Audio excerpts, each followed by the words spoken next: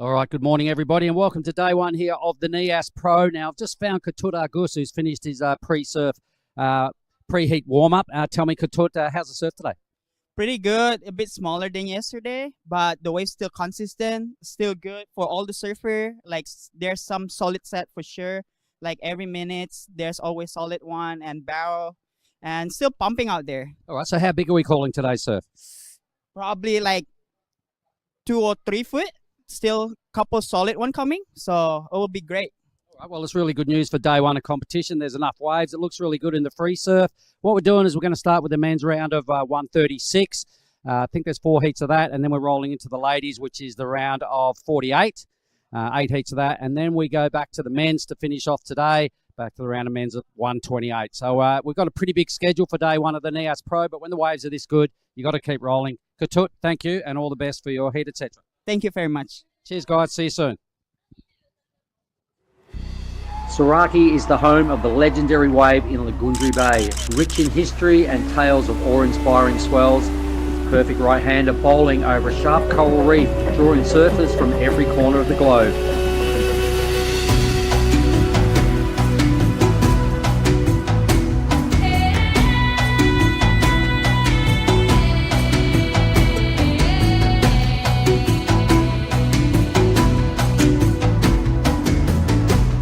Nias Pro returns again to stoke the best surfers from Asia, Australia and Oceania with one of the dreamiest waves on the WSL qualifying series and Pro Junior tours.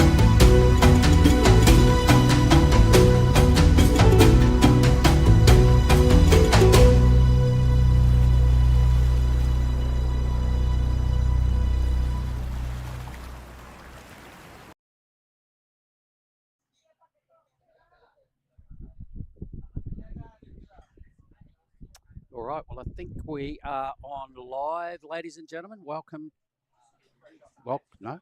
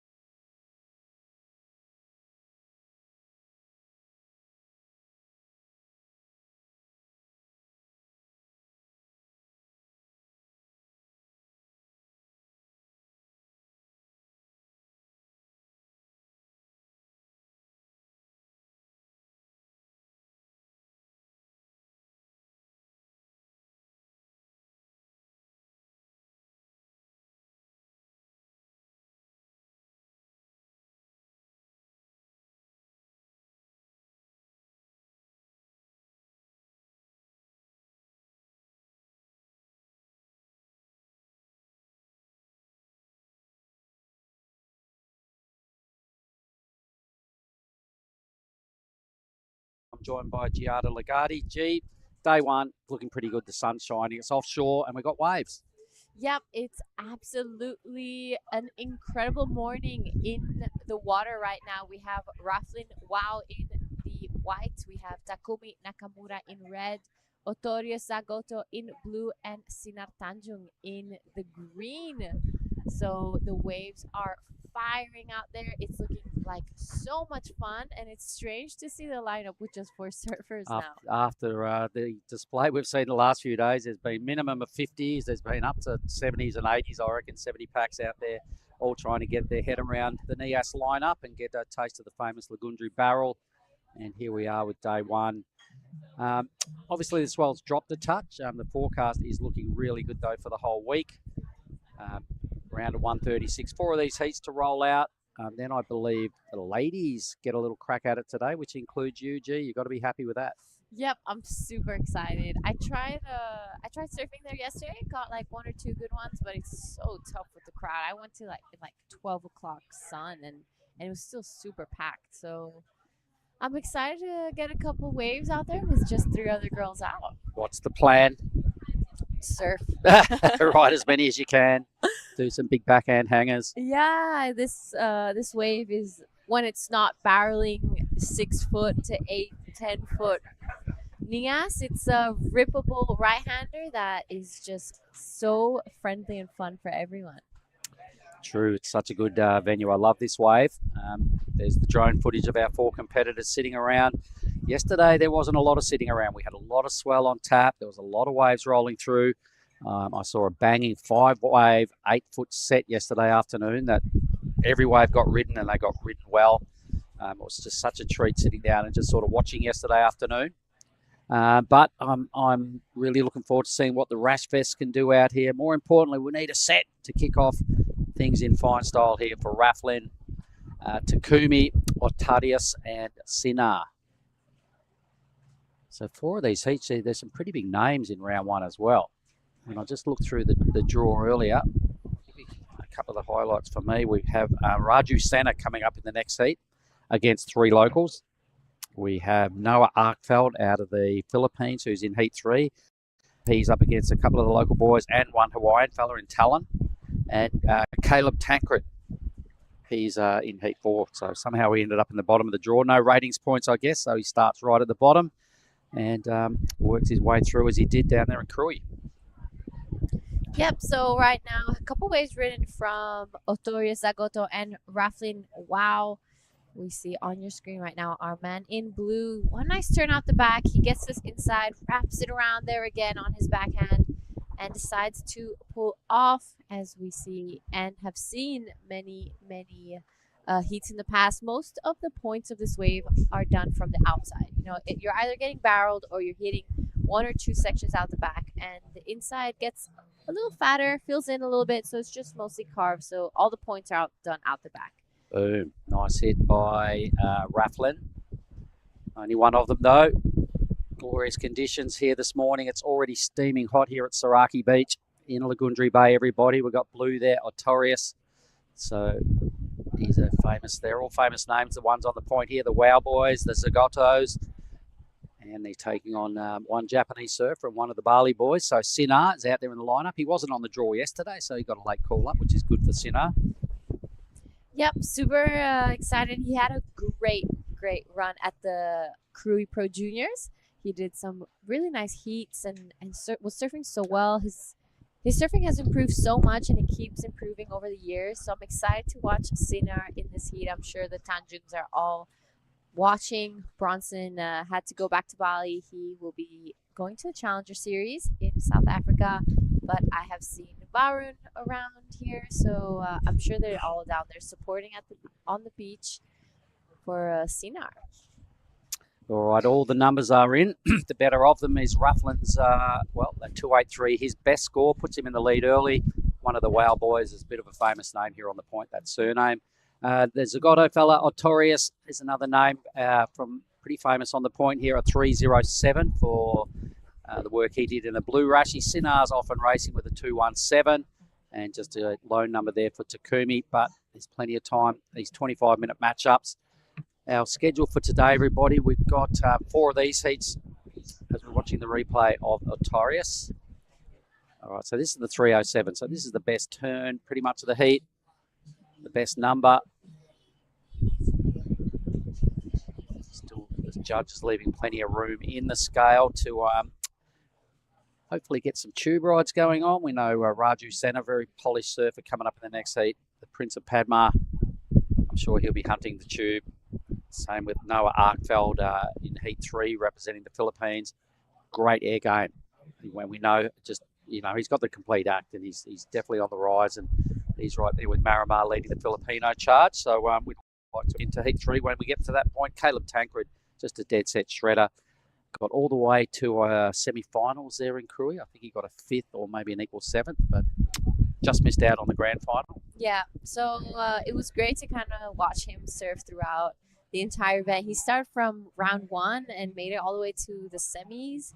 So a bit of, I wouldn't say an underdog, because he's a really famous name in surfing. But it was great to watch him back in the Rashi and out there competing in the Krui Pro. I'm excited to see him in Nias. I'm sure he's going to kill it out here on his forehand. Yep, just had a little hiatus for a while. We'll talk more about Caleb when we get to that heat 4, but they are probably some of the bigger names of these first 4 heats. On the move now is Takumi.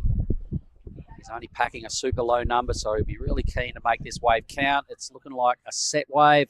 He gives it a pump, and now comes the assault on the lip. A nice tidy carve out of the top. Already the best score of the heat. That was sick. Nice attack with a strong cutback there. So really good drone footage again from Ryan, our drone pilot. Here is White.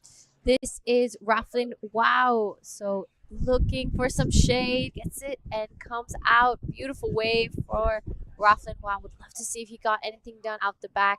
So we're finally seeing some sets come through in this heat. It is officially underway behind Sinar Tanjung. Huge first turn.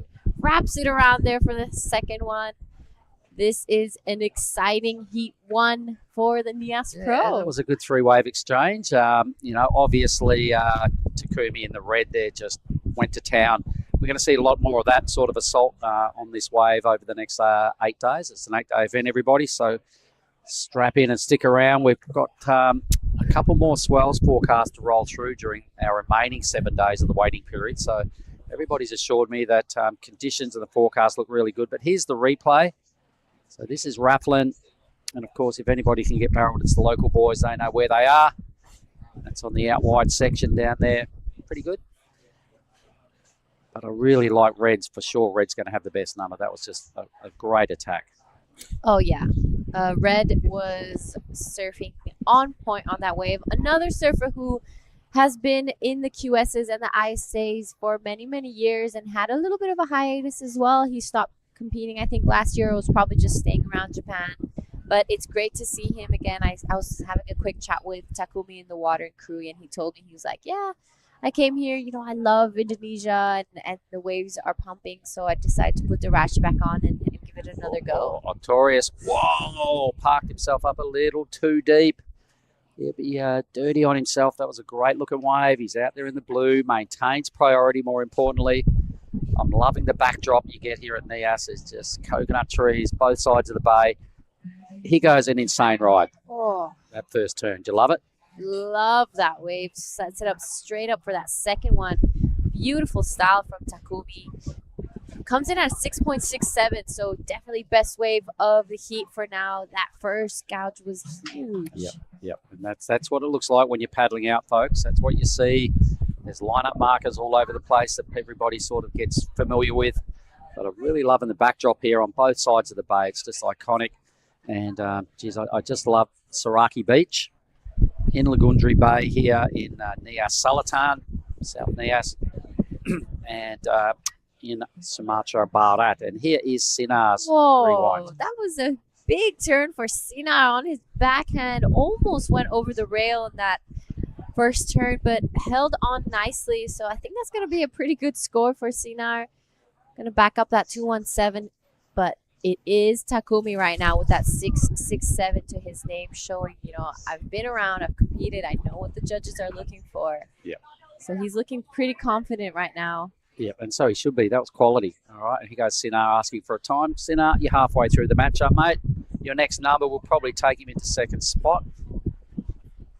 And we've got the machine up there in the background at times. That thing absolutely fires up and looks like the best wave on the planet, but it's not at the moment. A little bit more size. It's kind of deadly, but people do get up there and take it on from time to time.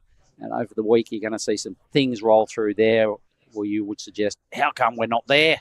It's kind of gnarly, but it is a real thing. It used to be a big part of the action here at Sorake Beach.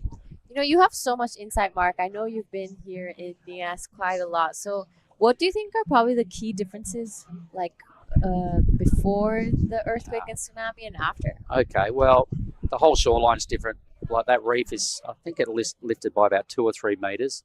So the water level, you never really have to walk across that much rocks to get into the lineup because the water splashed right up against the shore. The wave is better now, especially when there's a bit of size. It barrels more. So we'll just watch White go through his paces here. Wow, that's Raflin. Now he's getting stuck into it and doing a bit better work. Some meaty moves there for Raflin. really using his rail. So, yeah, I reckon the wave's better now. It breaks, it almost never stops breaking. Even when it's tiny, the inside it still runs for 150 metres. You can still surf that all day long. Another major difference is the indicator used to be a real wave. That used to get surfed quite often because the reef was lower, right? The gnarliest thing about the indicator is it's so shallow. So that was a thing. But the wave is better, and you can see Rufflin there just enjoying himself on what will become his best ride. Sinar's number dropped in as a mid-3. So you're talking about this reef. This was much Yeah, lower that before. was not out like that. That was used to be down, and it was little groms used to surf in there on to the beach. It never used to run on like it did so much on the inside. It never really got fully round and proper good barrels until it got 5 footish. Whereas at least now when it's 3 foot 2, when it's say 4 foot out here at the point, some of the 3 footers and 2.5 footers are just these drainers that you can get such sick barrels on right now.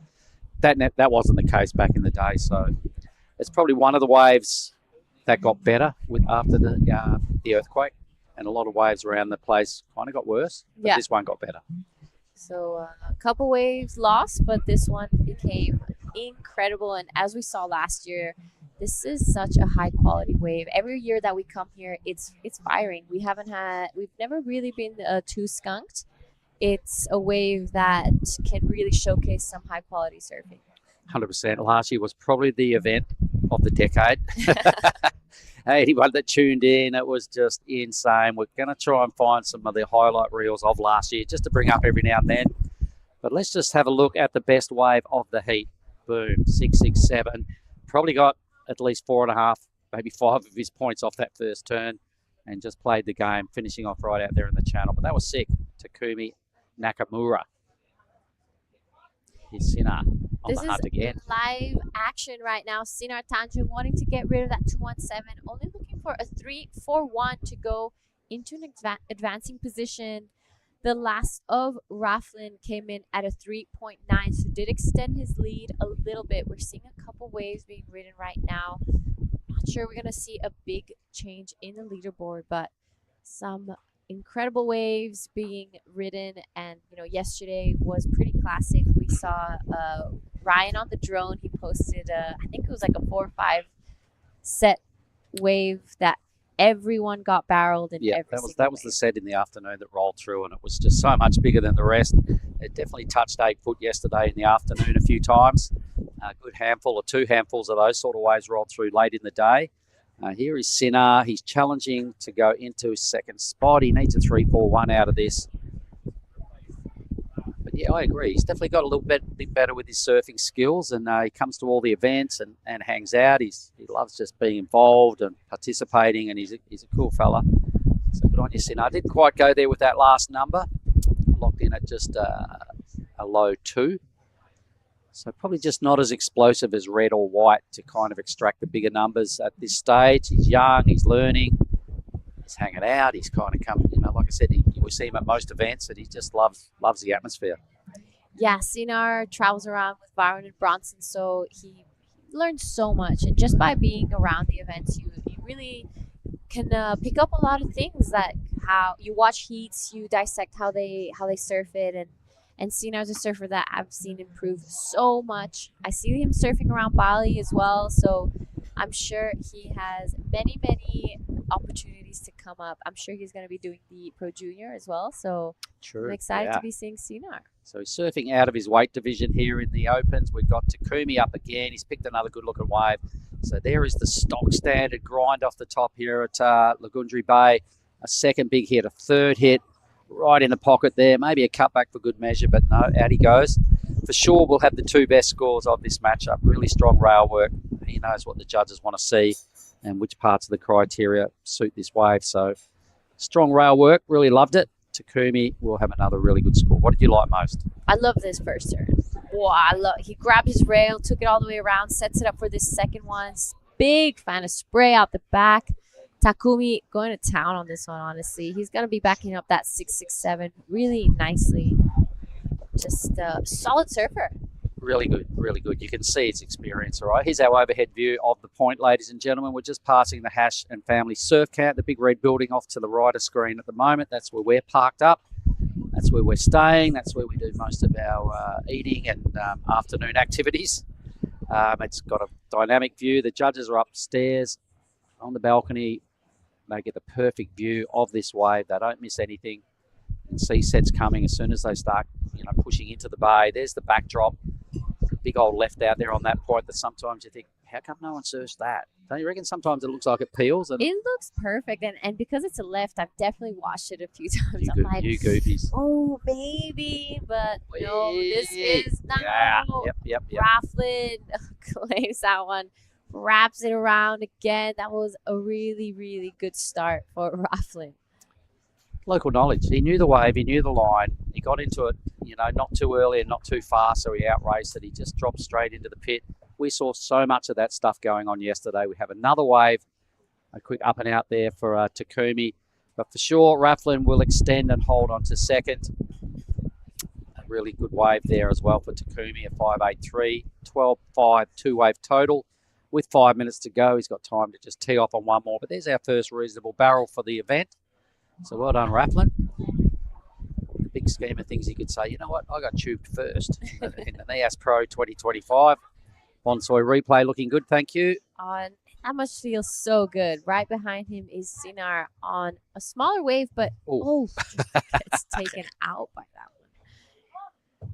You're right, Raflin, great start. First official barrel of the Nias Pro.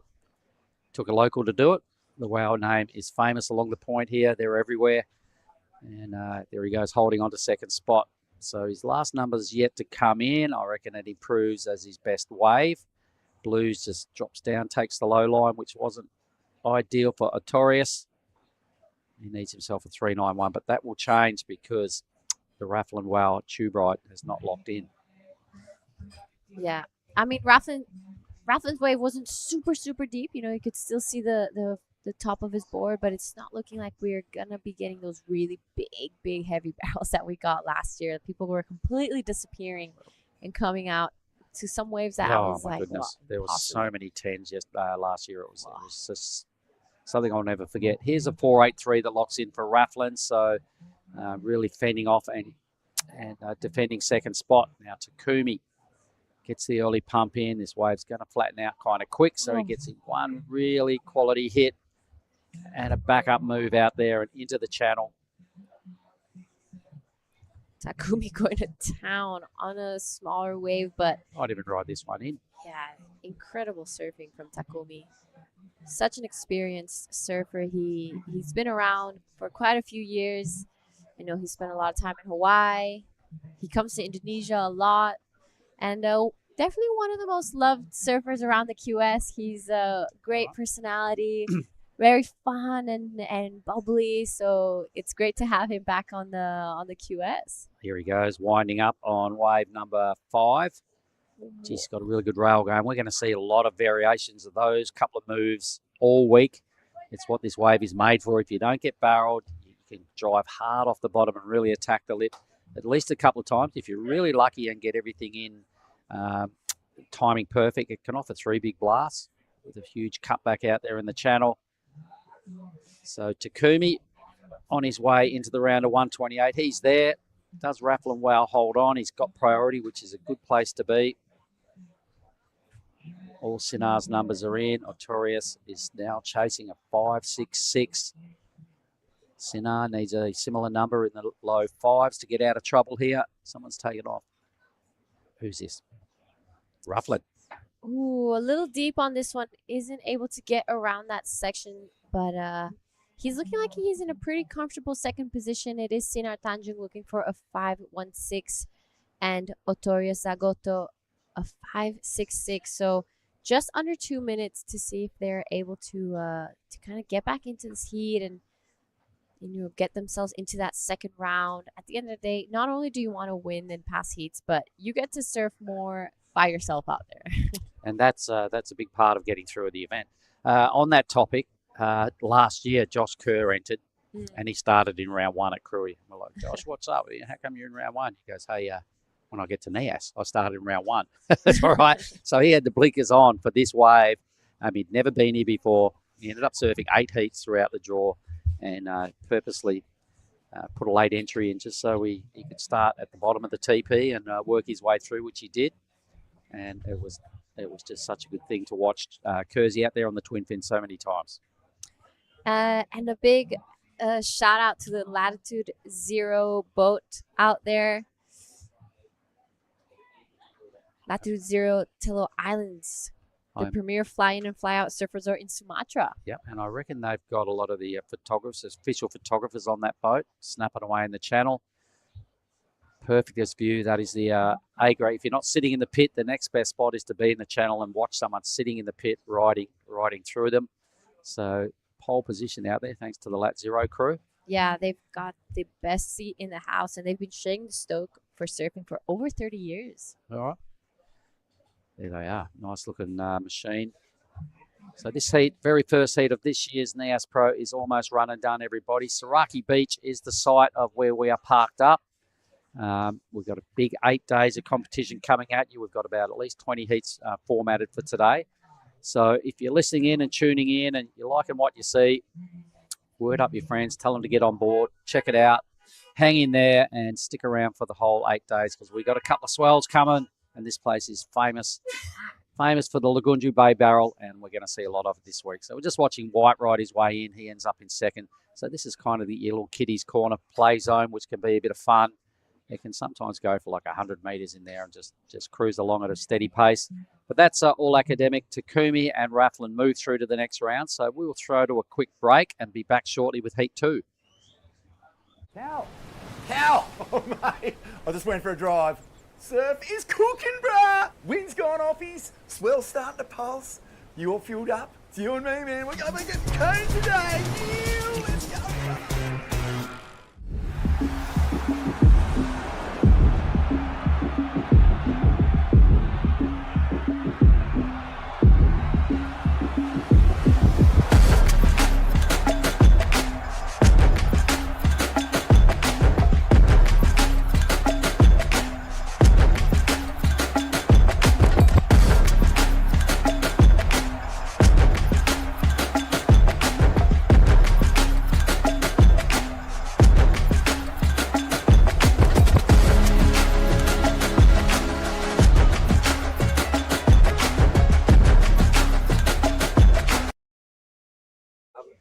All right, guys. You right? Welcome back to the Nias Pro. This is Heat 2 of the event. We are underway. We have incredible conditions right now. So it is Raju Sena in the red, Patinus Laya in blue, Julius Wow in white, and Benny Wow in the green. I'm Jara Legati, and in the booth with me is Mark Cliff. Yep, Heat 2. It's a full Indonesian affair. Quite a few local fellas taking on, 3 locals taking on Raju, who got into the Kui event late in the draw. He's coming along and he's here. He's a quality act. He's in red. So replays here of Raju's very first wave. We've got a couple of another couple of the Wow clan in this heat as well. They're both in white and green. Plenty of local knowledge out there, so Raju will have to be on his game to pick the best waves. These boys know the lineup really well, and it's a real advantage to have some local knowledge and some time in the lineup out here. Yep, you're right. So it is a bit of local knowledge versus competitive knowledge, because Raju has definitely done his rounds as a Grom. He does have this competition side to him. He's been around. I remember him being a great competitor. So it's exciting to see him back in the Rashi. We're seeing a couple comebacks throughout these events. Yes, and none more so than Caleb in Heat 4. Anyway, let's have a look at this. Raju open with the mid-3. Here's the replay of White. Gets one hit away and then a little stuck behind. Julius Wow, which leaves Benny and Patinas stranded out the back. Waveless at this stage. They're all 25 matchups all day. We have at least 20 heats coming at us for day one. Surfer in green now takes off on a smaller wave. Benny. So this is Benny Wow on a smaller looking wave. Nice first wrap. Just pushes the tail on that turn. I like that setup. Tries to finish it off, but unfortunately just comes unstuck there. But these guys just keeping busy on the inside. Last heat we saw Takumi really like sitting and waiting for the sets. Whereas this heat, we're seeing them really just go to town on the smaller inside ones. Benny has an act. I've seen him serve plenty of times. I've known him for a lot of years. He didn't quite time his third hit, but when he winds up, he's a really good surfer. So I think this heat is perhaps a little more evenly matched. Can't wait to see what Patinas can bring. Surf ring blue. Early numbers not high. So like I was stating earlier, I think Raju, although we know him better than the other crew, and he's been around for a while. He's been out of this scene for a little while. I'm not sure whether that plays on his nerves or not, but he's going to have to be on guard with 3 locals. Yep, you're right. And there we have a couple scores come through. Raju Sena, a 3.67, and Benny Wow, a 2.67, Julius, a 2.27. So nothing really busted out of the 2s and 3 range, but we haven't seen the set yet in this heat. I'm sure now they got their rounds in. They're probably going to be waiting for one of those sets that they saw Takumi on earlier. Yeah, it'd be nice to get some more barrel riding going on like we saw Raflin in his last effort. All right, I think we're going to throw down to the winner of the last heat, which was Takumi, and he's going to have a chat with Dai Wacko. Go for it, Dai. Nias Pro Day1 第1ヒート目に下りされてます。中村拓海選手です。まずは1試合目おめでとうございます。ありがとうございます。今年初の試合だと思うんですが、振り返ってみてどうですか？そうですね、このニアス去年がすごい波良かったので、すごい楽しみにここに来て、まあラウンド1からなんですけど、いっぱいヒートができるんで楽しみですね。He's been looking forward to competing in this comp because he saw the last year's comp here and he was frozen to be back here, and he's just happy with continuing moving on to the next round.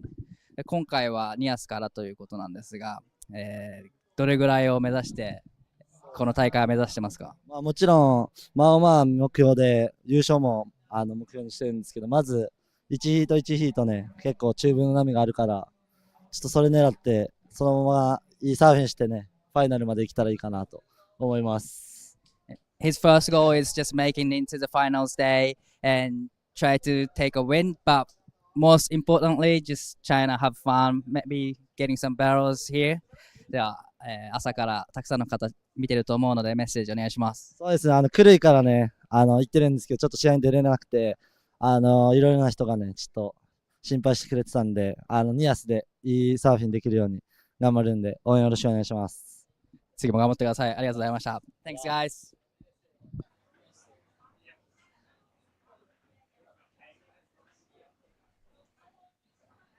We're back, 19 minutes. It's good to hear from the winner of the last heat, Takumi. We'll have to ask Dai Wacko what his thoughts were and how he reckoned he went. But for me, pretty good job.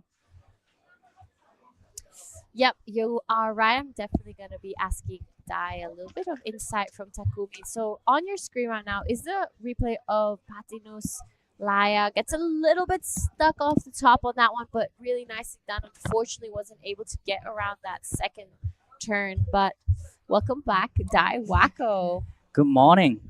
Day 1 of Nias Pro. Finally we are into it, and waves are looking good, actually. Yeah, waves are looking fun and friendly. So it's we already had a great heat. The heat 1. This is heat 2. We will be finishing off the round of 136, which is just 4 heats, going straight into the women's round of 48. Yes. And then next round of 128 of the men's. So a big day of competition ahead. And I wanted to ask you a little bit about Takumi. Yes. Unfortunately, he wasn't competing in the Korea Pro, but he was there and just waiting for the opportunity. But now he's back in Nias. He's so keen to surf this wave. He was frozen to be back in the water. Yeah, and he's a very strong competitor. But on the screen, this is a live action from the surfing green. Benny Wow. Benny Wow. Good hack. I love the variety he gave to the judges, just kind of laying it back. So it's a couple sets coming through. I don't think anyone really got onto them. But yeah, Takumi told me in Krui that he stopped competing for a while. I think he took a Yes. year or two Mm. off. So it's great to see him back. Right. But this is a surfing bread. Raju Siran up and riding. Nice floater section. And try to snack into the barrel and gets cover up. And nice wrapping cut back there. Nice combination from surfing bread. Yeah, he had a kind of like year or like 2 years stop for the in the competition, but now he's back. He's just trying to get into the challenger series right now. Yeah, Takumi is a name that I remember seeing a lot when Right. I was a bit younger, especially in the QS and in the Mm. ISAs. And I was telling Mark that he's such a loved character in the surfing world. Everyone loves to be around him. He's so funny and, Right. and easygoing. So it's great to have him back. Definitely. He's like in a good way. He's not like traditional Japanese guy. He's more like he's really great at communicating with people and just he's funny. Yeah, He's- he's so funny. And you're right. He comes up to the lineup and he's like, Jara, well, how are you? Like screaming and, Yeah. and very very bubbly. And it's great to see from Takumi. So always great to have him around, Definitely. especially on a surf trip. Mm. So I know he spends a lot of time in Hawaii and All the places, Yeah. in Hawaii, Australia. here in Indo as well. Definitely. He loves Indo. He's been competing since he was like 6, 7, and he's just dominating the Japanese surfing industry. Yeah, he's been to all the World Juniors, World Pro Juniors, World Games. He's really strong competitor. Doesn't matter where in the world you go, everyone knows Takumi.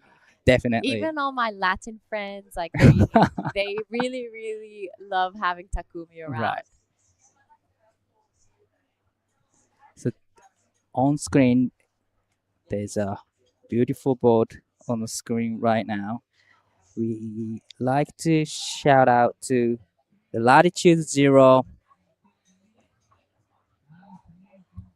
the premier flying fly-out surf resort in Sumatra. And surfing as you've always dreamed it should be. Sharing a talk of surfing for over 30 years, the perfect destination. So shout out to Team Latitude Zero on screen. There's a nice boat. Yeah, they've got the best seat in the house. They're really, really close to the surfers and the lineup, so they get all the action from the water right now.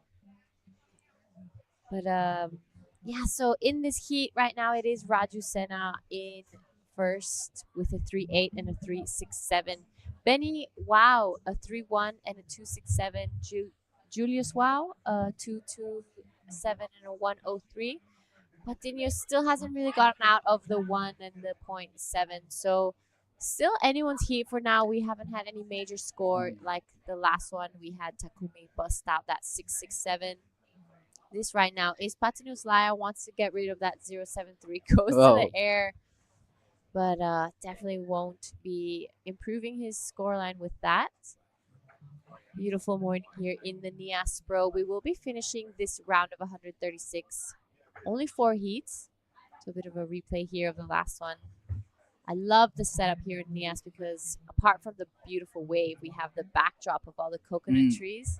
So love the Definitely. area. This is the best place to be, doing the filming and making the clips. This is like a typically Indonesia views here. You're right. And it's pretty classic. You don't get many waves with that type of backdrop. There's 3 surfers in the lineup there. Looking like a wave from Blue again. He's keeping busy on the inside. Raju taking a look at that one. So it's the 3 locals versus Raju, who is from Bali. He has competed a lot in the past. Raju was a super strong competitor when we were growing up and a big name in Indonesian surfing. Had as well a bit of a break and hiatus, spent some time in Australia, recently got married.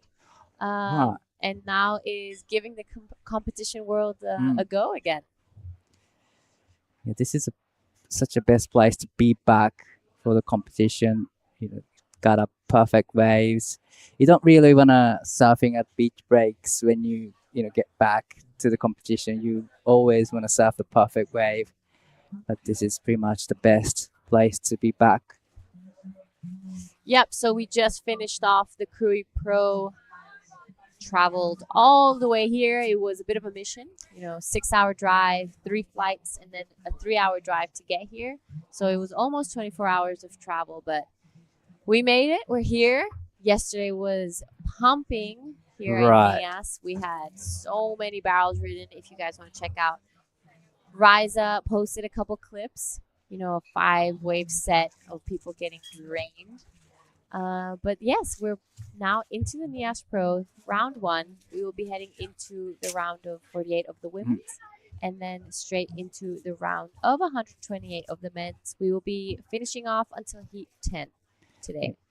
Big day, just like you said before, but a lot of great actions.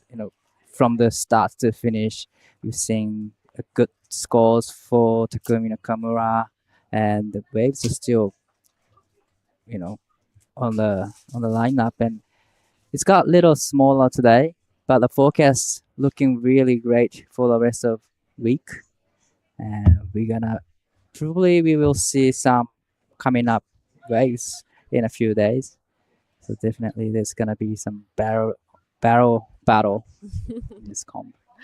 Every year. Every year we come here, there's at least 1 or 2 days where it's just purely barrels. Hopefully we'll be seeing some tents drop. Last year, as everyone knows, it was such a classic year out here. I think I'm calling the best contest ever run in QS. Definitely. I've never seen heat with a perfect 2 tens. And there's so many 10s and 9s in pretty much every single heat. It was absolutely insane to watch. Yeah, you're right. And we were so lucky to get those conditions. Looking at the screen right now, it looks like Julius Wow, taking a look at this inside section, needs a 3-5. Good first opening turn. Sets it up again, and he managed to hold on to that one. That was really impressive. You thought he was going to fall off. Yeah, definitely. But he, like you said, he managed really well to hold on to it, and he got 2 solid turns in. I got a feeling that it's gonna be a pretty good score for Jealous Wow, needing 3.50. This is a replay of the last of white. This time that was a really critical section to hit. Managed to hold on to it. It was a tight section, but managed to put 2 solid turns in. Needing 3.50 to go into second, and blue is paddling for it, but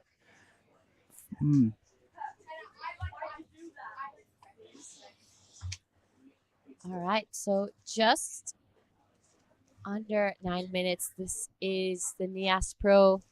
Raju pretty comfortably in the lead, but I don't want to speak too soon as we haven't had anyone really get out of the threes, so Right. it's anyone's heat for now. We haven't had a big set just yet.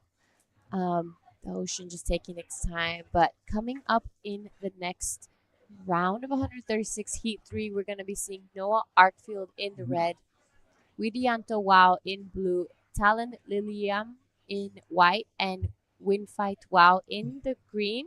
And finishing off with Heat 4, Caleb Tancred, Mason Wow, Ellie Timperi, and Alvin Wow. Yeah, Noah is another surfer haven't seen in Kuroi, but he's a big name from Philippines. And I remember he was doing QS in Japan, and he was doing really, really great. He made his final in juniors in Japan as well. And he's really good in the air too. Yeah, so a big name in the Heat 3 as well. So it's going to be exciting to see our man from Philippines take on our surfers from Indonesia, Hawaii, and Indonesia as well. So it's going to be a bit of an international heat there. We will be going into the women's round of 48, where I will be surfing. In heat 4. Yeah. Yep. Mm, So I hope you'll be cheering me on, Dai. definitely I'll be here to watch your heat. But you must be so excited to surf here again. I'm super excited to surf out here. It is such a fun wave, and when it's this size, it's just friendly and Right. easygoing. It's super rippable as well. When it starts reaching that 6 foot to 8 foot, Right. I'm definitely a little worried. You know, it gets it gets pretty solid out there, but we're lucky that this is a really deep water wave. So the reef, I mean, you always have to be aware, but it's not such a huge factor. Maybe Right. like Krui. Nothing shallow as So Korea. it's a deep water wave. There's a lot of water moving and a big channel, so it feels safe. But it's a heavy out there. As it's deep, so yeah, the wave could be really heavy on you sometimes. But yeah, it's probably the best warm up for you for round 1, with this 3 foot wave on the Yeah, set. and it's been so packed in the free surfs. I mean, we Right. have like practically the entire QS surfing there at the same time. It's super hard to catch some waves. But yesterday around midday, I paddled out and I saw you out there as well, and managed to catch a couple under the crowd. But it was kind of firing out there. Definitely, yesterday was the day everyone was surfing from early morning to the later afternoon. I don't think I saw any time without a crowd. Yep, you're right. It was packed all from morning Right. to night. And in the round of 48 for the women's, we will be seeing in Heat 1 Gia Lawrenson, Jade Mannion, and Lucy Dara. Heat 2, Ruby True, Izzy Campbell, Carly Shanahan, and Kira Buckpit. So Kira had an incredible run at Krui. Dropped some 9s and 8s, and it was incredible to watch, honestly. Then Heat 3, Simon Niwa, Kia Hewer, Osha Curtis. Heat 4, well, yeah, Charlie Hurst, Taylor Green, and me. So we'll be finishing the round of 48 and then heading straight into the men's round of 128 until Heat 10. So a huge day of competition, but why not? It's firing out there, and we want to get in those rounds and give all the surfers the best opportunity. Right. So we're gonna be seeing a lot of big names actually in the day number 1, both women's and men's. So we have Big day of competition out here. so 4 minutes to go in this heat. It's kind of slower heat, like you said. We haven't seen any big sets, but here is a reply of probably this is the first wave of the red. Nice solid couple turns. It was smaller size wave, still managed to put a couple good turns in. Raju sitting in the first place, but pretty much still everyone's heat. Not big requirements for the first and second place at the moment, but hopefully we're gonna see a big set coming in. There's 3 minutes and 15 seconds to go. Yeah, so this heat kind of just slowed down towards the end.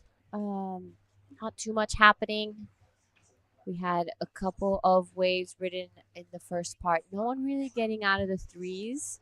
So hopefully we get a bit of a buzzer beater final. Get Right. some waves ridden here. But so Nias Pro, I was talking to Mark earlier, and Mark has spent so much time out here. And there was an earthquake out here, and it did lift the reef up, he says, from about like 1-2 meters, and it actually improved this wave. Right. Yeah, so the indicator wave that we see break out the back used to actually be surfable. So because the reef lifted, now it's just way too shallow. I mean, people still try go out there, but it's at your own risk, really.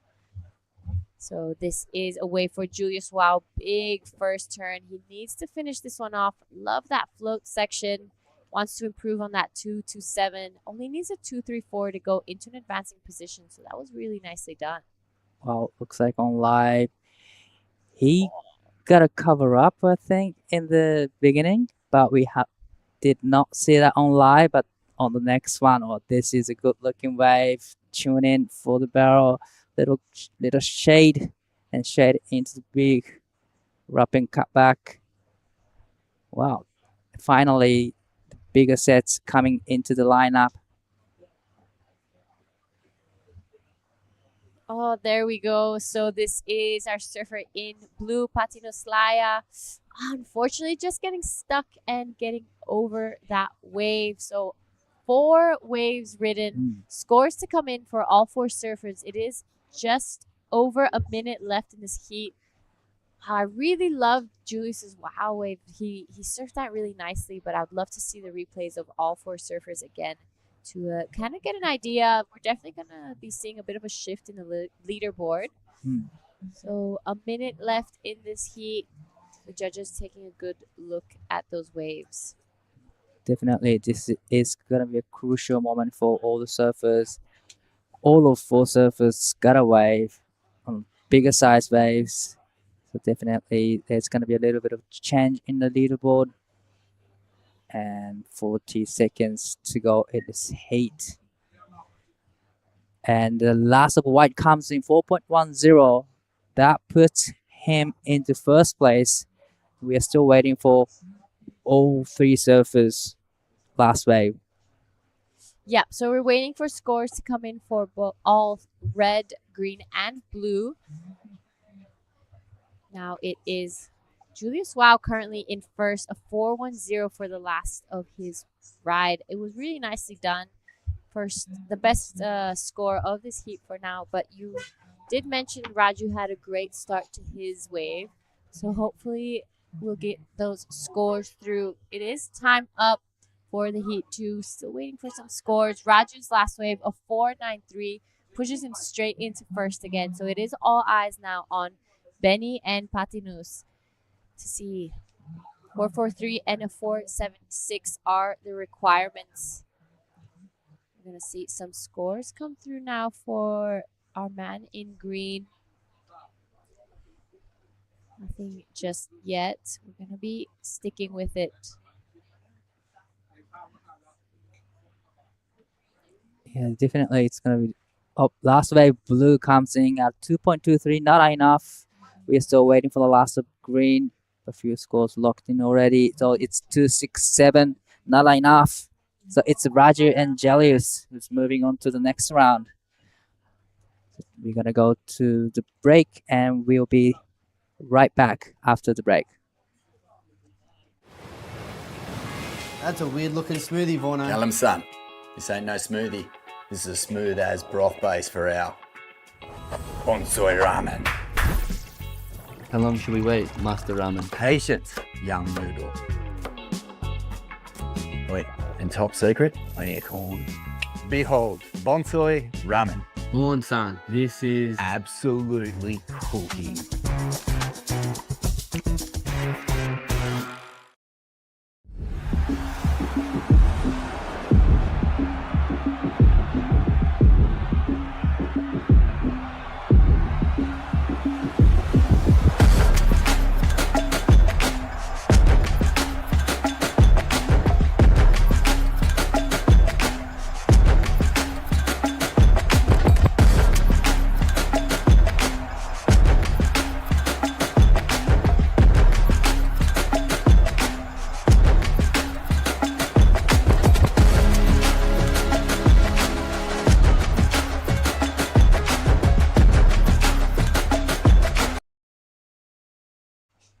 Welcome back, everyone. This is Nias Pro QS 6000. On screen, we have Widianto Wow from Indonesia. And this is men's round of 136, heat number 3. I'm Daiwaku here in booth with True. Hi, Dai. Good morning. Good morning. And wow, what a great image for Noah Arkfield on that one. It looks really fun out there. super, super fun. It's got a little smaller than yesterday, but still there's solid sets coming through the lineup, and then a few barrels. Wow. There. Just like you saw it on the screen from Noah. Yep. Got little cover up there. Nice travel in the tube. Comes around, and it gets a big finishing cutback. Yeah, Noah is from Siargao over in the Philippines at Cloud9. He surfs there regularly, so he's pretty comfortable in the Definitely. tube, Noah, and he's also pretty good in the air as well. I've seen him in Japan last year for the QS 3000 in Miyazaki, and he was doing really great.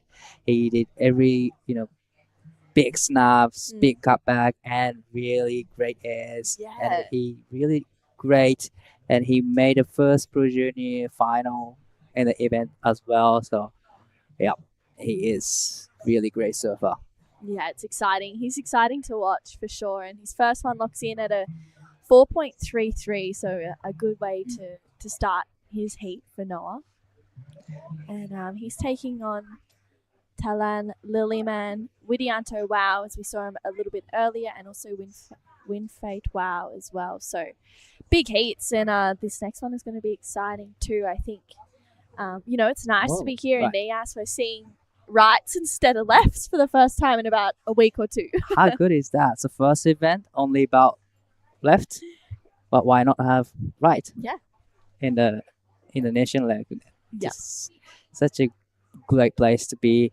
But here's a replay of Talang Liliman from Hawaii, all the way from Hawaii. Nice first and second turns. Managed to put a couple good turns in and try to navigating to the inside. Kicks out.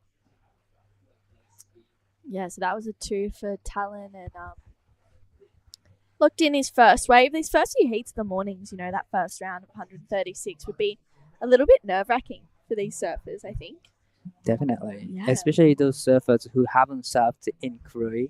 Yeah. Definitely nerve-wracking, but I don't think Noah has any nerve-wracking moment. 4.33 to start this heat. Yeah, it's a great start.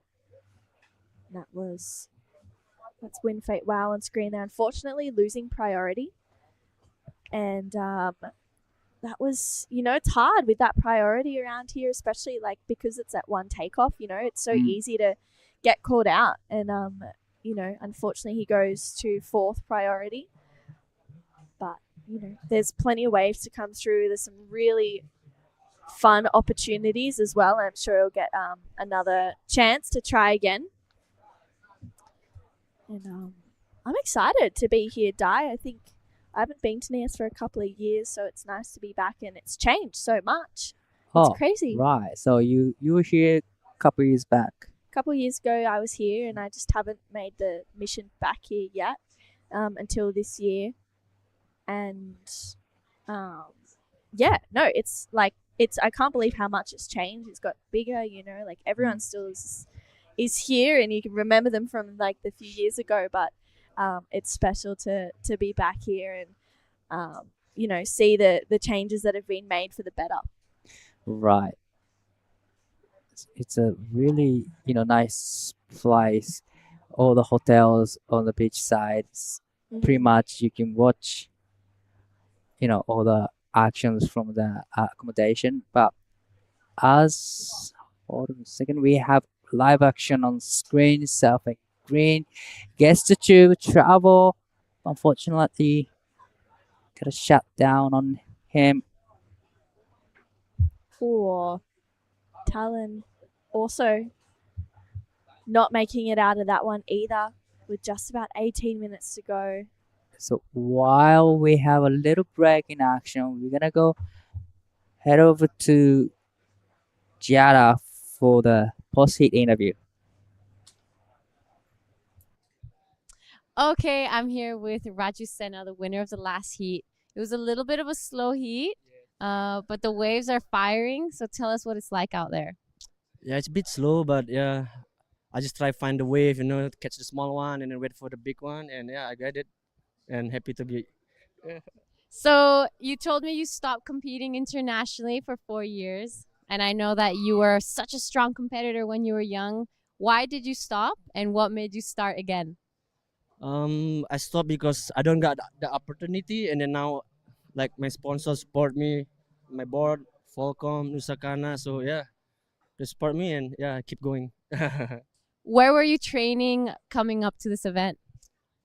I was in Australia, and then back to Bali. I went to Medewi, like beach break, and then the left. Yeah. All right, and I know the Padma boys are probably watching at home. Is there anything you'd like to say to the friends and family? I just want to say thanks to boys for the support. Thanks for my wife back home, for my family, and yeah, everyone. Thanks. Thank you, and back to you guys in the booth. And Raju Seran, he's from Bali, Indonesia, and he had a year or 2 years off in the competition, and he's just back in the competition world again. I love it. How exciting. It's so exciting to see, people have that time off and then come back and be ready to go for some more events. We saw that in Caleb Tancred in that last event in Krui. He made it to the semi-finals, surfing from round Right. one. But this is the Kemenpora flight cam of that first wave of Noah Arkfield. That 4.33, he did really well and kicks out of that one. And, just big kick out for Noah. But, great way to start his heat. We know he's comfortable in the barrel. We know he's, I'm sure he's feeling right at home here in these punchy waves, a little bit slabby as well. Growing up at Cloud9, we saw him just have some incredible heats with Marama, who we'll see in the later rounds as well. So I'm excited to see him here. I don't think he was in Krui for Noah. I didn't see him there. No, I don't think he was in Korea. No. I didn't think he was competing. But nice to see him in Nias. Yeah. Yes. Super exciting to see him here. So hopefully he gets another opportunity. And how was it consistent in that last heat, or how were the waves? Actually, it was kind of slower heat. I believe there's few sets coming in the beginning, but nothing happened in middle, and there's bigger sets coming in right in the end, like a minutes to go. So we are having a little bit of slower heat in this heat as well, but probably we're gonna see another, decent sets coming through the lineup. Yeah. Yeah, I'm hoping so as well. We've got just about 15 minutes to go, and this is Winfate Wow. Nice first turn.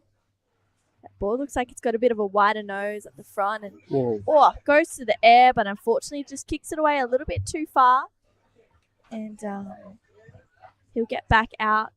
This next heat's going to be Caleb Tancred, Mason Wow, Eli, Tim Perry, and Alvin Wow. So that's going to be an exciting heat as well. It's that replay of that last one for Winfate.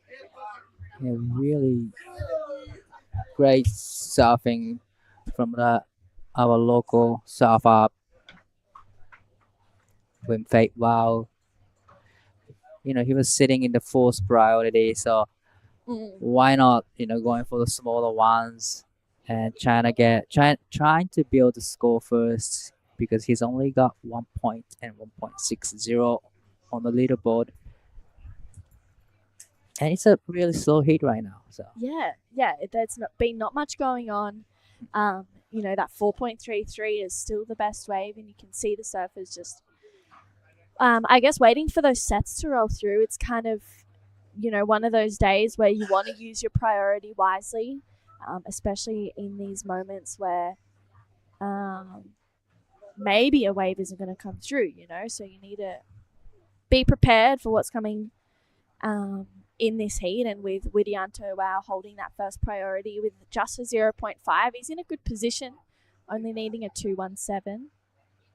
And you can see Winfate, I like what he's doing under fourth priority. He's just paddling around on the inside of everyone, seeing what's going on, and he's able to just find the, those mid-sized ones that he can maybe get that 1.08 on. Right. We had a big travel time right after the Krui competition finished, and we pretty much travel one day, coming here from crew to Nias, and we had 2 days off. Yep. So, been surfing? I Okay. had a surf yesterday. I did actually. Yeah, it was really fun. I've retired from the. To be honest, I didn't even put my hat in the ring. I just was like, I'm not even going to bother out here. Those free surfs have been so chaotic and so busy out in this beautiful wave here at Lagundri Bay. But I've been able to surf at the beach here. I had a surf yesterday Right. with everyone, and I had so much fun. I got 4 really fun waves. It was small, and I was just appreciating being out in the lineup. Maybe I'll brave the crowd a little bit later on, but I don't know. Not too sure. Not too sure. I mean, I'd love to be able to get back out there and have a few waves here, because I loved this wave the last time that I was here. But I'm not too sure yet. Might need someone to block for me. Yeah, that was that replay of Noah Arkfield's wave with 12 minutes to go. So, wind fade well is up and again. Oh, nice big floater, but unfortunately comes unstuck. And at the back with Surfing White trying to get in the tube, but unfortunately a little too fast for the section, but nice big off the top and straight into second turn. And unfortunately comes unstuck here. But beautiful waves coming into the lineup. Surfing Blue. I think that was a great tube ride from our local guy, Widianto. Wow. Definitely we'd like to see the replay of that wave. Yeah, that's super exciting. I'm hoping he got pretty deep on that one and using his priority wisely there for Widianto. I mean, what a great wave. And that grab rail carve looks really nice as well. So, adding that little bit of variety. We're going to see a lot of tubes this week, which I'm so excited for. Did you get out there yesterday? Did you get any backhand tubes? Tell me. I did surf yesterday, but I did not get a tube at back. But it's competition time, so I'm just sitting there, just watching everyone's doing, and just get a smaller ones. But I was lucky enough to get 2 smaller waves, so That's cool. I'm happy with that. Well, this is the Cam and Pora flight cam, and that was a really, really nice barrel there for Widianto. Grabs that rail and just so much poise on that wave and finesse, and that'll be a good score to lock in with 10 minutes to go. Yep. And 5.83 for the last of Widianto. Wow. So it's the highest score in this heat so far. But now Noah has first priority. Probably he was just wanting to have that wave. But now it's pretty much his turn. He will be waiting for the next set. But it was a beautiful ride from Widianto. Wow. 5.83. Yeah, very well served with 9.5 minutes. Goes up into the lead. Now Noah holds that first priority and only needing a 2 to go to first. But, unfortunately he didn't have that top priority when those last few waves came through.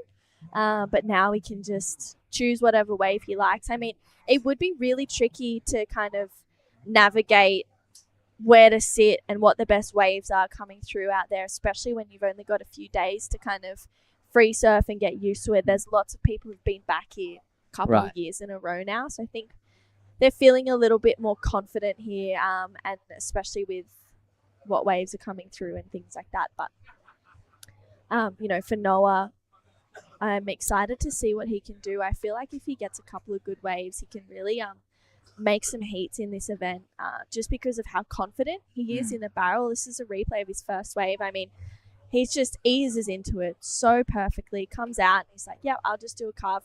Very similar actually to Widianto's wave, the 5.83. You can see, thanks to these replays here, Widianto's wave was a little bit bigger. Right. And maybe that carve was in a little bit more of a critical section. The judges rewarding the bigger wave and maybe a little bit more power. But very similar approach. So I'm sure Noah will be tapping into the locals here, trying to get some feedback and some advice on the best waves to approach how to surf, the best way to approach surfing these waves, you know. And I'm excited to see him here because he's always such a pleasure to watch in Cloud9 and also Taiwan as well. Right, definitely. So he knows how to ride it, how to ride and how to stay composed in the barrels. Definitely, probably he was kind of adjusting himself, repositioning himself. Like you said, it was a lot of pack in the free surfing, so you're not able to sit exact, the good position in the free surfing. You kind of have to go deeper and deeper. Yeah. So probably he's just adjusting the position right now, and he has first priority, and he got a tube already in the first wave. So definitely he's now his confidence is just building up for the next set. Yeah, for sure. He's Tala needs at 2.34, Win Fate needs a 2.74. So they're not big scores that are required for third and fourth, but Noah's in the driving seat right now with that first priority, the second best wave of the heat. He doesn't need much to go to first. And I just think, as I said before, it's exciting to watch him here and anywhere else in the world as well, but especially just because of how good he is in the tube. But with Yanto, that 5.83 was really exciting to watch. And,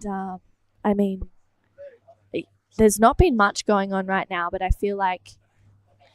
Yeah, it's, it looks kind of flat from on screen, but once the set comes, it's just perfect right-hand break here at Nias.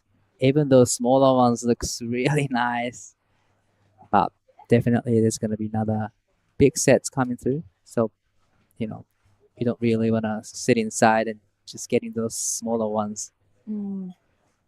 Yeah, no, I agree. I think no takers on this one. It looks like maybe a few lines on the line. Yeah. And Noah is just having a little paddle for it, having a look. But he doesn't like a look of it. But surfing blue, trying to get rid of the 0.50. Now in the tube, traveling a long time, comes out so clean and did the same maneuver again. But that's a beautiful wave, actually. I kind of wonder why Noah just didn't go on that one. Yeah, maybe he's being a little bit selective. Who knows? That was a really well surfed wave for Widianto in the tube. It barely even touched him. And Noah, having a look, he's going to use his priority, scratch into this one. You can see him drag his arm in the wall. He gets in the tube and driving through this turn really nicely for Noah Arkfield. Gets another connection in as well, unfortunately coming unstuck, but well surfed wave. Surfing White trying to pull into the barrel, but unfortunately shut down on him.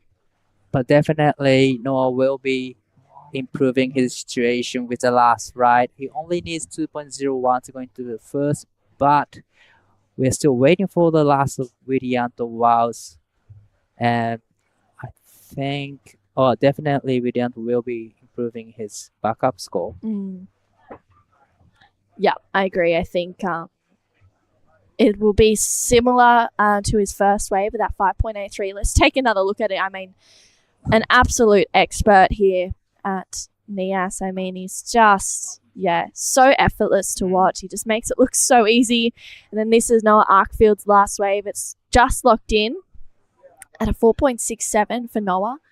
So he moves up into first, but still waiting on that last score of Widianto with 4 minutes to go. I think it'll be a pretty decent score, starting to slowly lock in. It's going to be his best number. Well, it's really healthy number, 6.60 for the last of Widianto. Wow, that's a great score so far. 12.43 in total. So pretty much gets two tubes and it gets a score. Yeah, he's just is showing everyone how it's done out there this morning. 6.6 and a 5.83 to start off his round of 36 campaign is pretty exciting to watch. I mean, we're obviously going to go into the women's after the completion of this round and then into the men's round of 128. as well, which will be super exciting. And with 3 minutes to go, it is Tala and Lilyman from Hawaii chasing a 7, and Win Fate Wow, the local, chasing a 7.4. I mean, there's definitely the opportunities for it out there, Di. But it's just 2.5 minutes to go whether a wave comes through. Right. And then, you got to be really smart with the priority. You always want it to be in the first priority. But looks like Widianto Wow has first priority in the last 2 minutes and 30 seconds. Wow. So this is the last of Widianto's wave. That's solid tube right there, travel pretty long time. And actually that one, wow, this is his second wave, 6.60.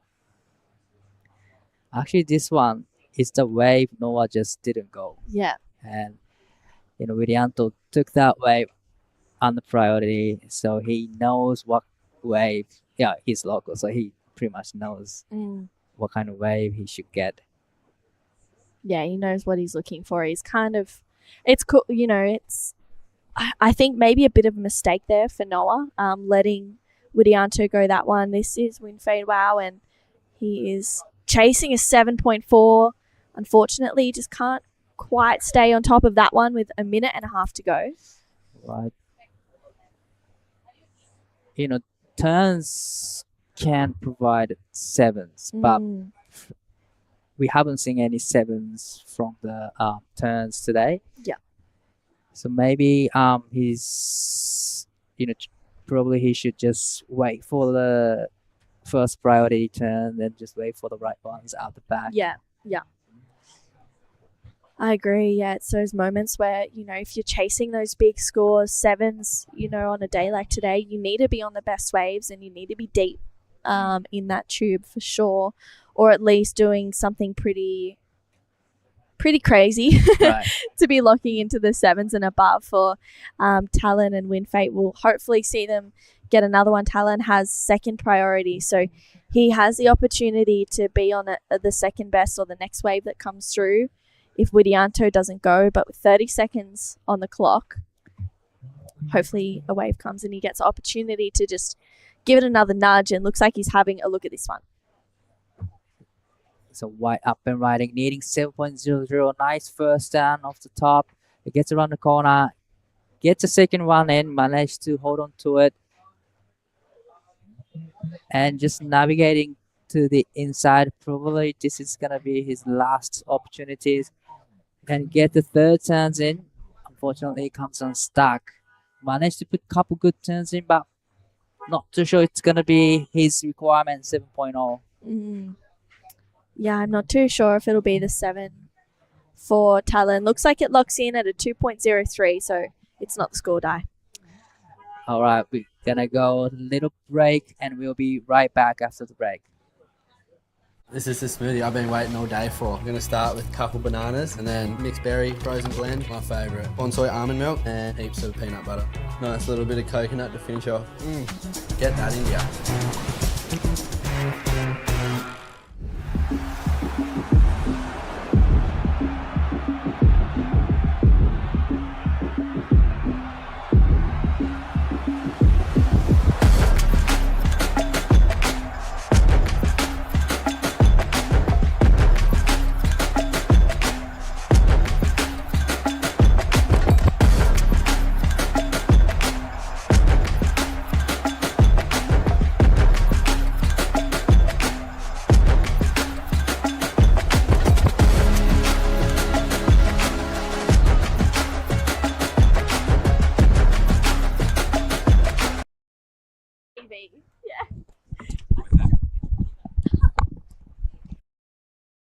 All right, we are back with day one of the Nias Pro. We've seen some exciting heats already, and out there we have the last heat of the men's round of 136.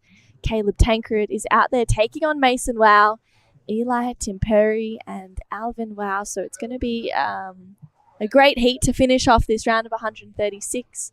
I'm True Starling, and joined in the booth with me is Mark Clift. And Mark, you've been watching the surf this morning. How's it looking? Give to me some me, the insight. options are there. Now, the options are there. We saw a really good heat this morning from Takumi, the Japanese surfer. Mhm. He went to town. He really showed some quality. We just seen Noah Arkfeld.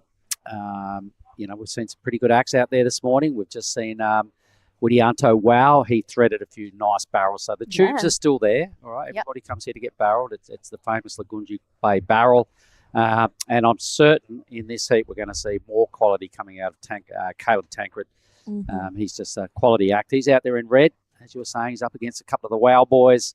Don't know a real lot about Eli Timperi.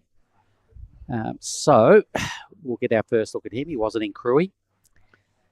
Yeah, I'm excited. I think I saw him preparing just before he had Ella McCaffrey as his caddy out there, I'm pretty sure. So I'm excited to get the first looks of Eli out here. And Caleb, we saw him surf from the first round into the semi-finals over at Cruy, which was a marathon for Caleb. But it was, each heat was exciting for him to watch. And now we're seeing him on his front side.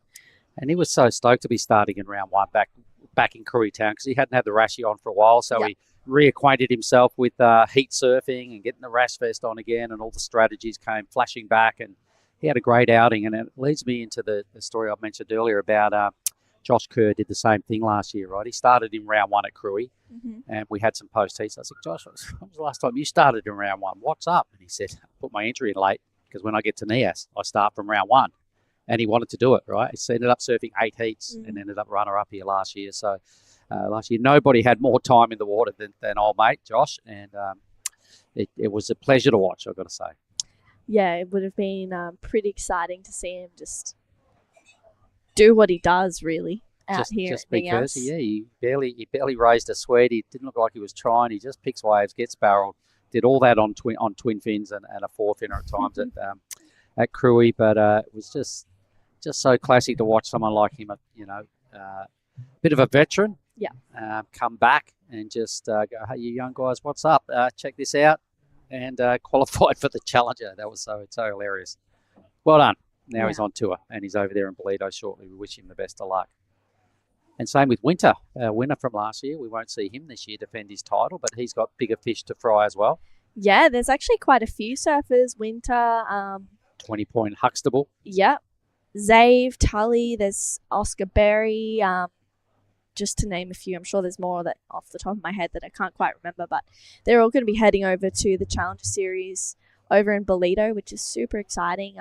That's the second one of the season, and kind of sad for them, though, to be missing out on perfect waves here at Nias with 3 other people out. Well, just watching them over the years, they've been a bit of a staple of the Asian Tour. Your Oscars, your Jarvis, your Zave. Jarvis, yeah. All right. To watch those guys year after year come here and do this, you just get used to it. And Winter, you just get used to watching them and calling their names and having heaps of post-heat interviews with them because they were the big dogs of the Asian Tour, right? Yeah. So now they've gone off to the more elite club on the Challenger Series, the second level of pro surfing. Yeah. And they've all got to look at a CT spot if they get that campaign right. So I think we're all ready for the interview. So let's hear from Dai Wacko and Widianto Wow. So you had 2 waves, 2 barrels, having a good time out there? Well, man, it's the best ever. Like, been patient for those 2 sets. Like, I was like, no, I'm not going to catch this small one. Just want to wait for the big one. So I was so happy to get that 2 set, and it was amazing to be out there as well.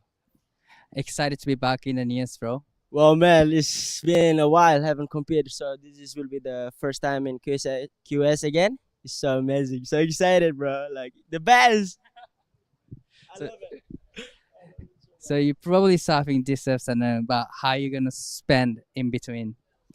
Well, like I'm just gonna do what I feel and follow the flow. Okay, maybe any message to the local community? For sure. Thank you for my girlfriends back home in Bali and all friends for support. Thank you so much. I'm so happy for it. Thank you so much and good luck in the next round. Cheers. 0.6 and a 5.83. He got 2 waves pretty much, and just knew exactly what he needed to do out there. It was great, and we look like This is Caleb. He had a little paddle, but Too didn't deep. like the look of Yeah, that one. no, the boys are all frothing around a little bit too deep, folks. That's what's going on with this heat. It's been a little bit quiet waves-wise, but they've all fussed each other out of position. They're all way too deep. Even White has to let this wave go. Red could be in the box seat. No. All right, so that happens at the start of heats, right? There's no priority. So until 3 waves are ridden, there will not be any full 4-system priority in play. But he's headed wide and some runs on the board now for Caleb. So he realised the situation, went, right, I just got to break away from these 3. So a smart move here by Caleb. Not a big wave, just something to get the party started and give the judges a little look at his act. And he's always solid on rail. And once again, he never looks like he's really fussing around too hard. Yeah, I mean, I agree. Not a big wave, but really good surfing. I mean, smooth on rail. You can see that turn, just driving through with heaps of power. I thought that was really smart for Caleb to just get a wave under his belt, locks in at a 4-5 straight away. That's a keeper score from the heat that I've seen in that last one. There's obviously going to be some waves coming through, but I think getting a few runs and a few scores on the board is a really smart heat tactic for right now. There's 17 minutes to go. You know, we've seen 7 minutes go down in this heat, or 8 minutes And already. effectively, he avoids a restart by catching a wave, right? You get to the 15-minute mark. If no waves caught and no waves come through, the judges have the option of resetting the clock. But as soon as someone rides a wave, the other 3 will be like, damn, now it's actually game on. And these guys, these other 3 have now only got 16 minutes to do something. So for Caleb, it wasn't a fail. It was just a start, some wax on the feet, like we like to say. But more importantly, just releasing a little bit of nerves for Caleb. First day of a big event like this, your first heat, all those sort of things, your first wave. He gets to the end of it, locks in a 4-5, which could come at this stage to be one of his 2 come the end of the heat. This is it again.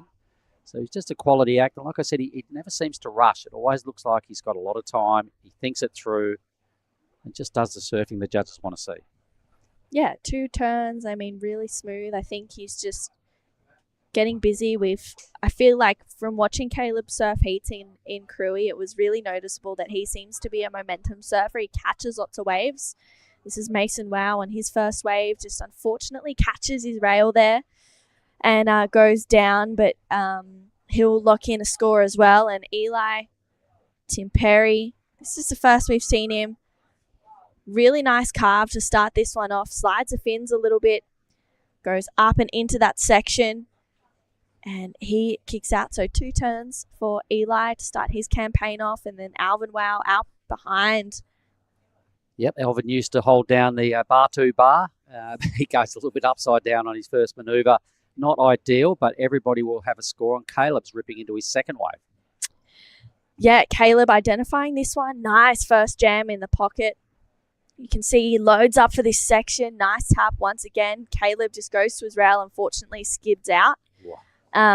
Just watching a good wave behind his, the live action over our shoulder. But Caleb now has 2. The boys are sort of playing catch up. I really like what White did. White looks like to me like he's got a pretty good act. I've seen Eli ride plenty of waves in the last few days. He's got some stickers on his board. He's an out-of-towner. So he's actually from Finland, I think. Yeah. Yeah, 317 for his first wave for Eli.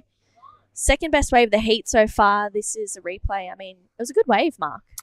Yeah, look, that was a nice little bit of spice added to the end of that move. A smaller one. Kind of got a second hit as well, just more of a tap turn out there. But yeah, Caleb realising that on the way back to the spot, sometimes you're in a really good position to pick up these slightly wider waves, especially if during free surfs everybody's fussing around deep and someone takes off too deep. That's about where you pick up the scraps during free surfs. But Caleb went, you know what, I might as well just keep surfing. The first 10 minutes of the heat got a little quiet, so Caleb's got 2 runs on the board. Yeah, it's his best score too, a 4.6. So he's got a pair of 4s, a 4.6 and a 4.5. Has him in the lead right now, and I think he's in a good position to just head back out and wait for one of those good sets. That's what he'll do now, guaranteed. So there's no one priority. Eli's picked that up, so he'll be out there sitting in second with a low number, 317, but it's a start. He's got top priority, which is a great place to be when you're out at Lagundri Bay here on the spot, and you know no one can take a wave off you. You can sit wherever you want, have a bit of fun, and just absolutely roll into a bomb. And they're out there. Those waves are out there today. I've seen some good barrels. So here he goes. He decided to pull the trigger. Doesn't get under the bonnet that time. It's a little bit of a pity. So now goes to turns. That wasn't bad. All right, gets another opportunity to repeat it and does. So a couple of big old belts there. Nice try there, Eli. Good stuff. Yep, 13 minutes to go. He's just defending second place right now, making it harder for Alvin and Mason. And let's take a look at the replay. Unfortunately, doesn't get under that one, maybe just thinking he might not make it. And that was a really critical section to do that turn in. He did well, gets the second one in.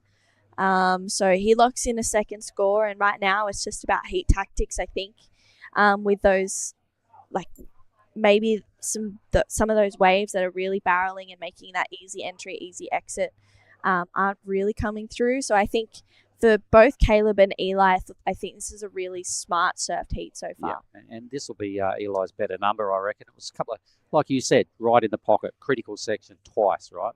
Went kind of vertical, missed the little barrel. Perhaps it was clamping anyway, so he took the low road, went around and got a couple of good hits in.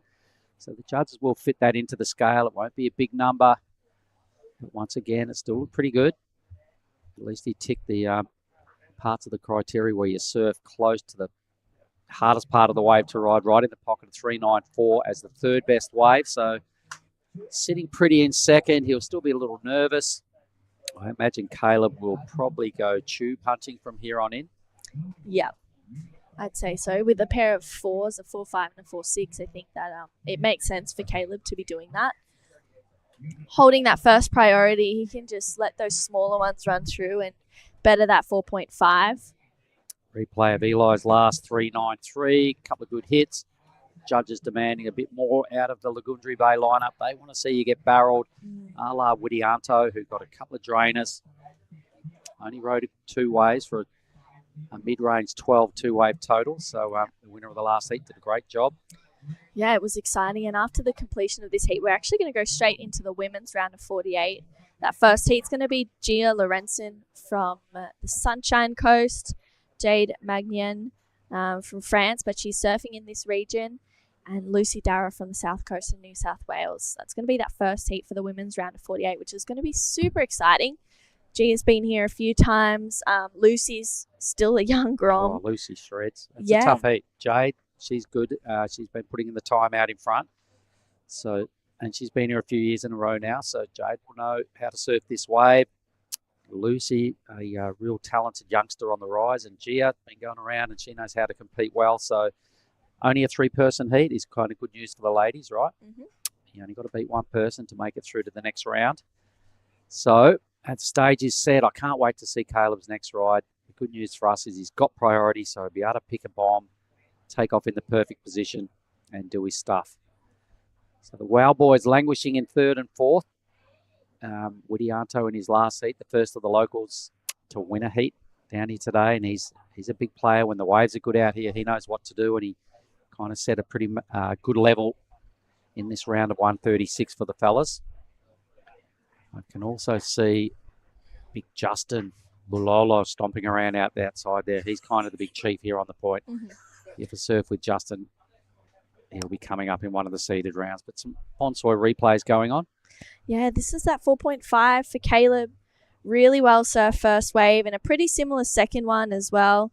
Bit of a bigger wave. It's a 4.6 for this one, and he just surfs with so much patience.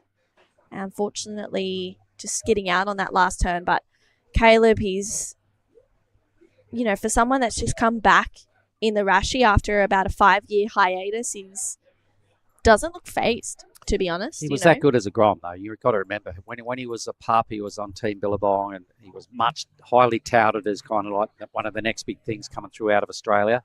And when he did his course, his architecture course, 5 years, and he was kind of still sort of chomping at the bit, he reckons, watching his mates, you know, have success, people that he used to beat, people he used to surf against, going really well and competing at high levels and getting places. And it kind of, he was itching under the skin, he said. And as soon as he finished his course, he's like, I'm back.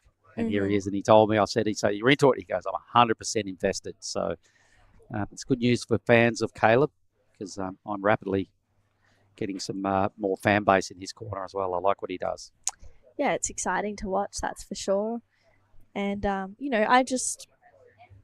I'm impressed with the fact that, after 5 years, I was going to say before, after 5 years of not competing, coming back and looking so at ease in the Rashi, it's a really long time to come back and not feel those nerves and not be competing and making those mistakes, leaving that junior career up into the QSs, It's 5 years and he just looks like he's eased back into it without any real worries or anything like that. And it's exciting to just see that calm vibe, and it's probably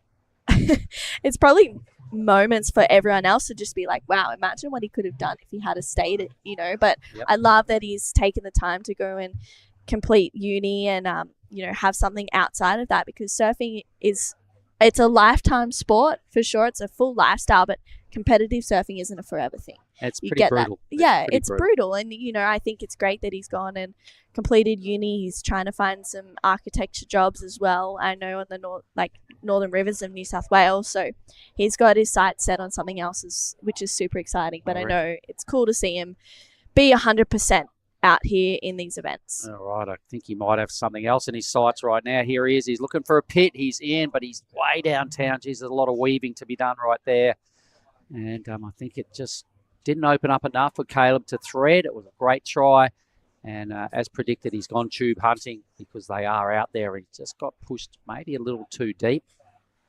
If he had taken off a few metres more towards the channel, he probably had a better shot at making that. But either way, you're in the lead, comfortably in the lead, 640 to still improve on his two-wave score. So that's that man there. And just his memory, getting the rashes on. It's all come flooded back pretty quick. He knows how to compete. He did it for a long time. Eli still looks like he's got sponsors. So Eli's probably done a fair bit of competing in his time as well. Holding second. No big numbers for him. The requirements for the WOW boys are in the 6 range. So they've got to get something going on pretty quick, smart. They need a really good wave. Yeah, 6.33 and a 6.5. I mean, they're pretty decent scores. Alvin has that first priority, and he needs a wave to come through in the next 6 minutes. I feel like right now, maybe it's just a one-wave opportunity. I think it might come down to that. It's a bit of a sleepy ocean at this stage. That swell's backed off really quick. I reckon it maxed out at exactly 3:30 yesterday afternoon. I was sitting down here watching with a couple of the local boys, and a 5-wave 8-foot set came through that was the peak of the swell. I checked my watch and I went 3:30. I remember that just in case there's no more, and there wasn't any more. And so that was probably the peak of yesterday's swell. And since then, it's been on a little decline. But right up until dark, I watched someone paddle out, 2 guys paddle out. There was maybe 4 minutes of light left, right? It was going dark. We were on our way home just going, we're done. And 2 guys paddled out that late, still intent on getting a wave each because it was really good. Yeah, I actually saw some stories yesterday of the waves out here, and I was like, wow, it is absolutely firing. It would have been amazing to watch. Yesterday afternoon was just a hype, to sit there and enjoy a frosty and just watch. There were so many good tubes threaded and people coming in with big grins all over their faces. And here goes Caleb.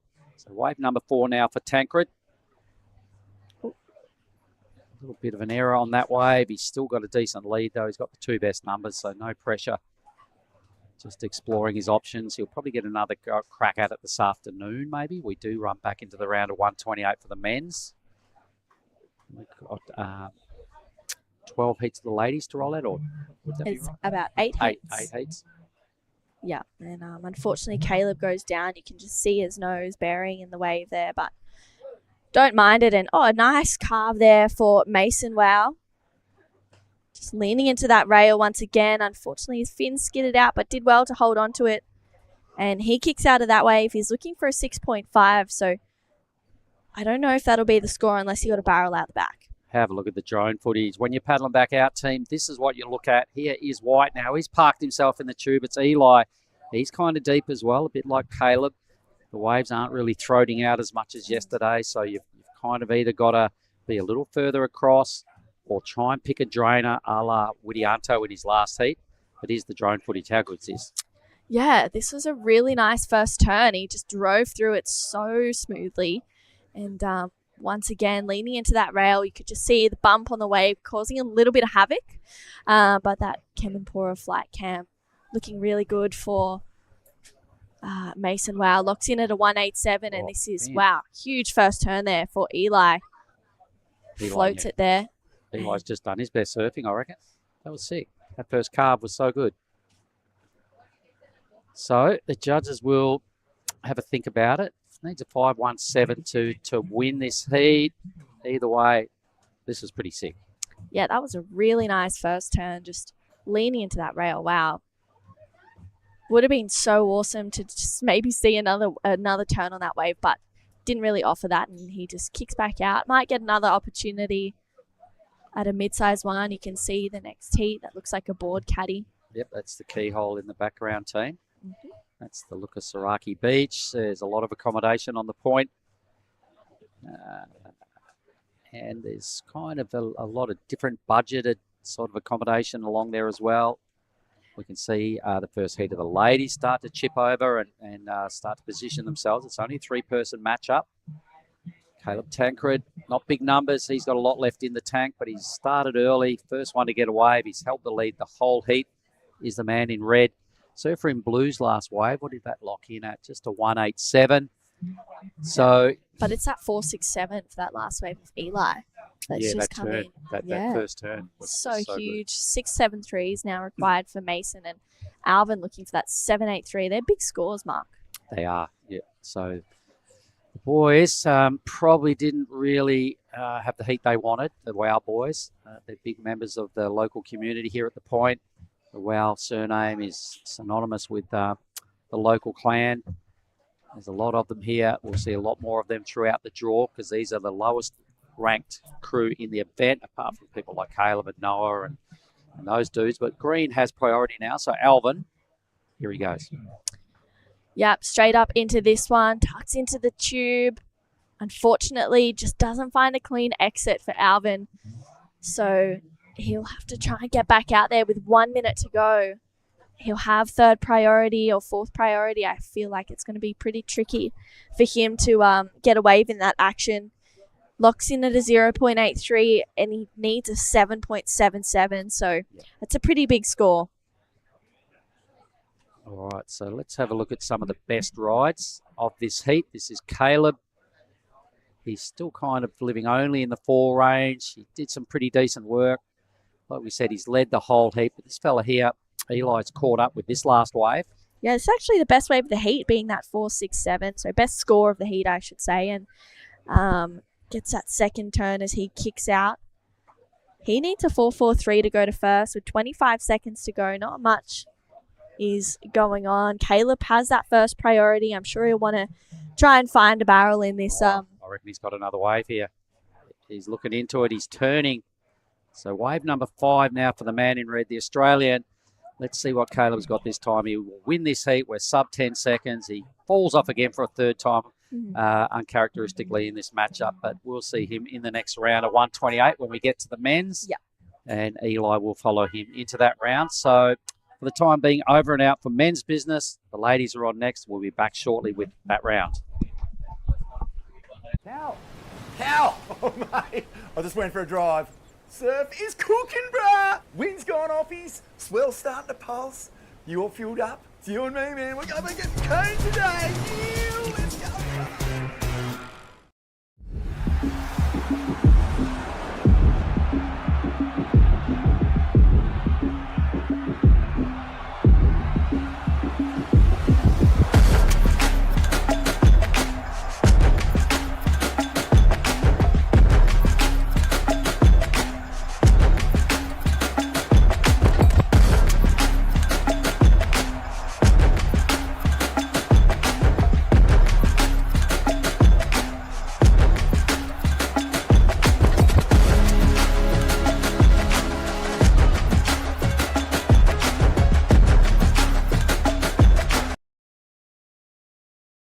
Back.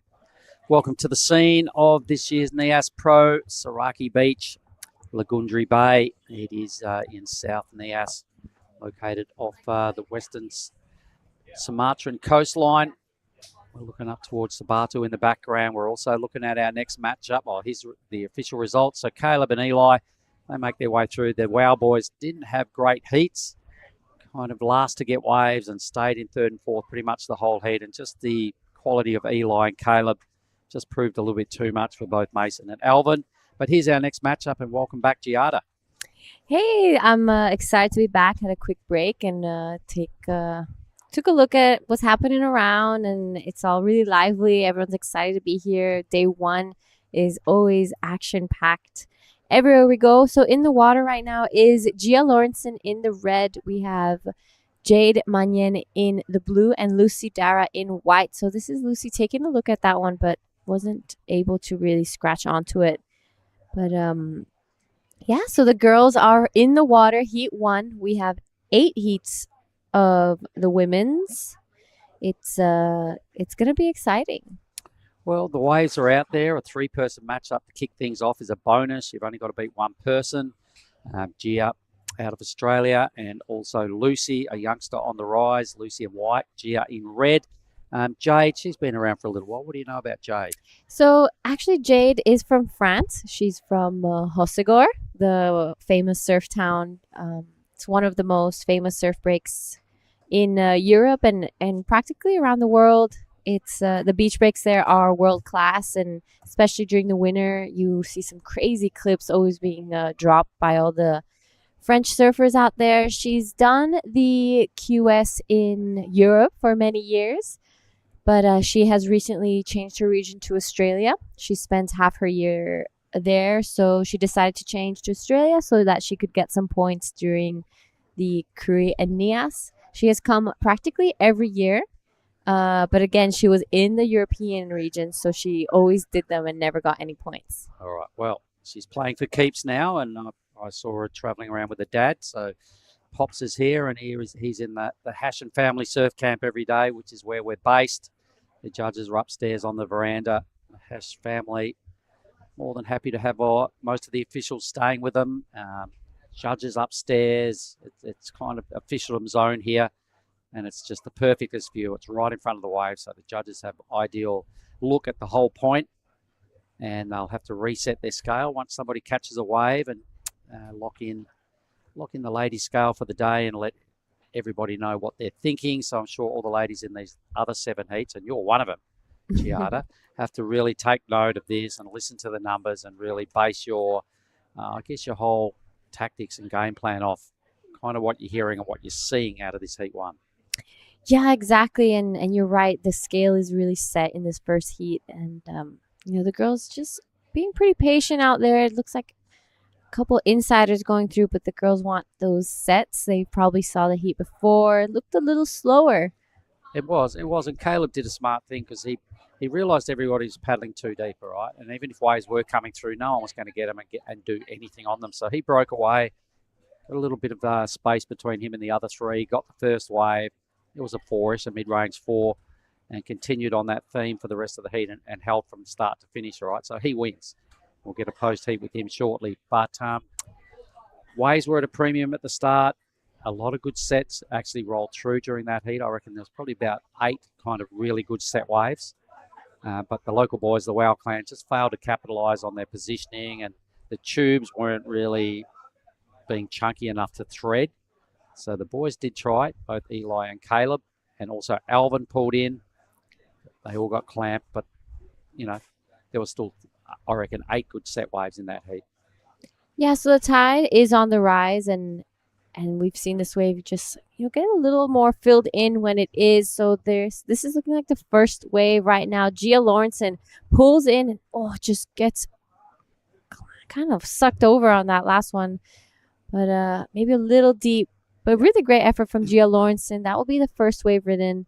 The girls out the back taking a look. It's looking like maybe something could be approaching. But yeah, as I was saying, it is approaching high tide, but there's not too much difference in the tides. So tides are pretty slack. Yeah. So what I'm seeing out of that is Gia, she was really deep. I mean, to try and thread that tube, it was super tough. It was coming from way downtown, and then these 2 paddled even deeper. So right now I can't see where they're positioned looking out the window, but I reckon they're probably too deep. If Gia was too deep for that one, and then these two went deeper, I'm thinking there's just a little bit of hass going on. Looking out the window, they do appear to be quite deep. It would be probably a smart thing by Gia right now to maybe sit off them a little and park up a little wider and just hedge your bets on these two not being able to capitalise on the next little set. I can see her right now. She's about 30 metres away. So let's see if that is what's going on here. It's pretty easy to be too deep at this wave. And these two are starting to realise that now, I reckon. But they don't want to give up the inside, so something's got to give. And meanwhile, Red's done exactly what we talked about. She got another wave away from the pack and starts to bury some rails. So this is a much better result now for Gia. Couple of turns there. Good move. Won't be a big number, but at least it'll give her the lead. It'll be a kind of a lowish mid-score, but something's better than nothing right about now, right? Yep, you're 100% correct. And yeah, the girl's looking a little deep, but you know, as the past few days, it's just been so crowded, and it's been, you kind of have to just catch whatever you can. It gets really difficult to position yourself when there's only like 3 girls out there. So it's easy to get out of line, especially because this wave kind of constantly kind of pushes you in. I feel like the water, obviously depending the tide, but usually I feel like it's taking you in. This is Jade taking a look for some cover. Nice first turn there for our French surfer. Wraps it around again. So we've got some scores coming up. Yep, did some confident surfing on that wave, and Lucy is a little shredder. Let's see what a backhand looks like. We saw her have a pretty good campaign down there at Cruy, all frontside action. Needed to ride out of that to get a decent number, but at least it was a 3-way exchange, so everybody got some sort of scores to start rolling through. Beautiful day down here in Sumatra, everybody, in South Nias. I love this venue so much. It's given me a lot of highlights over the years. So right about now, Giada, when you're coming up, do you start to focus in now what you're going to do, or you're obviously not calling the next heat? You're going to have a little bit of time off to prepare. So when do you really start to swing your tactics together? Already from the point from the next heat, you start taking a look at the waves, and it's usually, I like to wait 2 heats before. Take a look at what's happening, get an idea what the waves are going to be like, see who is getting the better waves in that heat, who's getting the higher points, and kind of follow their lead a little bit. But then obviously once you're out there, things can change. So it's always good to have like a plan A, B, and maybe even C, depending on what can happen. So yeah, and then I take the heat before to just warm up and get ready, and then paddle out. Gonna take a caddy? Yeah, usually I always get one of the local kids up that sells coconuts to to caddy me. They love to do it. They love to be out there, and it's great. All right. Well, we do have some numbers to come. All the ladies are sitting back out there. Scores are all locked in. Gia in the lead with a 4 as the best number. Jade a 3.67 and a 3.10 for Lucy. We have got our interview about to queue up with Caleb Tancred. So we'll say go for it, True. Thank you so much, guys. Caleb, first heat here at Nias. How was it out there? Yeah, it's beautiful. Such an incredible wave. I'm stoked to be back here and competing again. It's been a while since you've been here, but you had a great result over at Cruy. Hoping to keep it going here? That's the plan. Yeah, it was a great start to the year, and hopefully keep it rolling, hopefully keep the momentum going. You're traveling with a good group of friends as well. You got that great support in your corner. How special is it to just have people supporting you and encouraging you throughout the events? Yeah, 100%. It makes such a difference. You don't want to do it for just yourself. You want to do it for everyone that's tuned in and taking time off, like out of their work to sit next to the laptop or the phone. And yeah, I appreciate all the support, and hopefully I can keep it going for everyone at home. Speaking of, would you like to say hi to anyone at home? Mum, Micro, and also JS. He's looked after me so much this year, and we've worked so closely working on great boards, and this thing's magic, so hopefully I can get a few heat wins on it. Well, we're excited to see you in the next heat and hopefully another heat interview. And yeah, enjoy the rest of your day.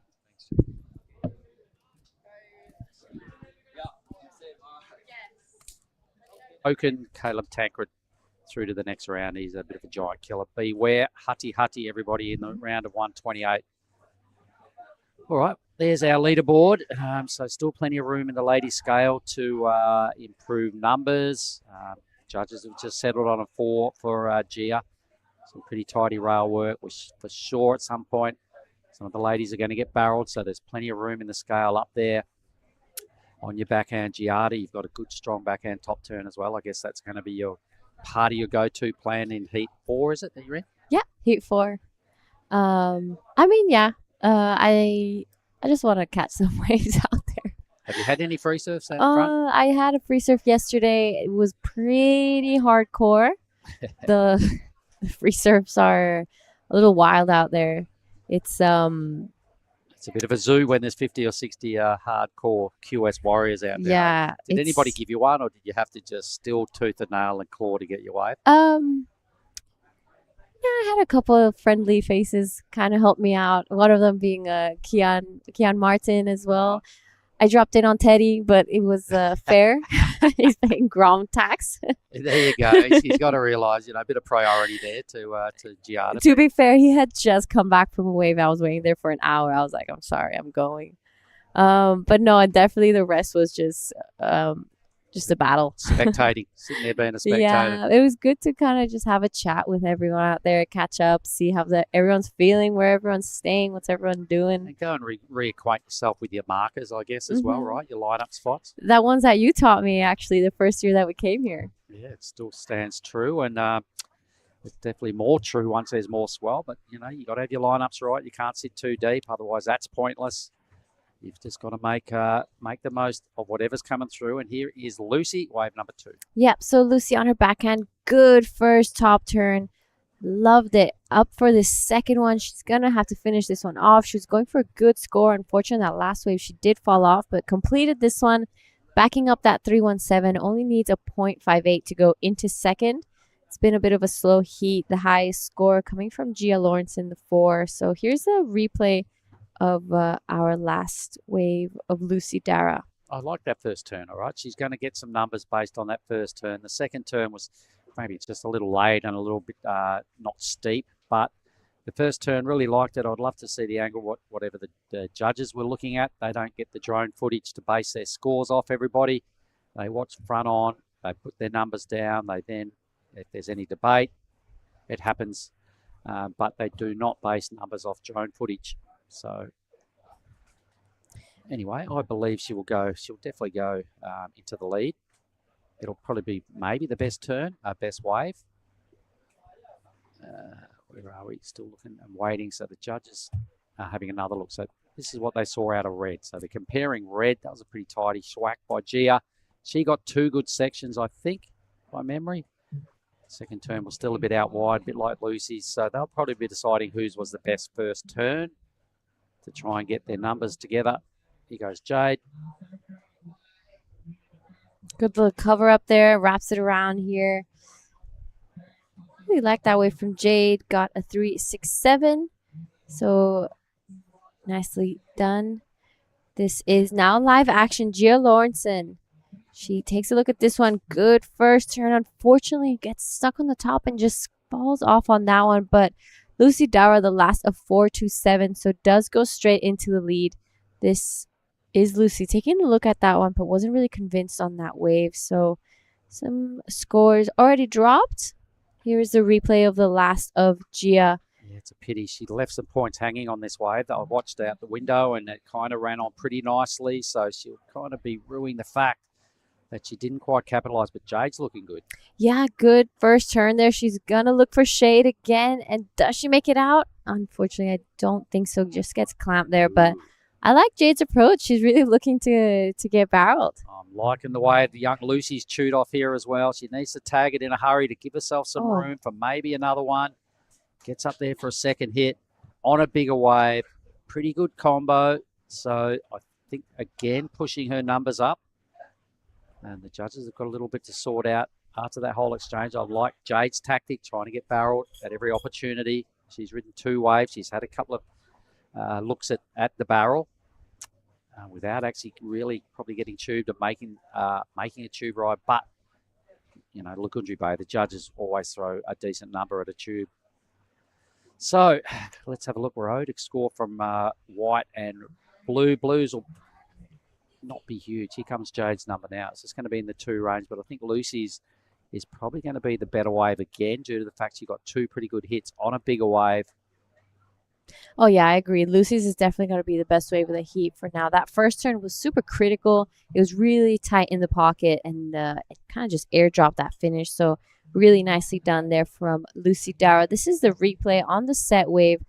Kind of holds there, but manages to swing it up. That was upside down turn. Wraps it around here again. So in my opinion, Lucy Dara, best wave of the heat. Yep. Go and, extends her lead. Gets rid of that 3-1. The judges taking a good look at this score. As we've said before, the first heat is always the kind of marker for the rest of the day. So this heat is going to adjust and set the scores for the other girls. Gia just taking a look at that wave, but decides to pull off from it. A 5 there for Lucy. The best wave. Gia had a good set wave there.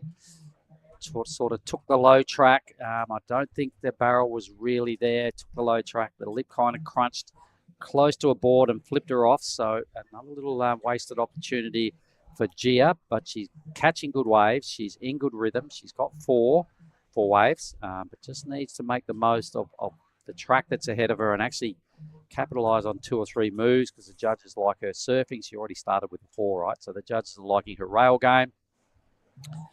And all scores are in. The requirements are super low. Gia needs a 177. Stop it to advance. Jade needs a little bit of work to do. She's got a mid-5 to win, but she could really easily upgrade things by just improving a 2.1. So this heat's had quite a few good waves.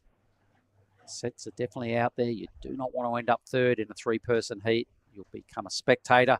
So Gia will know that. She'll want to do something pretty soon. Second priority, sitting right next to Lucy.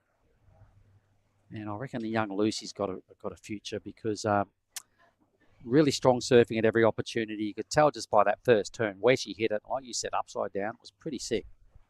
Yeah, she's super young as well, so lots of time. It's great that she's already starting to get into these QSs. This is a big stage, and it's definitely not easy. So this is the replay of white. First wave, this was a 4.27. Good first turn. Sets it up for that second one. Unfortunately falls off. Sorry, that was the wave previous. This is the best wave. This is the it. 5, Boom. yeah. Yep, so that was what we're talking about. Just a quality move, right? There's still plenty of room in the scale to go up. The judges threw a 5 at that. Probably got 4 points off that first maneuver, maybe even more. But plenty of room to go up. I'm sure someone at some point in this round or some multiple ladies maybe will get barreled. The opportunities are out there. Just got to take off in the perfect spot. You can't be too deep. You've got to pick one of those ones that heave a little more, as you suggested. The tide is coming up, so it might prove a little tougher to get barreled. Definitely does its better work here as the tide's dropping. The other side of high is generally ideal. High yesterday was just after 11, so it's probably going to be close to 12 o'clock today, but pretty slack tides, as you mentioned. But as the week goes ahead, the tides are going to get more extreme, which is perfect because this wave loves it when it gets low. Yeah, and we've seen it in the past. It just gets so gorgeous out there with the low tide. And we took a look at the forecast, looking like we're going to have some pretty decent days again towards the end of the QS. So it's going to be exciting and a week of great waves and surfing. Talking about great heat, round 1, heat 2, we have Ruby True, Izzy Campbell, Carly Shanahan, and Kira Buckpit. Wow. Yeah, Kira dropping the 9s and 8s in the Crew Pro, so she was looking pretty unstoppable there. She did one of the best heats I saw throughout that whole tournament. 4 waves. She was also throwing away a 7 and a 6 by memory in that heat. A 9.27 and an 8 something. She was just on a tear down there. That was on a backhand. Haven't seen what Kira can put together on a forehand, but a 3-person matchup. Look, I know Izzy, for all the Westsiders at home that will be watching, Izzy's really strong.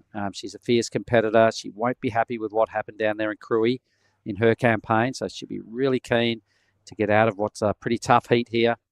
Ruby True, she won a couple of heats down there in Cruy as well, and Carly Shanahan is another name to beware of. So here is Gia. Now, she'll be nervous. She knows a 177. Something's got to happen.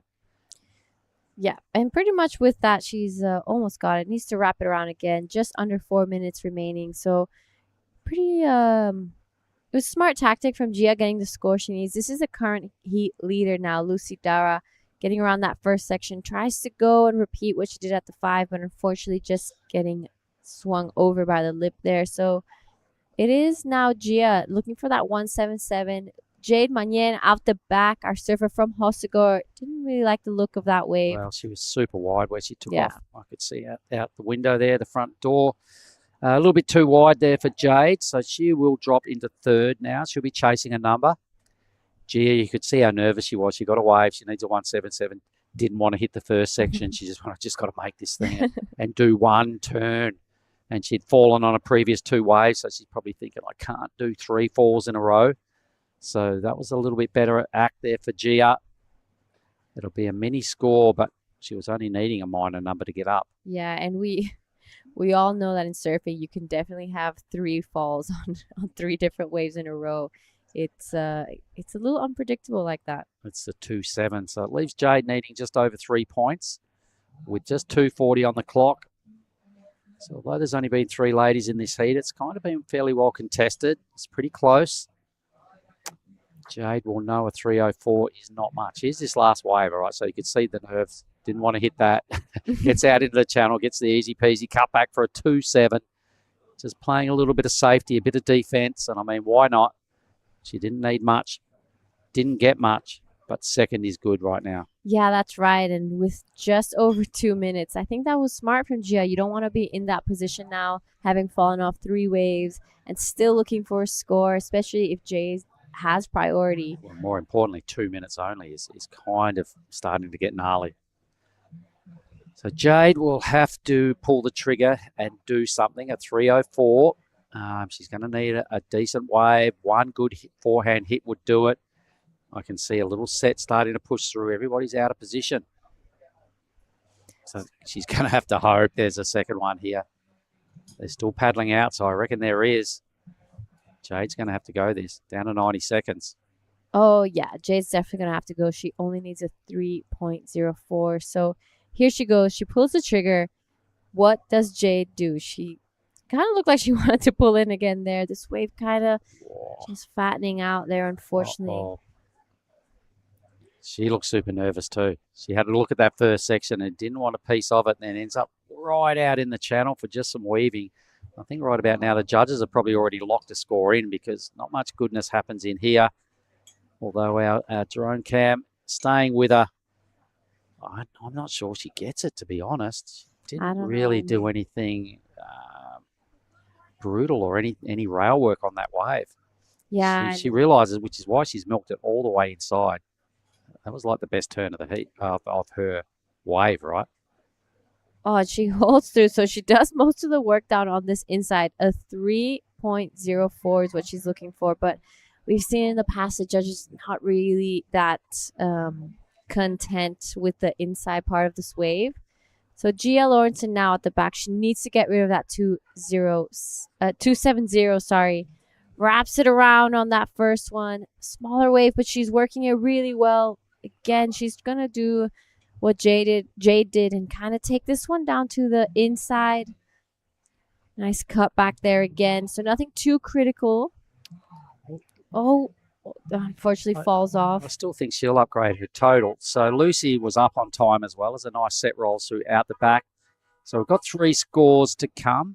So we might just stay with this and just before we throw to our break, because pretty important numbers, especially for Jade. It was a very nervous ride for Jade. She rode it all the way in, but that's not what counts. It's the rail work out the back, sort of primarily before you hit the channel. And I'm not sure Jade really got a turn before the channel and sort of the wave fattened out a bit. Yeah. Did something on the inside. Lucy's score starting to come through is pretty low. Yeah, so Jade's last one comes in at a 2.27. So, yeah, definitely not what she was looking for. This was Lucy's wave, a 2.70. Doesn't go into her top 2, so it does look like Jade and Gia will be going into the next round. No, Lucy and Gia. Actually. Sorry, Lucy and Gia. Jade's wave just served it too nervously, and she's out of the draw. But we're going to throw to a quick break and we'll be back shortly with Heat 2 of the women's round.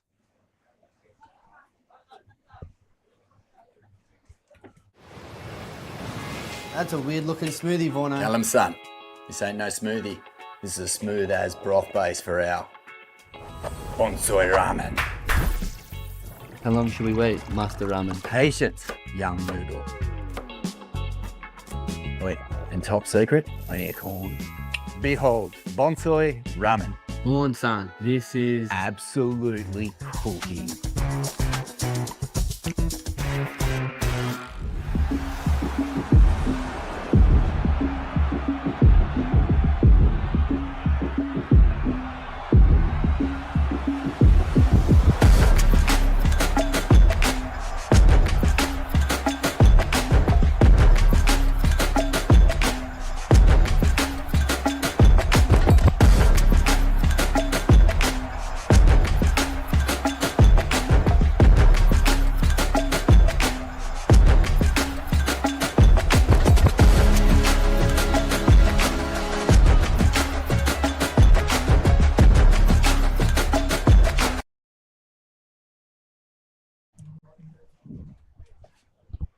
Welcome back, everyone. This is Nias Pro. We are into women's round of 48 heat number 2. We have Ruby True in red, Izzy Campbell in blue, Curly Shanahan in white, Kara Backpit in green. I'm Daiwako in the booth with True again. Yes, Di, I'm actually super excited for this heat. Kira Buckpit, she got a 9.33 and an 8 over in Cruy. It was incredible to watch. Izzy Campbell, unfortunately getting knocked out first heat, but she is such a force to be reckoned with from WA. Ruby True from the Northern Beaches of Sydney. She's also got a really lethal backhand goofy footer. And Kylie Shanahan, she's from Coffs Harbour. She's had an pretty amazing event. She actually is using the money that she got from that WSLCT that she got into down at Bells to be over here, which is pretty amazing. And huge first turn for Kira Buckpit. Wow. Gets up and into it once again. Just absolutely going for it. Kira with a 5.83 for that wave to start off. So this is the last of Izzy Campbell. Nice off the top, slowing a lot of sprays. And gets second in. And then wrapping back to finish off this wave. 4.33 is the last wave from Izzy Campbell. So already 2 good scores locked in this heat so far. 4 minutes in. Quick start for both blue and green. Yeah, super quick start with just about 3.5 minutes in this heat. I mean, it's good because I think we've seen some pretty slow heats today. Definitely, early start is really important strategy for today's condition. It's kind of little slow heat, a lot of slow heats today. Yeah, slow heats. I mean, the ocean is definitely just building for sure. We saw some incredible waves yesterday. So bring it on for day 1 of the action here at the Nias Pro. Right, so this is heat number 2 and the women's, and we're gonna finish off this round. So heat 1 to heat 8, and we are moving into men's round of 128, and we will be seeing a big names actually. Yeah. For day 1. It's gonna be already so crazy. I think we're doing 10 heats of that round as well. So potentially a 22 heat day. Big day. Yeah. Pretty much every day we will have a big day. Yeah. Let's see it. I mean, it's pumping here. I'm a natural footer Di, so must be so excited. Huh? If I'm a goofy footer on my backhand, just so excited to be surfing here. Yeah. But so many things to take away from me just by watching these surfers. Yes. I even remember you being when we were in Cloud 9 watching the goofy footers on their backhand barrel riding, and you got so excited about it. I was like, this is so sick. Like, I need it. And I even asked how to do backhand barrel. I think I asked Reef about it. Yeah, it was here. Yeah. I just saw him with his wife Maddie he's here. I'm Yeah, sure you yeah. can get those pointers as well for him. I mean, it's so exciting. Like, it's just cool to see everyone going for it, absolutely charging. And yeah, seeing a perfect right, I get so excited for it. And yeah, I mean, this heat is going to be super exciting. It's an all Aussie affair. Kira's from the south coast of New South Wales, Culburra area, currently living in Ulladulla. And she's such a funny egg. She's so awesome. And Izzy from WA, she's had some pretty incredible results. She's such a force to be reckoned with. She actually just had a trip to G-Land with a group of Surfing Wow. Australia girls. I'm pretty sure Ziggy was there as well. I can't quite remember the other ones, but the other ladies that were there. But yeah, they were absolutely going for it. They got pretty good G-Land, it looked from the photos. Wow. So, yeah, nice. charging. So that's like national team practice. Yeah, she's in Geelong? part of that. Yeah, part of that national team, that identified group of up and coming young groms, which is so fair enough because she's just been absolutely ripping. She's in the gym, training really hard. It's exciting to see whenever she's over here over in Casuarina from West Oz, to see her there. Just, you know, she's really determined. Right. She's very determined, but she's got to this is going to be a really exciting heat. Ruby True had some great support over in Cruy with that Northern Beaches group, and she had a really great event. And then Carly Shanahan, as I mentioned, she won the trials for the Bells Rip Curl Pro Bells Beach and actually got into the event, and I think she may have got knocked out in the elimination round, but she had such great support with the Jan Jack board riders. They made t-shirts, like Go Carly t-shirts, which was super Nice. cool, and they were wearing that around the comp. Like, that support there was pretty amazing. And she was like, you know, I've always wanted to do these Indo leg events, and I had the funds to be able to get over here from that event, so I thought, why not? Why not come here and see what happens and surf and, you know, surf some of the most amazing waves in the world. Well, on screen, this is Ruby True up and riding. Nice first stand off the top. Very powerful surfing from Surfer Red. Managed to put 2 solid turns in, so nice way to start her campaign. This is surfing green K-Rap back pit. That's solid, powerful first stand, and gets second turn in. That's gonna be really great backup for, you know, her first wave 583. Yeah, that was huge for Kira. I mean, wow, that first turn was so solid. Right in the pocket. I know that she was feeling a little bit nervous. I spoke to her briefly and she was like, feeling a little bit nervous. I was like, either pull in or hit the lip. Right. It's the recipe out there today. That's exactly what she did, actually. You gave her really good advice. He just hit the, you know, the lip so hard and gets first, you know, good scores. Yeah, it's exciting to see Kira going to town. And 4.67 for that second wave, of Ruby True locks in. She gets the second best wave of the heat so far. And Ruby's got a really good backhand as well. She's an Olympic skateboarder. Yeah, she went to the 2024 Paris Olympics. So talented person. Yeah, so she's a dual athlete. She's also an X Games medalist as well, which is, yeah, she's... Wow. I know, she's pretty amazing. She's not underground incredible human because once you actually dive a little deeper into her, she's, you know, like you can see in her Instagram how many incredible things that she's doing at the moment. And it's, you know, she's done incredibly well in skating, obviously going to the Olympics. And I think she's hoping to push for that in surfing as well. And yeah, it's super exciting to see Ruby here. Well, here at live action, Surfing Blue, Easy Camel up and riding. This is a good looking wave. Racing down the line, comes around a section. Nice hit, but not really offering too much after the first stand, and kicks out the back. Surfing wide, curly Shanahan up and riding. This is her first wave. Nice first stand. Gets a second.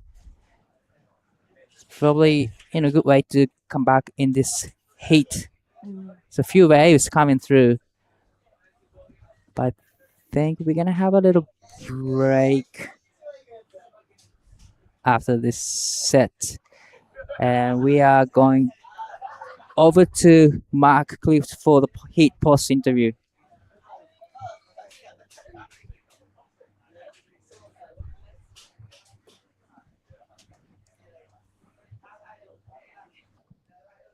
All right, here I am with the winner of the last heat, Lucy Dara. You only got here yesterday, and that was kind of your second surf ever out at Lagundri Bay. How was it? Yeah, it was amazing out there. I love this wave. Yeah, I only just got here yesterday. We got stuck in Medan because the flight got delayed, but I'm still stoked to be here. All right, and that was kind of a slow heat. How did you keep the nerves together? And your backhand looks really good out there, I've got to say. Oh, thank you. My plan was to just try to stay busy and then wait for a good set if one came. There wasn't too many of the bigger sets out there, but we did have some opportunities, so I'm stoked I could get a few waves. Yeah, well, good on you. Only 15 years of age. You've got to be one of the youngest competitors in the draw. You're through to the next round. So for you so far, how's your experience been on the Asian tour? It's been so good. Just even coming here and surfing these waves is amazing. Like, I loved Krui. It was such a good place, and Nias, only my second day here, but I already love it. So do I, and I've been here a lot of times, and I love it indeed. Something else that we'll never have at another event, we get a little chocky bar as winner here. Every winner gets one of those, so that won't happen anywhere else. So enjoy your chocky, and good luck in the next round. Thank you. Thanks, team. Back to you. Thank you so much, Clift. And you must be excited for her. Yes. Yeah, excited for Lucy. She's from the South Coast of New South Wales. She actually got second in the under-16 Australian junior titles last year. She was a part of Team New South Wales, which I was really lucky to be a coach for that team. So it was amazing to just see her shining in that event, really, and someone who's doing just that right now. That was Kira. It was a 6.83 for that second wave. It was kind of like similar wave to her first wave, but the second hit was better, I think. That's how, she got 6.83. Yeah, huge scores for Kira. 6.83 and 5.83 and 20 minutes and 80 seconds to go. Yeah. It's very, they're two really good scores on a day like today. A 12.66 total is, she's just picking up where she left off. In that Krui event. This is I believe the 5.83 for Kira. Huge first turn. That was so solid. And then that second one, once again, Kira was just, having fun out there. Maybe that was the 5.83. This might be the 6.83. Right, definitely. The second wave for her. Wow. That was even bigger first turn. And I really liked the second turn in. On the first wave, she gets really hung up on the second turn, but she managed to hit the lip so hard on the second one, and that's how she got to 6.83. Yeah, regrouping and just adjusting her line a little bit in between those turns, which is, so exciting for Kira. She's got such great support. Her dad is here, Mick, and I'm sure that her mum, Justine, and brothers Ben and Bo are watching back at home, supporting on their sister. So exciting for her. But it's Izzy Campbell. Her last wave was a 2.4. She is looking to, solidify second place. She's got that 4.33. And hopefully she can get rid of that 2.4 and make it harder for Ruby and Carly. Carly's first wave was a 2.63. Just a small score. Carly's wearing a helmet. She had to get some stitches out, unfortunately, over in Krui. Oh, wow. I know, but I think she may have got them back in Oz. So, yeah, she was just had to get them taken out, which is fair enough. She's just being safe while she's out there, just trying to, not open anything up and wearing that helmet. Well, looks like a few sets are coming in, and red is up. This is another beautiful wave and solid first turn straight into the bottom turn, driving through the second turn in. So it was a great surfing from Ruby True. I really loved the first turn. Hit the lip really hard, throwing a lot of sprays. Definitely, it's going to be her good backup. Yeah, that'll be a really good score. I think that first turn was so huge in a critical part of the wave. Yeah, solid from Ruby True. She only needs a 2:06 to go to a second, which I think she'll get for sure with 9.5 minutes to go. I mean, let's take another look at it thanks to the Bonsoi replay, and she just goes straight up into that section. That was a huge turn, and pretty much for one turn, Ruby's getting a 5.1. So she moves up into second, and yeah, it's looking, like Izzy needs a 5.44 and Carly chasing that 7.14, but 5.1 for pretty much one turn for Ruby. She got that second turn in, but it was a bit of a half turn. I mean, it was still really solid, but bulk of that points was at was from that first turn.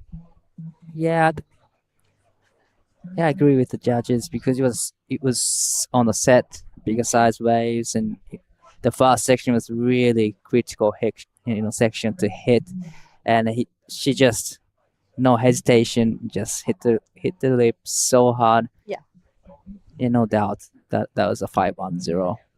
Yeah. Exciting for Ruby, the sole goofy footer in this heat. And let's take another look at it. I mean, this was her 4.67. So this is Ruby's first wave. You can see I love how she's not really trying to rush it. You can get too caught up in gaining too much speed or rushing it out there and then coming unstuck. And this here, that fade to go straight up into that lip was just so huge. And also she just lays into it more than the first wave and just, gave everything she got on the third wave. Yeah, that was really exciting for Ruby. Just looking really poised and, really just comfortable out there on her backhand. And right now, she's in second place. Izzy Campbell chasing that 5.44. Carly Shanahan looking for a 7.14. And it's Kira Buckbit with two best waves of the heat, a 6.83 and a 5.83. She also holds first priority, so she's in a really good spot right now. And it looks like she's going to have a look at this one, Di. Wow, this is another good-looking wave. That is a solid turn from Kira, but unfortunately it comes unstuck. She's already locked in 6.83 and 5.83, so she kind of had to do solid turns, big turns to improve her situation, and that's exactly what she did. But just unfortunately it comes unstuck on that one. Yeah, you can see her back foot just coming up off the board there. I mean, Kira's pretty well known for doing those turns back in Oz. She's so good at them. So, I have no doubt I'm sure she'll try and catch another one and go for it once again. But maybe just like that lack of, it kind of sucks up pretty quickly underneath you. So maybe wrong turn choice for where it was at. I'm not too sure. But she's allowed to make those mistakes right now with, 12.66 heat total. Second needs a 7.56. So she can kind of play around with it, maybe just catch a few waves. Definitely, and just adjusting the mistakes she made on the last wave, or maybe try another, maneuvers. Yeah. Just for warm-ups for the next round. She's sitting in the first place really comfortably, so 6 minutes to go in this heat. Yeah, Carly holds that first priority. She needs a 2.63. I feel like as we're getting down to the pointy end of this heat, I think Carly's slowly needing to change her tactics from two waves to just focusing on one, being that 7.14. Hopefully she can choose a good next wave to really open up on and either find a tube or get up into the lip. I think that's really the only way that we're going to be seeing a 7.14. And if we look back, it needs to be better than Kira's 6.83. So Kira did two, solid turns on the 6.83 wave. So definitely Curly needs similar wave, maybe on the set, and then get two solid turns in. That's pretty much, she needs to do to get the requirement. But 7.14 is pretty big number. We haven't seen any sevens yet so far. No. I think so far the 6.83 has been the biggest score that I've seen.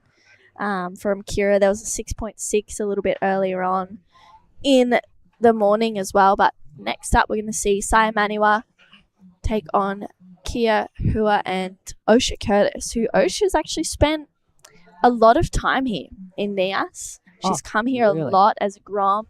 Her dad's pretty well respected here as well, Glenn Curtis. She's had some pretty incredible waves out here as well in Nias. She does love it here. I know she was really looking forward to coming here for the event. Great matchup. Mm. So Sai, lives on Gold Coast right now and surfing the most popular right hand break on Gold Coast. So definitely she's familiar with this break.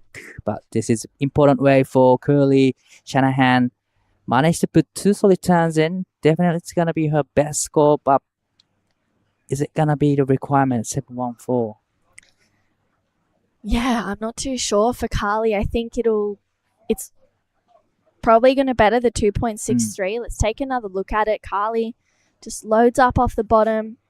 Nice first turn. She connects with it and then gets this second one in as well. It'll be her best wave, a 3.03 for Carly. She only needs a 6.74 right now, and she just needs to really get that first turn right in that critical pocket, I think, to challenge for those bigger scores. Right. And then probably with the 3 minutes to go in this heat, there might be opportunities for all surfers once the set coming through the lineup. So there's still time for Curly and Izzy Campbell, but requirements are not small score. So definitely needs a big set, and probably needs 2-turn combo. Yeah, I agree. And I think it's hard because 6.74, it's a big score, but I think, for Carly, she has the ability to get that. She just needs to really find those bigger moments. But now she's in that 4th priority rotation, and Izzy holds priority now. She's going to get an opportunity. Izzy's such a powerhouse, she's such an incredible surfer. It's exciting to watch her go for it. She just hasn't, it seems like she hasn't found those wow moments just yet in this heat, if that makes sense, Unfortunately, I'm sure she'll be able to find one in the next 2 minutes. There's still time for a wave to come through. Holding that first priority, she's in a good position. It would be Ruby True, who might be feeling a little bit nervous. Izzy doesn't need too much, and she's well and truly capable of getting a 5.44 as well. And sometimes getting nervous when you know that you have to do 2 turns in such a short amount of wave. In Korea, you have a long wall to work on, so you have really a big time to settle and stay composed. But in Nias, it's a perfect wave, but it's kind of short wave that's as so well. Right. So yeah. So I would be getting nervous if I have to do big solid turns in the very short section. Yeah, I actually didn't think about that, Di. That's you're so right. I think it's there's not much time to make mistakes out there on the wave. It's just you got to go for it, and if you don't go for it, then you're kind of out of luck, you know. And you just missed one section, and then you don't get this, scores or big scores. And the first section here is really hard to hit, actually. Yeah, it's hard. Yeah.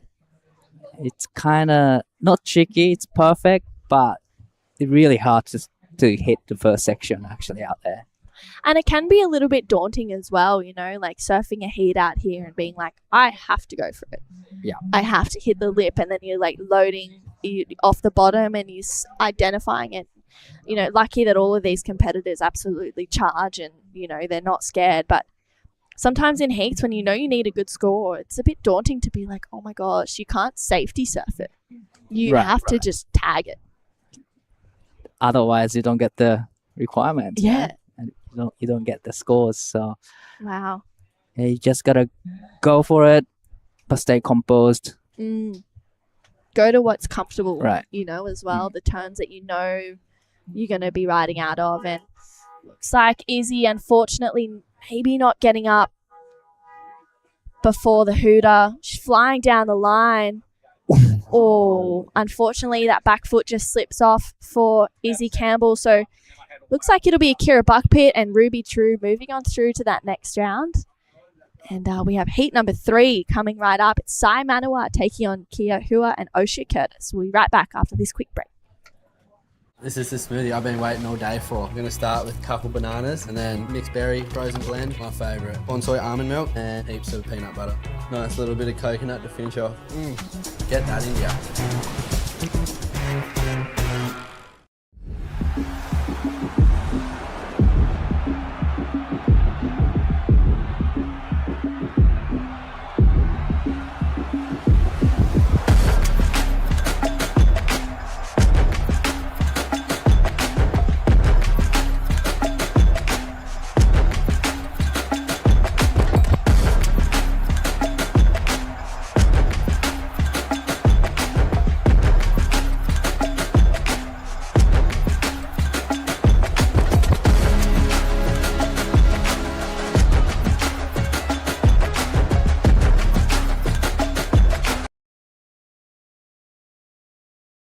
Exciting morning so far here at day 1 of the Nias Pro, and what great vision from last year's event. I mean, some incredible surfing. There was some very iconic days last year, and we saw Kira Buckpitt just take out that last heat over Ruby True coming in second. Unfortunately, Izzy Campbell and Kylie Shanahan bowing out of the event. We've moved into heat number 3 of the round of 48 for the women. Sai Manua in the red, Kia Hua in the blue, and Osha Curtis in the white. A 3-woman heat. I'm True Starling, and talk with me through this one is Mark Clifton. Mark, we've seen some slow heats this morning, but still some really good surfing. Well, exactly, we have. I mean, you've got to be blessed when you've only got a 3-person heat, right? So this next one again rolling out, do not get third. But I missed a lot of that last heat. I was on a break and I was doing the post heat, etc. Enlighten me. What happened? Was it not a lot of waves, or how did it roll out? There was, definitely some good waves rolling through. It was a little bit slow for sure. Kira Buckpitt got a 6.83 and a 5.83. She was, really going for it out there, hitting the lip, attacking when she needed to. And Ruby got a 5.1 for pretty much one sick backhand snap. It was huge. And unfortunately, Izzy Campbell just ran out of time. So, really. yeah, I'm invested in Izzy Campbell's story, being a West Sider. What happened? Did it just go flat when she had priority, or did she fall? Or like I just said, she just ran out of time, unfortunately. Wow. It just, Right. there was a wave that came through and she took off pretty much 2 seconds after the hooter went, and she had the priority when she needed to. She needed a 5.44, which she's well and truly capable of, and she got that 4. She got a 4.67 or something like that, and it wasn't a surfing. It was just the fact that she just unfortunately ran out of time. She put herself in the position needing priority, and just the clock was the enemy. Was there any waves missed in that heat or anything? Any out of positioning, or was it just purely bad luck? Bad luck. Bummer. Oh, Izzy, I feel for you. She's better than what we've seen in the Asian region so far. I'm sure she'll be disappointed going home on day 1 or on the sidelines day 1, but love her act, and I still believe there's a lot to like, Izzy, and all you crew in WA that might be watching. Cheers from Sorake Beach, Lagundri Bay. We've still got a few West Aussies in the draw that will be charging through a little bit later on. We've still got a pretty big day on our format. I think we're going to try and roll out 22 heats today. So we've got a draw in front of us. True, would you like to have a little look at that and enlighten us to you what you think may be some of the better matchups in this round of 48? Haven't actually seen the whole round. I mean, heat number 7, Hinano, Shimizu, Isla Harpert, Sarissa Ishii, and Ella McCaffrey could be a really good heat. We've also got heat number 6 as well, Amelie Burke. I mean, they're all great heats, Mark, honestly. You look at it and you start rolling through with the names, and I say it out loud. I'm like, oh, wow, that's a good heat. I'm excited to see Giada in heat number 4, and one of my good friends, Charlie, coming up in that next heat. Taylor Green as well. She's pretty exciting to watch on her forehand.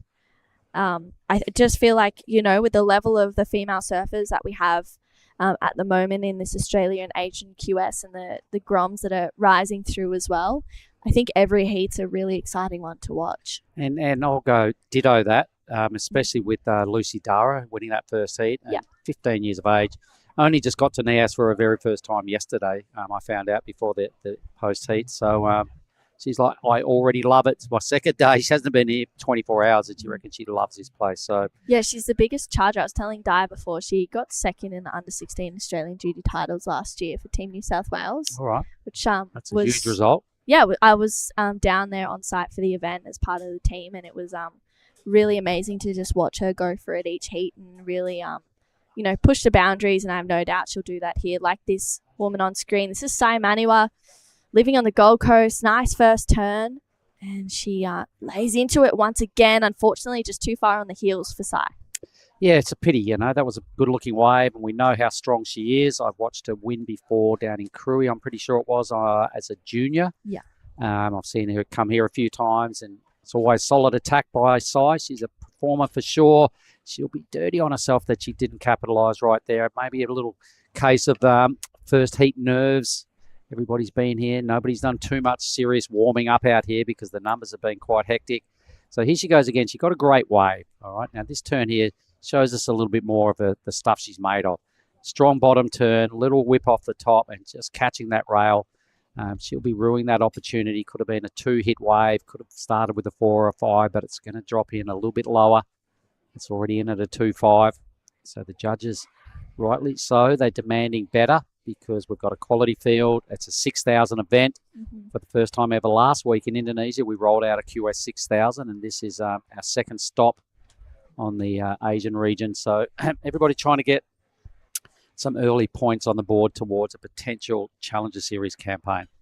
Yeah, which is super exciting, and these back-to-back events, it's so so awesome for all of the competitors because they're able to just capitalize on maintaining that contest headspace as opposed to going home, regrouping, having to get downtime, but also that training time as well. I'm sure they all have coaches back at home and they load up into it. So these back-to-back events is so important for these surfers to just maintain that mindset. And this is Kia straight up and into it.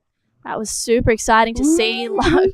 Huge first turn there as she kicks out of that one. That was a really well-surfed wave, and you can hear the supporters here. Kia from the Mentawais, and this is Osha Curtis out behind her. So Osh now, she's been here heaps of times. She's travelling with the dad, catches that rail a bit a la Maniwa. Not ideal there for Osh, but trust me, Kia's going to get a really good score because such a sick takeoff to pit. There it is again, the replay. So the Kemenpora flight cam, courtesy of Riza Williams, and a grab rail hack in the pocket. I'm going to say best wave of the women's side of the draw so far. What do you reckon, True?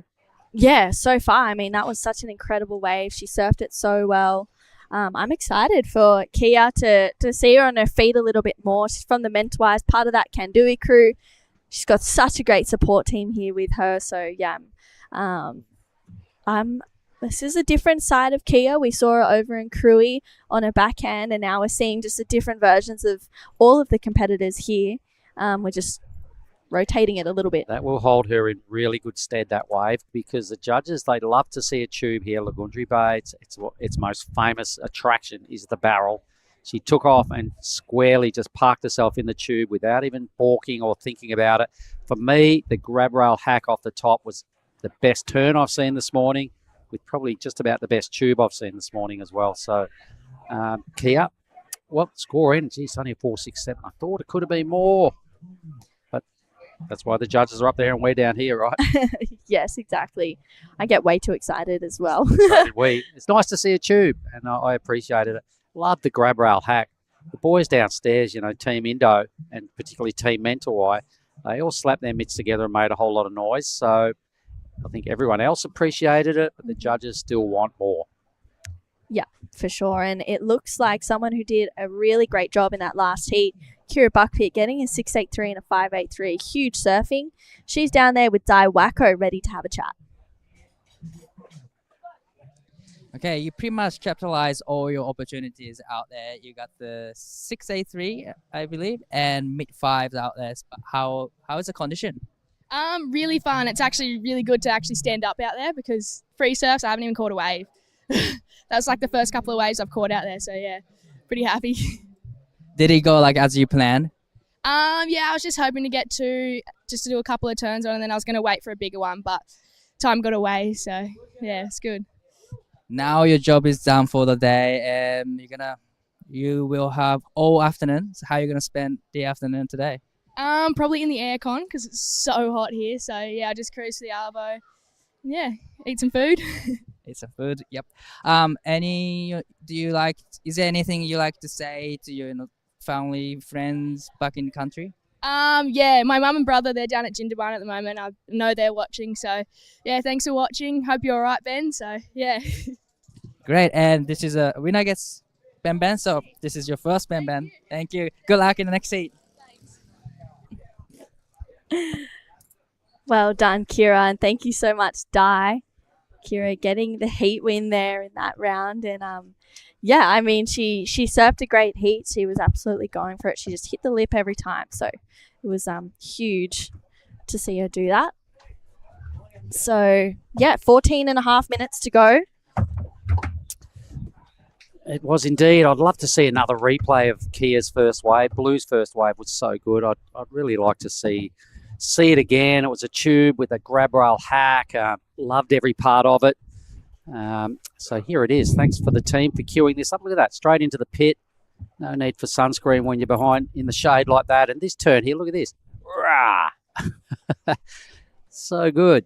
A 4.67. Geez, I saw a couple more points on that, but we'll never know. The judges, that's what they're happy with. Maybe they want to see that done on a bigger wave. I still like two components of it, the tube, the grab rail hack. Lovely. Puts her in a good stead either way. Yeah, for sure. And Kia, she's looking comfortable out there on her forehand.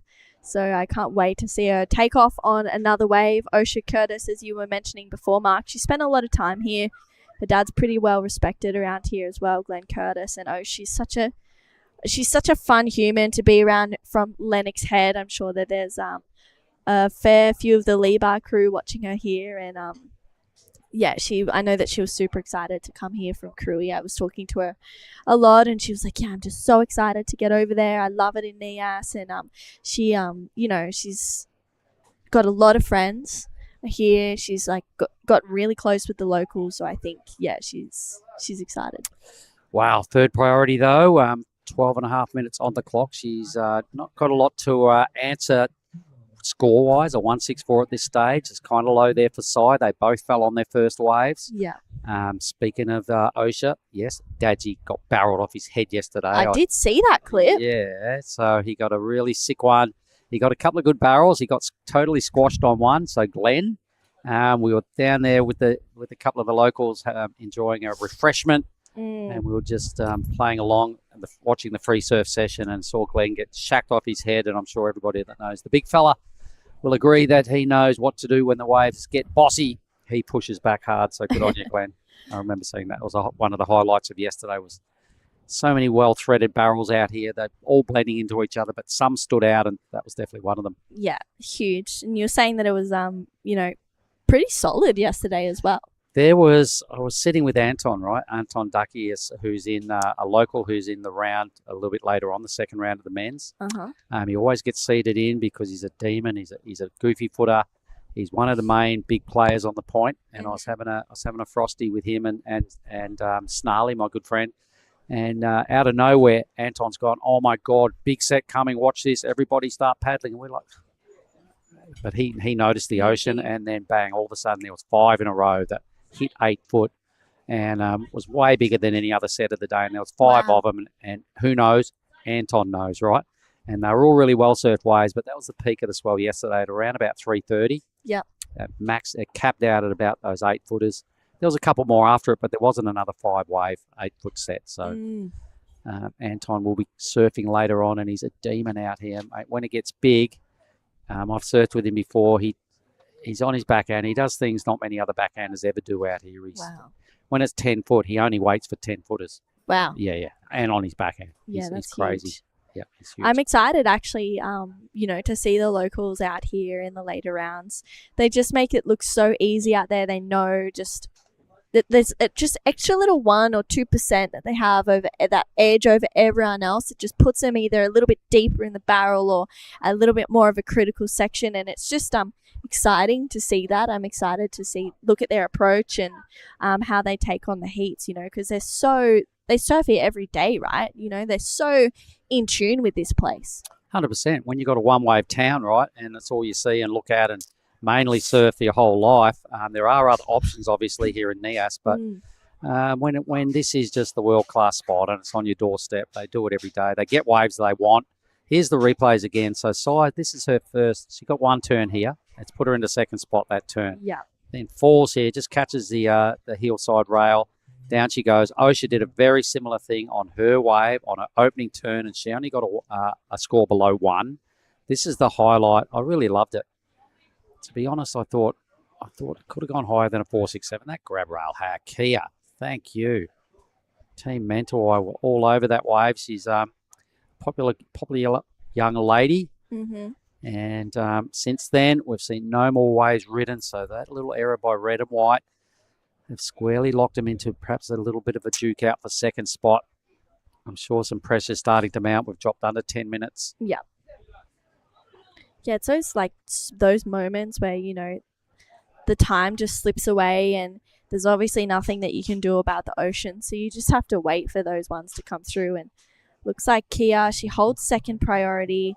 Had a look at that one, but doesn't like it. It's Sai Manua who's going to use her priority on this one. She's up and riding.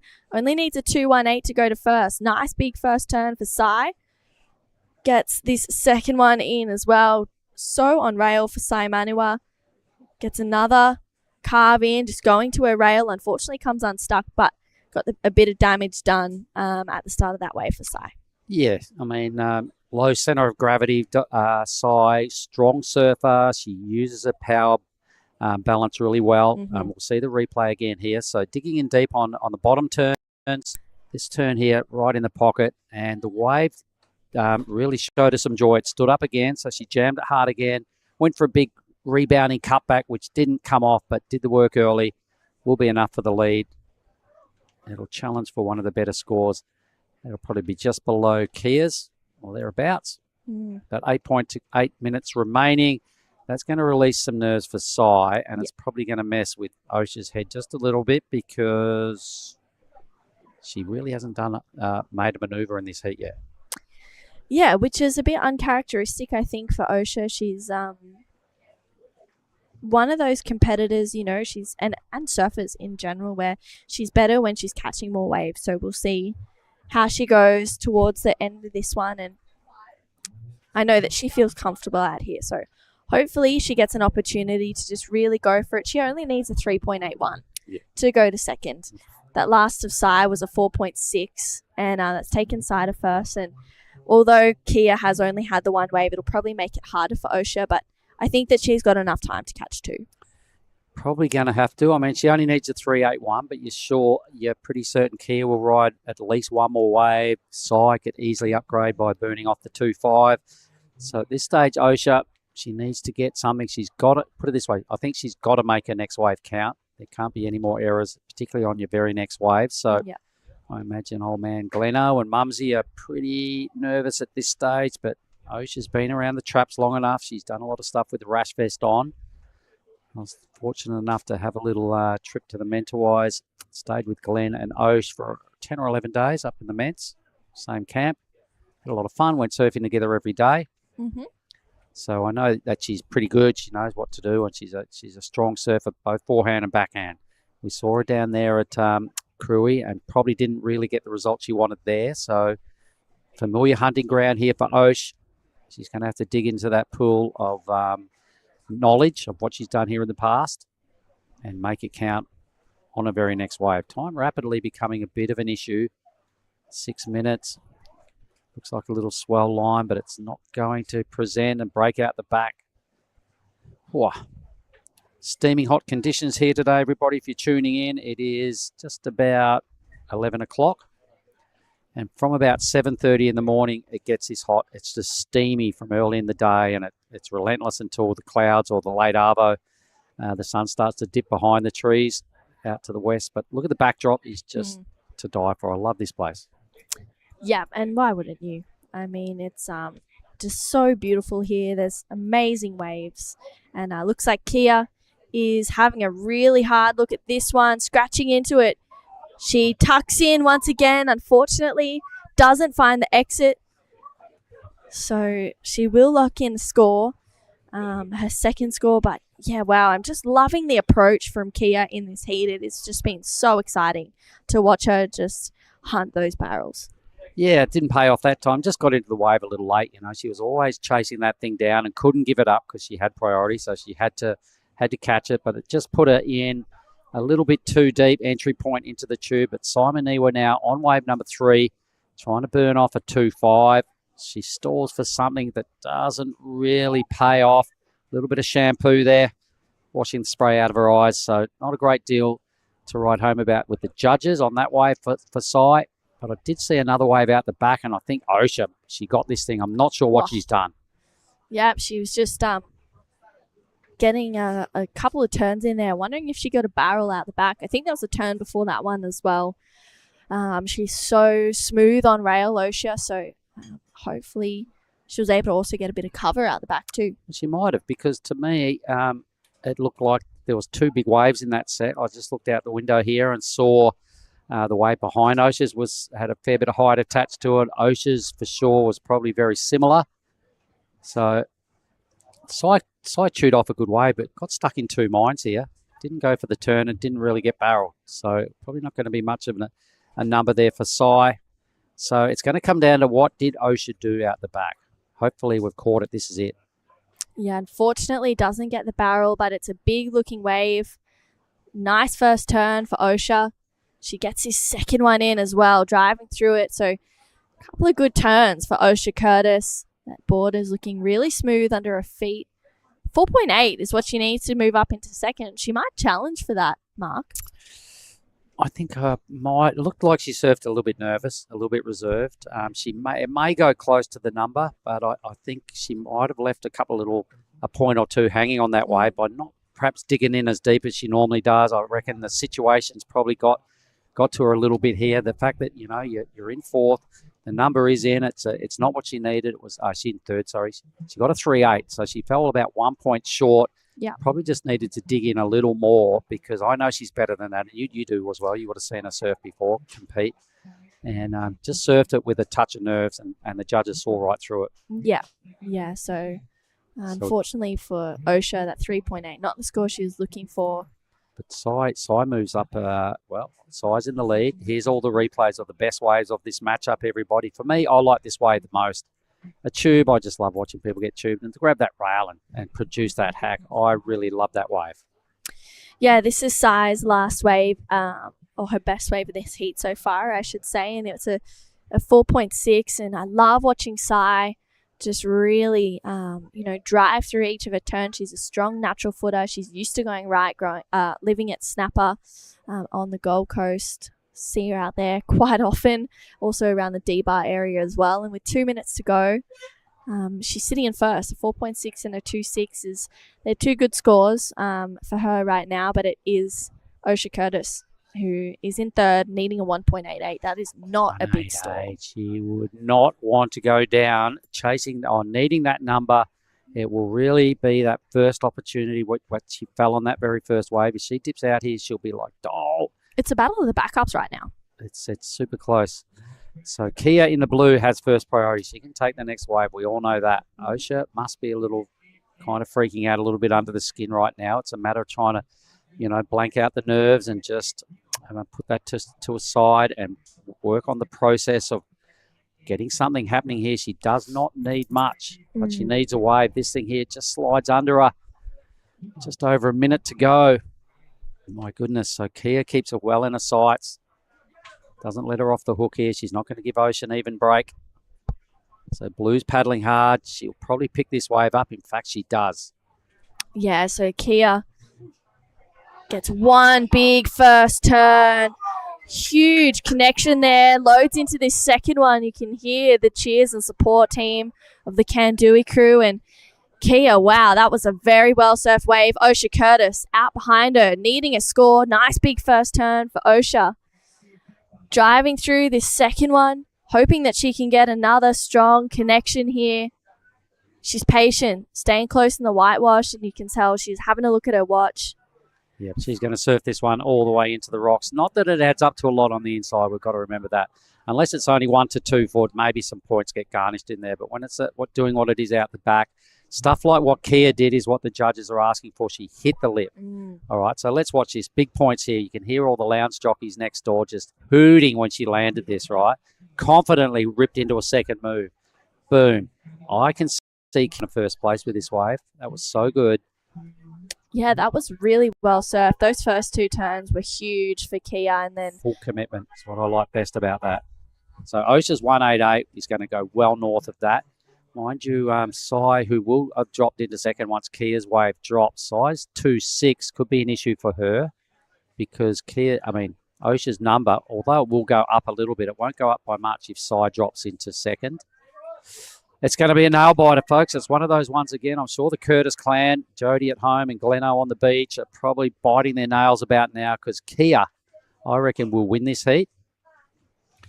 We're just standing by. We're going to stay with this. Kia's replay. Here it is again. I really like the commitment here. The judges will too. Not many girls have got up and actually belted the lip, all right? And a second turn, right in the pocket again, on rail, heavy on the heel side. I reckon that's up there with one of the best waves of this matchup. OSHA will be chasing a little bit more. There's the Lat Zero boat in the channel. We're going to be getting a lot of images from that throughout the day. I'm sure the boys there are clicking away madly. It's such a good view sitting in the channel. OSHA goes into the lead. A 5-1 she gets for her wave, so the judges loved it. All right, Kia's number is super important. She needs to win. She needs a 2.53. She'll go to second. She probably realistically needs around 4 points to win. wow, this is a big change-up. Sai's about to dip out here. Yeah, this last wave, this is OSHA's last wave. It's a 5.1, big first turn for OSHA Curtis. Love this second one as well, driving through it. This third one has a bit of punch as well. There we go. It's a 6 for that last wave of Kia. So she goes to first. So big change up in the leaderboards. Kia going into first place. OSHA Curtis into second. Unfortunately, Sai Maniwa bowing out of the event. Don't go anywhere. We have heat number 4 coming right up after this quick break. It's going to be Charlie Hurst, Taylor Green, and Giada Lagardi out there. We'll be right back. There's one thing we all love to bits, it's a fresh spritz. A little bit of ice, juice is worth the squeeze. Now the magic elixir. Next up, a bit more citrus. Mint, agave. Hey, that is incredible.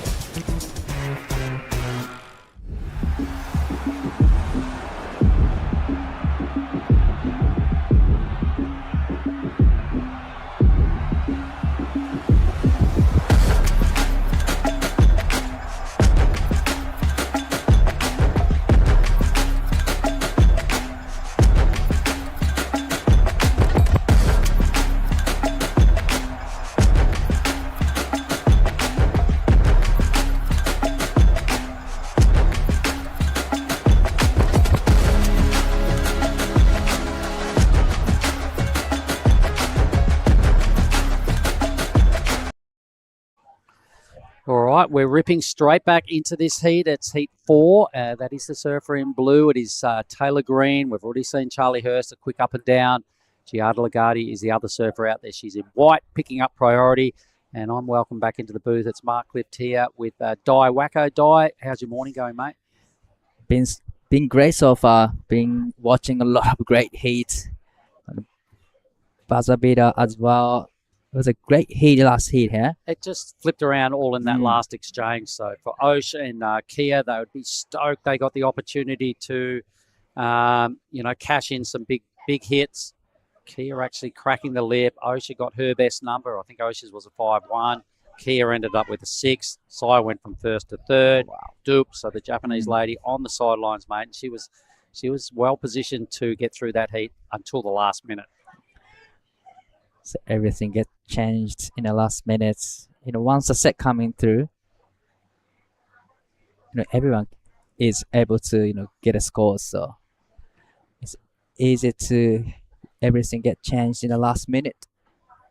Well, Kia will be stoked. She had a lot of fans down here. I heard the team erupting down there every time she stood up, and when she hit the lip on that last wave, it was quite a brutal hit, and really jammed in a second good move on that wave. Talking about Kia Hoya in that last heat. taken the win. Osha resurrected herself and got through. But this is the replay of the first wave, decent wave we've seen in this heat. This is Taylor Green. What did you like about this, Di? First of all, her wave choice is great, smaller size waves, but it has a lot of work to work on. And this is Giada Legati's first wave, using her first priority. Nice first turn off the top, and gets second turn in, and she just sticks to the wave and gets one more check turn in. That's a nice wave for Giada. Yeah, so G straight out of the comm duties into the Rashi. I think she had a really good finish here one year, a semi-final a couple of years back. Yeah, she's done well out here before, so she's a good competitor. She's been doing it for a while. Represented Italy there for quite a while on that side of life, but then she is a Bali lady. We know that. She loves her chungu, loves her coffee, loves hanging out there, Right. surfing every day. Serves at Bingen maybe. Good value having her in here as well on the comms team. But a 5-1-7 for Blues first effort. Giada's open with a 3 and a throwaway number for Charlie. A great way to start this heat for Taylor Green. 5-1-7 is, I reckon, pretty big score at the moment this morning so far. Total keeper. 100% definitely. that is. In a slowish ocean. All right, speaking of things like that, let's have a chat with Kia and True. So winner of the last heat, go for it, True.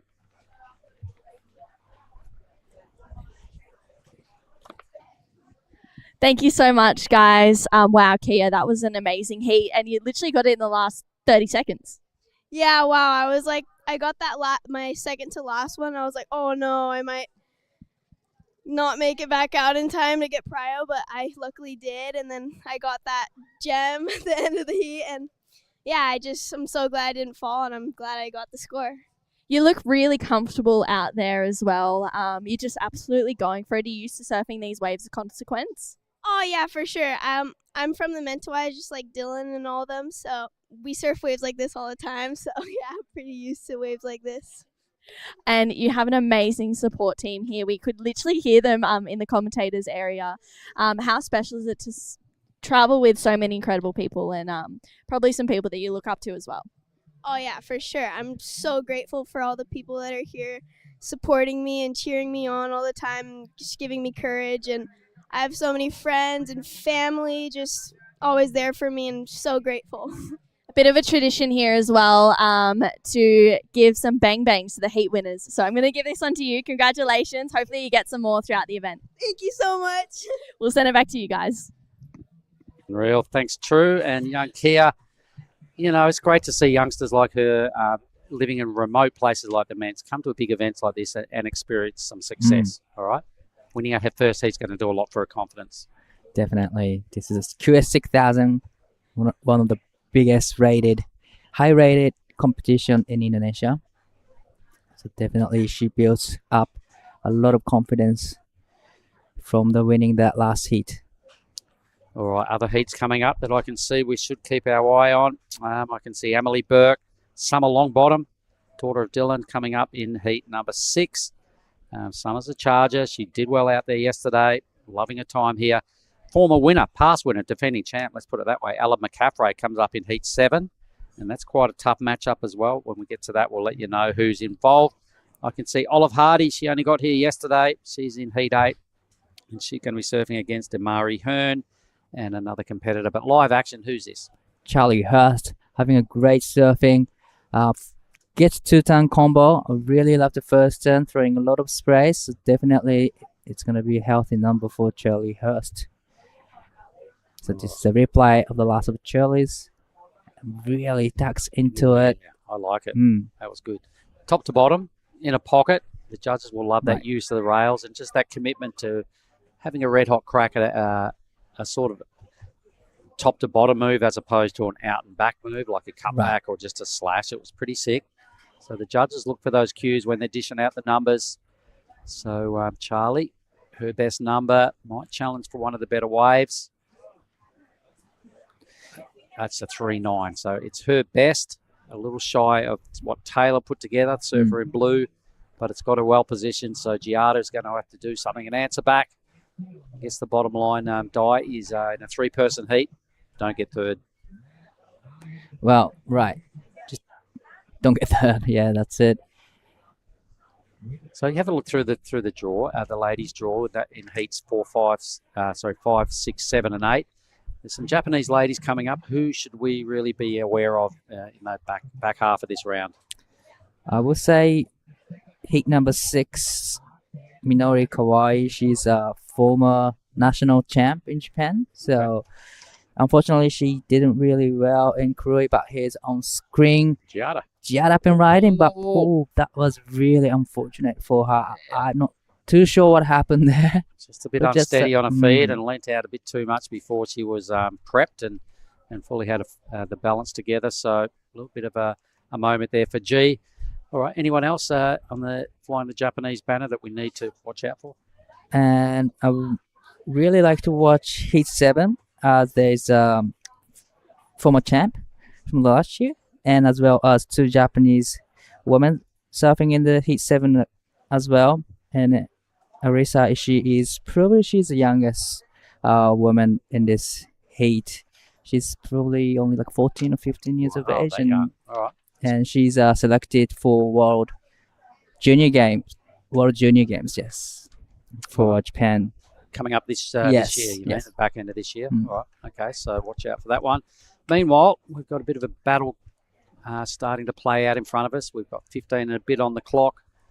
We are parked up in Lagundri Bay here. We're at Sorake Beach. We are doing it out of the Hashan Family Surf Camp. This is where our little cubby hole is for the week, where the comms duties are, the judges upstairs. And the boss of the family, Hash, is casting a keen eye over everything that's going on here. He loves his surfing. He's educated in comp surfing. He's got 2 boys that are in the draw. He's got a whole lot of family members manning the kitchen, all the ladies in there working overtime here to pump out the goodies out of the Hashan Family Surf Camp. They're so well positioned on the point. They're right in front of the wave. It's just the best view. It is the best view, and we have the upstairs room, and we all wake up in the morning, we all see that lineup. It's such a beautiful place to, stay in Nias. All right, so last year was your first time to Nias, is that right? Yes. All right, and you walked into the event of the century. That must have felt good. That was such a good year to be part of, huh? Definitely one of the greatest year so far, but this is a replay of the first wave of Taylor Green. And we're just seeing the live action, a brutal wave of Taylor, so we're going to have to rely on the replay to see what sits alongside a 517. I looked out the window there and I saw her surfing the back end of a substantial set wave, so she's picked another ripper.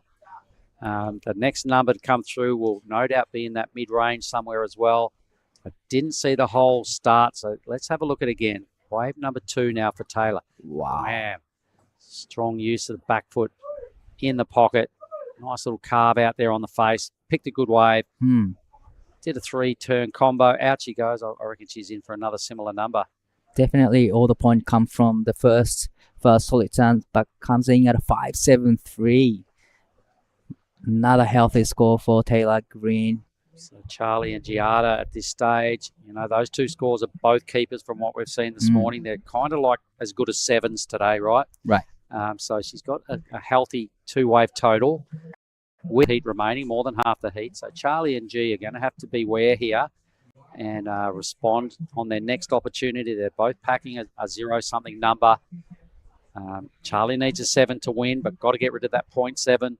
G just needs a 161, but that will be ineffective or fake news until Charlie gets the second wave. So it's just starting to take shape now, but Taylor starting to run away with it here. First surfer with 2 good waves, and I like them both. Everybody's got 2 waves. Right, and Taylor got a better numbers out of all the waves. Taylor representing New Zealand, I noticed. Giada representing Italy, but we know she's representing Canggu. Indonesia. And Charlie Hurst representing Australia. So it's a good matchup, international heat. Yep.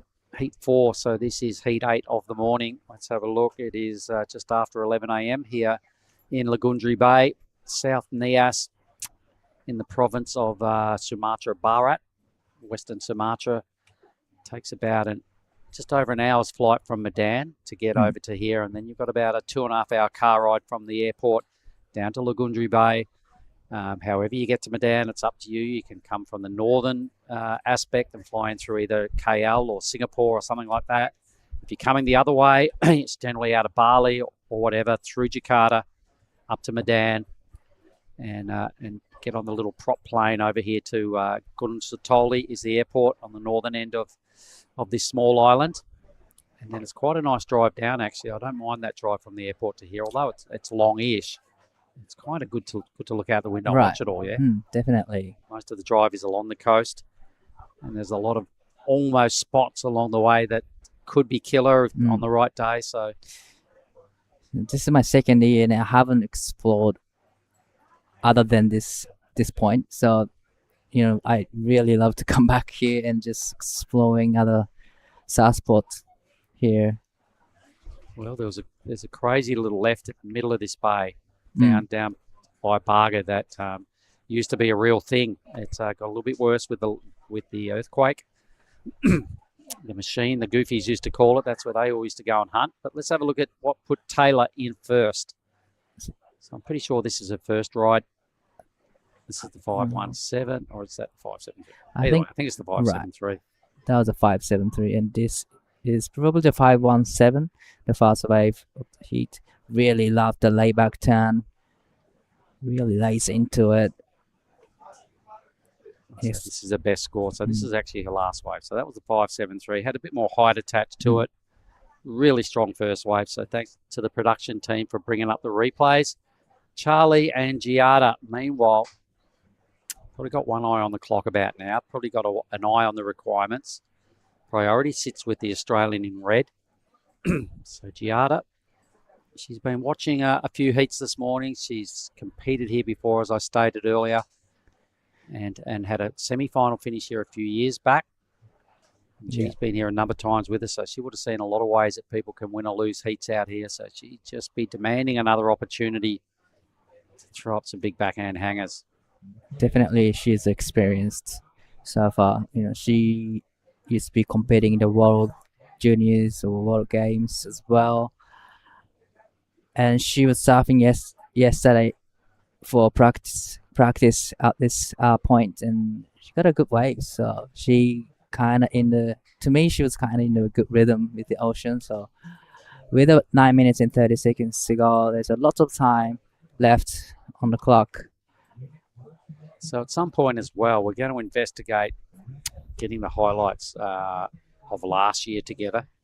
There was probably the most amount of 10-point rides I've ever seen in one event.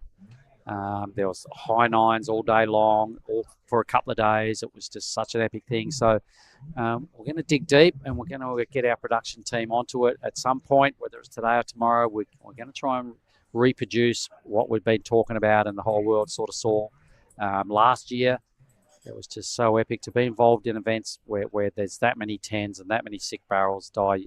Your first experience here, you must have just gone, hello, have I just landed in heaven? Right, that was an incredible year to be part of this crew here in Nias. Absolutely, that was a fantastic first experience.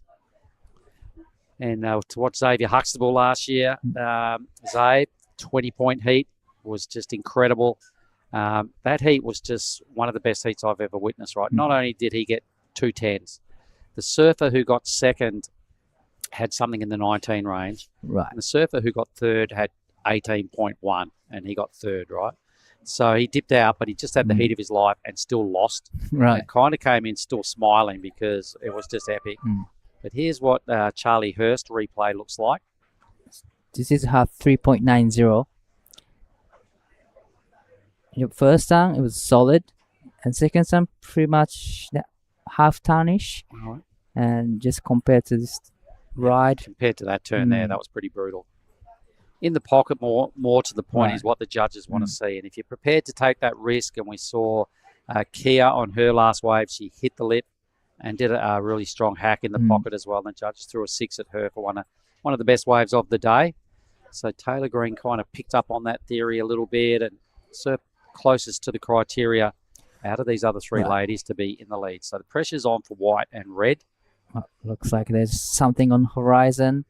So now Charlie Hurst has first priority. Having a look at this one, she's up and riding. It's a good looking wave, nice off the bottom.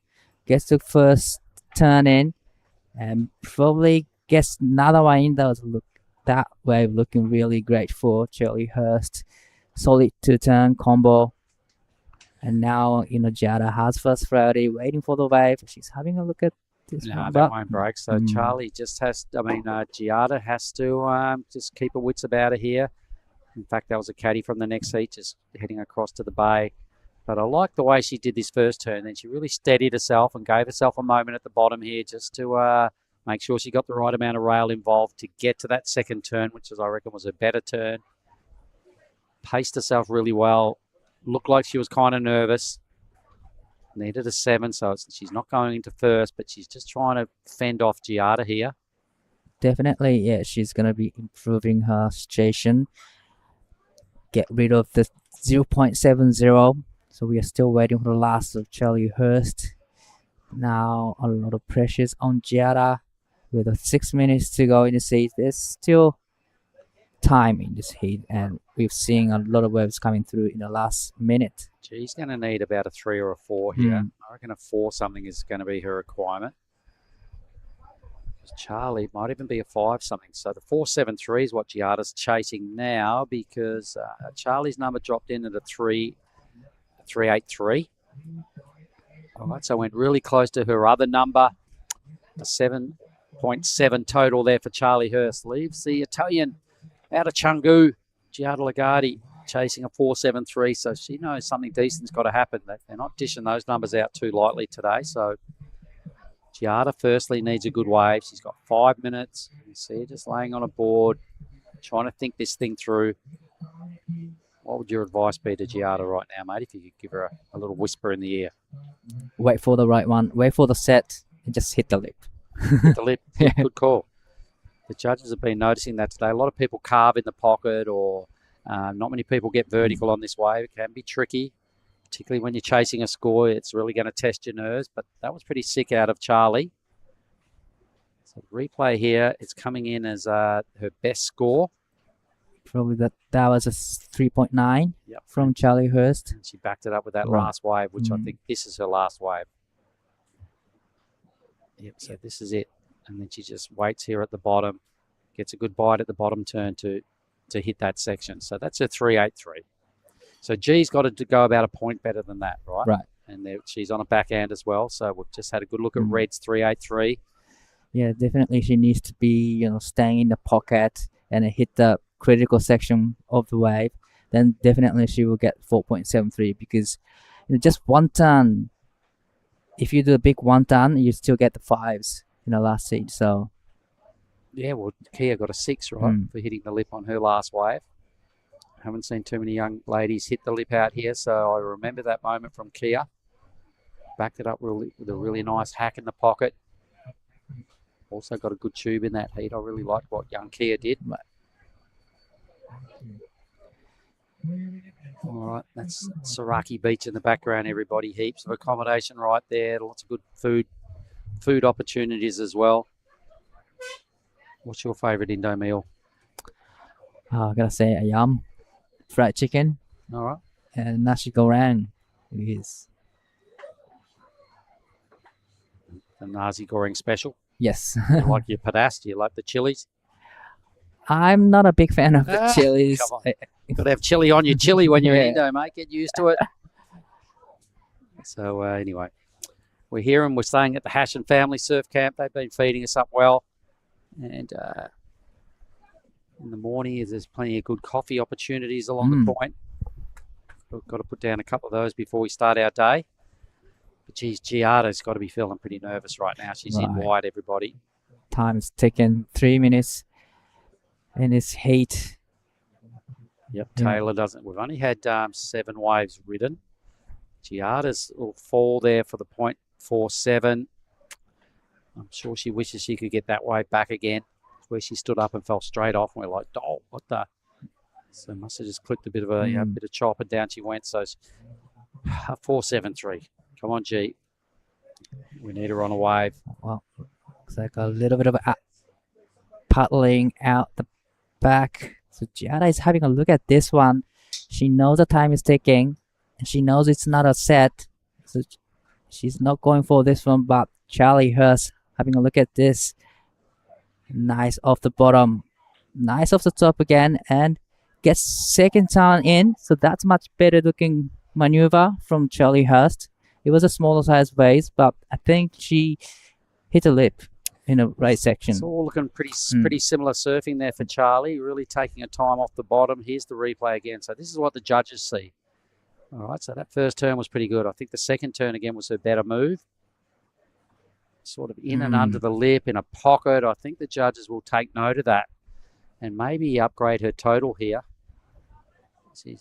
She do better than the 3.83, which is a previous ride. I think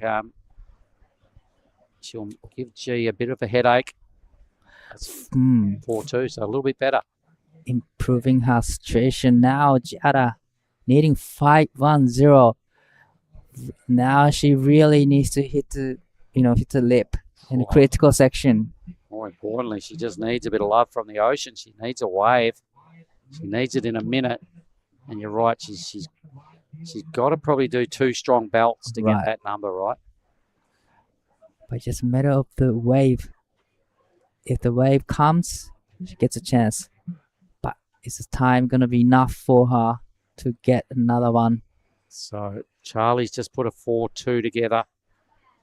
Maybe we'll see the replay again. I'm not sure, but Giada was having a look seconds. at the Yeah, she was too far out. All right, so Charlie was in the right spot to scoop up that wave, and it turned into her best.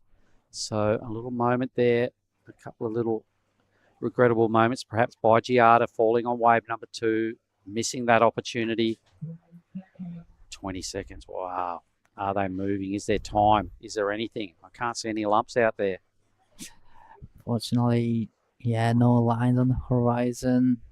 Well, G will be a little bit disappointed that she didn't get more than the 2 waves requirement, and out she goes. So I'm sure she's a bit bummed with that effort, but you've got to then just go, look, congratulations to Taylor and also Charlie. They'll move through to the next round. We'll throw to a quick break and be right back with Heat 5 shortly. Cow! Oh, mate. I just went for a drive. Surf is cooking, bruh. Wind's gone offies. Swell's starting to pulse. You all fueled up? It's you and me, man. We're going to get the cone today. Yeah, let's go.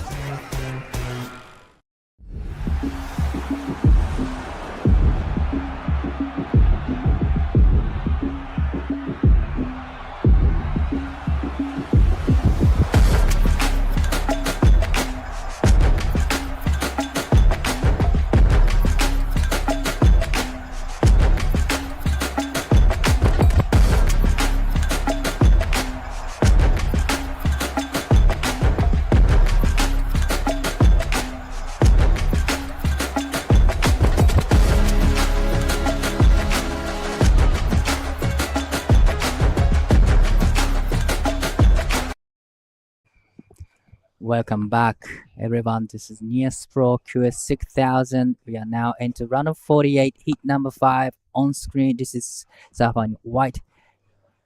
Dia Novitasari from Indonesia on the smaller size waves, but managed to hit the 1 turn in.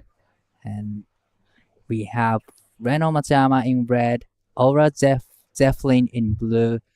I'm Daiwako here in the booth with True. Welcome back. Thank you, Di. Yeah, I'm excited to be back for this heat.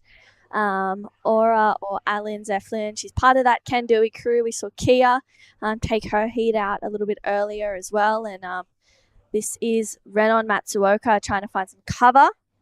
松山選手1本目のライディングで少しチューブに入っていたようです。このライディングで 2.33 をスコアしました。Wow. Wow. Huge first turn for Daya. Loved that connection there and driving through the second one on her backhand. We saw her in Krui put together a couple of nice heats. I'm excited to see her out here as well for Dea and Alan. She's such a charger. Honestly, so excited to watch her as well. The Kendui crew are going hard right now. Right, 3.33 for the last of Dia. Not a bad way to start this heat. So already 2 minutes and 30 seconds in.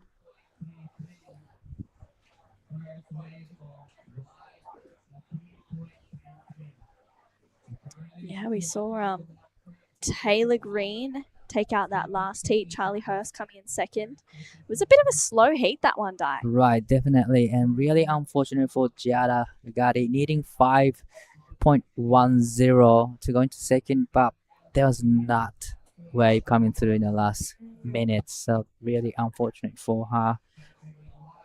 I know that she was just happy to be out there in Arashi Right. anyway, and surfing a couple of heats, and now she'll get to come in here and we can get a debrief on how that one was. And this heat is going to be exciting.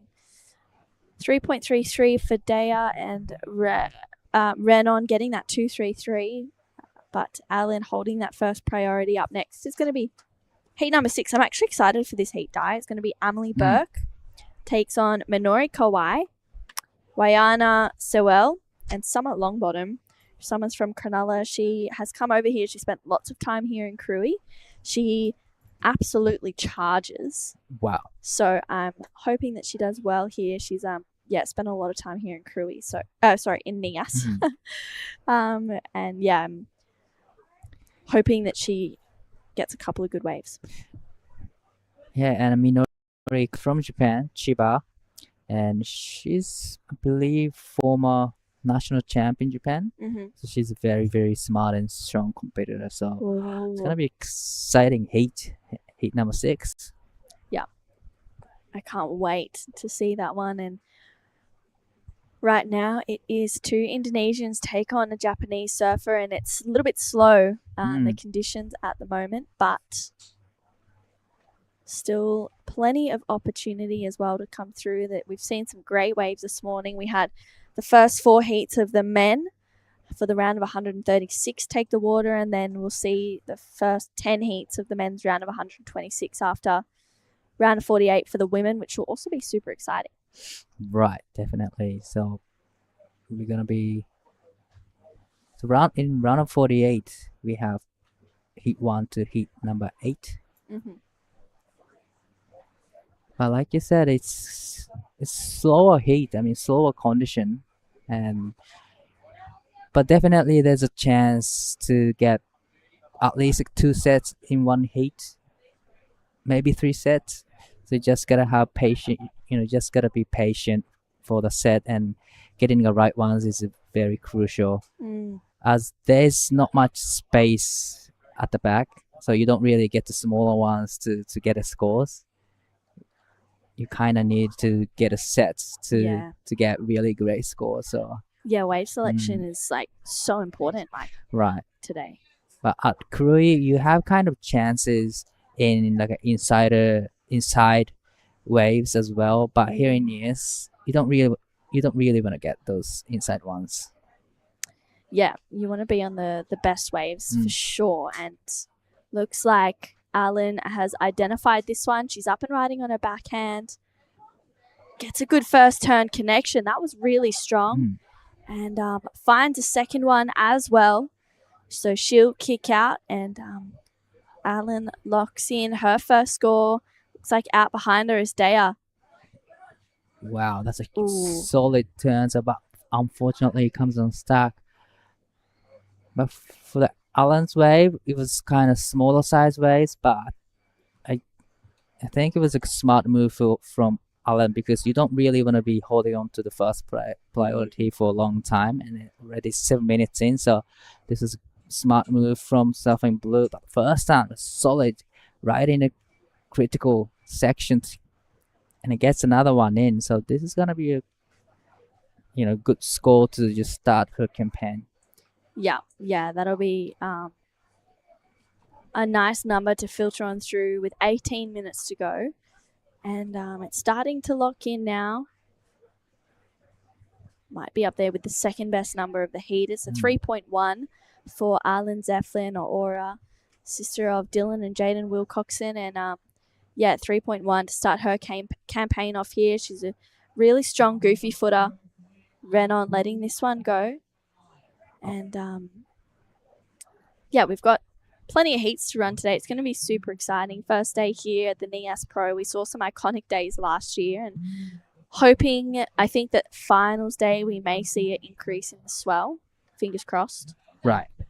But yeah, definitely we're gonna have a couple days of like a last year's condition. Hopefully, Really? right? Yeah. Hopefully. Bring it on. Mm. Love to see it. Love to watch it too. 17 minutes to go. It is Dea Novitasari out in front with a 3.33 and that 0.87. Arlen Zeflin has a 3.1. And Renon Matsuyama has a 2.33. She only needs a 0.78 to go to first. And, sorry. Yeah, Renon, traveled last year. You Lennon read was my here. mind. I was about to ask you. Yeah. And Lennon was traveling with her dad last year here in US. But I think this year she's traveling with Hinata, and Arisa Ishii. And they traveling together. I've seen them at Hash restaurant having a dinner. Mhm. And her dad is actually a pro longboarder. Really? Yeah, from Chiba, yes. Wow. Mm. On the WSL CT? Not too sure, he's competing in the WSL events, but definitely the national league, and he's doing great.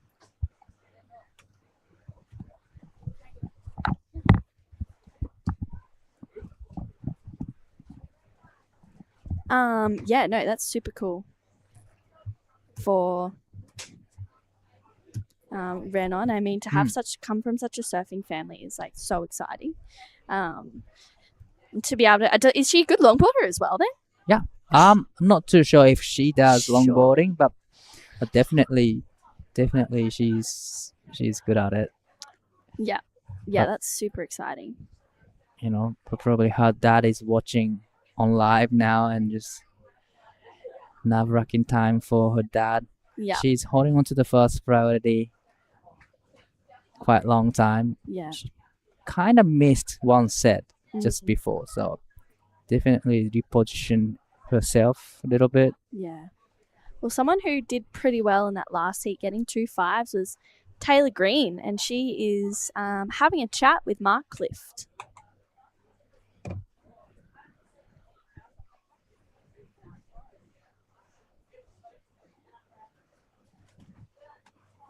Oh, maybe. We might get there at some point, hopefully. Well, with just under 15 minutes to go, it is Dea Novitasari out in front, Arlen Zeflin second, and Renon Matsuyama in third. And we have a post-heat interview, it seems like, ready. I think they're ready to go. Taylor Green is down there with Mark. All right, winner of the last heat, Taylor Green out of the sunny coast. Welcome to Nias. Thank you. I'm happy to be here. Super slow heat. You made your 2 waves at your road count. That must have felt good, right? Yeah, for sure. It was definitely a slow heat, only like 1 wave sets, but I don't know, happy to execute on them. What about the other girls? Was there any cussing going on out there, or any chats, any byplay, or was it just head down business? No, we're all chatting out there. I guess it's slow when you're waiting between waves, I guess. It's not much else to do. And Giada was having a good yarn, so yeah, it was good. And you got to see this place really fire up last year, so Nias, it's got a lot to like about it, hey? Yeah, for sure. It's in a crazy wave and happy to just surf a heat out there with 2 other girls. All right, well, your coaches have done a good job to prepare you for this event, I suppose. So have you got any crew at home you'd like to shout out to? Massive shout out to GT, Clarkey, Kerry. Thanks for everything you've done for me, and I'm grateful for it. And I'd also like to say hey to my fan back home. I miss you guys. Only event in the world you get one of these for a heat win, so enjoy your bang bang and good luck in the next round. Well done, Taylor. Thank you. Cheers, guys. Thank you, Taylor and Mark. Looks like Renon having a look at this one. 松山選手、必要なスコアはわずか 0.78 ですが、この波でしっかりといいスコアをしていきたい。1発目、大きなカービングターン、そして2発目もカービングターンを入れてきます。少し引っかかりながらも、2ターン、しっかりとれてきました。さあこの波で 0.78 以上出すと2位のポジションへ行きます。本日はウィメンズラウンドオブ48が終わった後、メンズのラウンドに移行していきます。Here's a replay of last of Reno Matsuyama. Nice opening curve. Little bit of a downtime there, but still managed to put two good turns to start. A few scores locked in for Reno Matsuyama. 273 for the last of red. Yeah, that's her best wave so far. Not the best wave of the heat, but she, gets a good score to come through, moves up into first place, which right now, this first round is really just all about making that first and second position. You know, progressing through. We'll see some 4-person heats. We'll see some 3-person heats in this first round, and it's just 1 and 2 progress through to that next round of 32, and that's the most important part. So definitely you don't want to be in the third position with a 3-person heat. But now Reno Matsuyama is in the first place with a 273 and 233. Not a huge score, really small score, but in the second we have Dia needing only 1.73 and Ellen needing 1.11 to go into the second, and she has first priority. So there's lots of time remaining in this heat. 11 minutes and 20 seconds to go. It looks like a little bit of moving out the back. Yeah, you can see that's Emily Burke on screen there. She's doing some coaching with Adam Dufner, and he's got what a setup he's got there with the umbrella, and he's preparing Emily for her heat. Unfortunately, she got knocked out in I think around 32 over in Cruy, but she's such an incredible surfer. I know she's excited to be competing out here at Nias on her backhand, which will be super cool. And yeah, she'll be taking on, as we said earlier, Minori Kawai, Wayana Sowell, and Summer Longbottom. It's going to be an exciting heat. They'll be in 10.5 minutes. And no takers on that little inside one. Maybe just running a little bit too fast. But in this slower condition, you might be able to get a smaller ones. But here he is on screen, Alain, having a look at this one, needing 1.11 to go into second. First turn, nice turn. And is she going to get the second one in? Nice check turn. And just navigating through to the inside.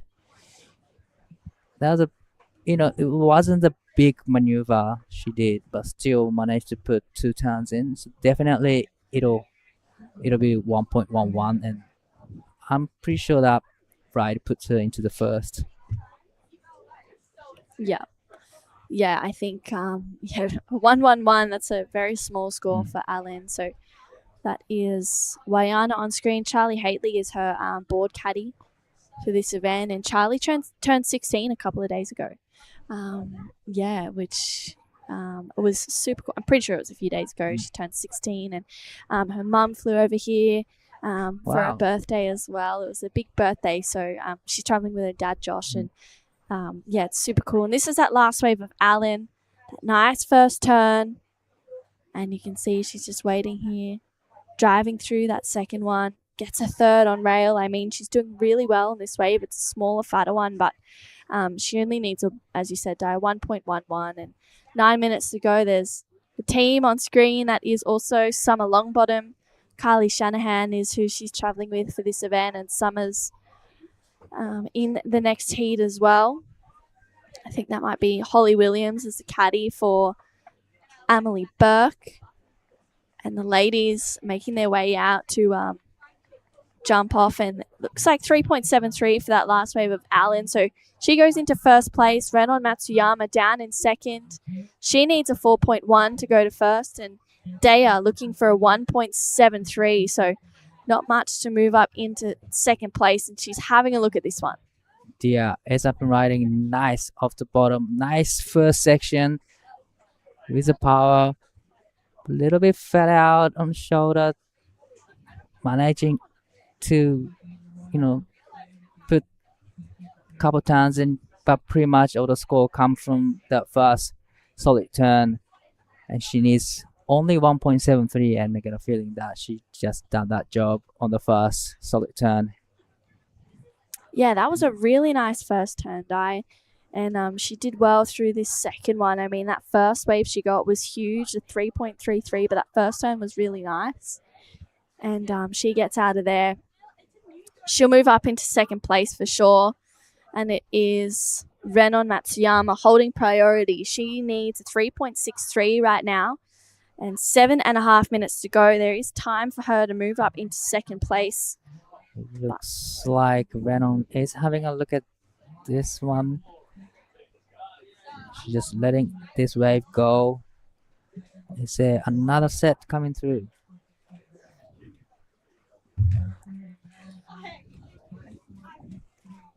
I don't think there's another lines on the horizon, but still there's plenty of time. 7 minutes to go in this heat. Yeah, heaps of time remaining. It's just a little bit slow through these moments. You know, it's hard to... it would be hard for the women out there to be patient because it's like you can wait for so long and then like time goes by so quickly. Right. Especially you're in like a third place. And then just waiting. You just need requirement, which isn't small score. Definitely gives you a nerve-wracking time. But this is a replay of last of blue, first of blue. Yeah. Reckon this is a 3.10. Nice combination from Allen. And this is the second wave, 3.73. Nice off the bottom. Yeah, nice driving through the second turn as well. Get a couple of check turns in. So that is a what? 5310 and 7373 look like. And this is Renon Matsuyama. Matsuyama 選手。さあ一発目大きなターンをしてきます。プレーを飛ばしながら2ターン、そして3ターン目と入れてきました。この波で 3.63 が必要です。Alan Zeflin, wow, out behind. Huge first turn for Alan, driving through the second one. That was such a great connection. And looks like Daya out the back. We can see she's having a look as well. Nice first turn for Daya. Just the one turn. She gets a little bit caught behind. She's going to stay with it though. And she's sitting in second place right now, needing potentially a score. Gets another backhand carve in. And she kicks out of that one as well. So scores for all of our surfers, all three surfers, with just over 5 minutes to go. Definitely, it's going to be interesting exchange from all the surfers. Yeah. They all had a great section to hit, and they all did hit the lip. So we are still waiting for all the actions. Yeah, wow, 5 minutes to go. And there's a set coming through. But I don't think no one will be able to get on those set.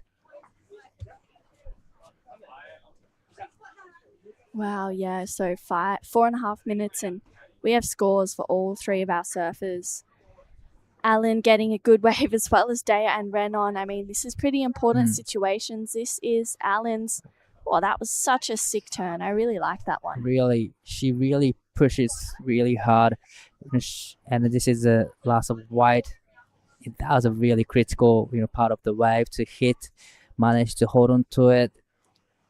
Yeah, and she decided to just stay with it and put, Kistra bonus turns in. It looks like Renon's last wave locked in at a 3.6, so it was just not enough. Not the score that she was looking for to move up into second place. She gets back out there and regains second priority though. And it is scores to lock in for last of Alan and Daya. 4.4 for Alan's last wave. She extends her lead. Daya chasing a 4.8 to go to first. Right, so Alan is having a great, heat so far.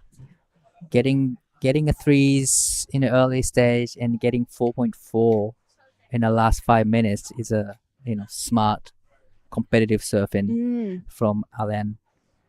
And we're still waiting for the last of Dia as well, but looks like it's gonna be a nice number for Dia. It could be her best score. Locks in 4.07. She remains the second place, but now Renon Matsuyama needs 3.81. Wow. And 松山選手、この波で 3.81 が必要です。少しテイクオフが遅れてしまったが、ここは捕まってしまいます。While using her second priority, that's unfortunate for Renon. This is Alan up and riding. Oh, that's right in the critical section, but probably a little bit too late to go up. She just went down, but with 2 minutes and 30 seconds to go in this heat. Wow, that was really unlucky for Alan. It would have been a huge turn had she have made it, but I love the attack that she has in this heat. She's really going for it. That 4.4 was such a strong turn, and Renon chasing that 3.81. Again, it's not a big score. Right. She's looking like she's surfing really good at the moment, but maybe just not on the best waves, Di? Yeah, that's definitely, that's, she's struggling to get right ones at the moment. She hit the lip on the last wave and gets 3.60, so she probably knows how to get 3.81 now. So she just needs to get on those, right ones, like blue and white getting on the last exchange. 1 minute and 20 seconds to go. So this is Alan's 4.40. Nice first turn. Pretty much all the point come from that first wave. Yeah. Yeah, it was such a nice turn. And let's see, with a minute to go, Alan out in front, Daya in second, Renon chasing a 3.81 with just under 1 minute to go. Daya holds a first priority, needs a 4.07 to go to first, and it's Renon Matsuyama who needs a 3.81 with 45 seconds to go. Wow, this is going to be really, really close, and it looks like it's Alan having a look at this one.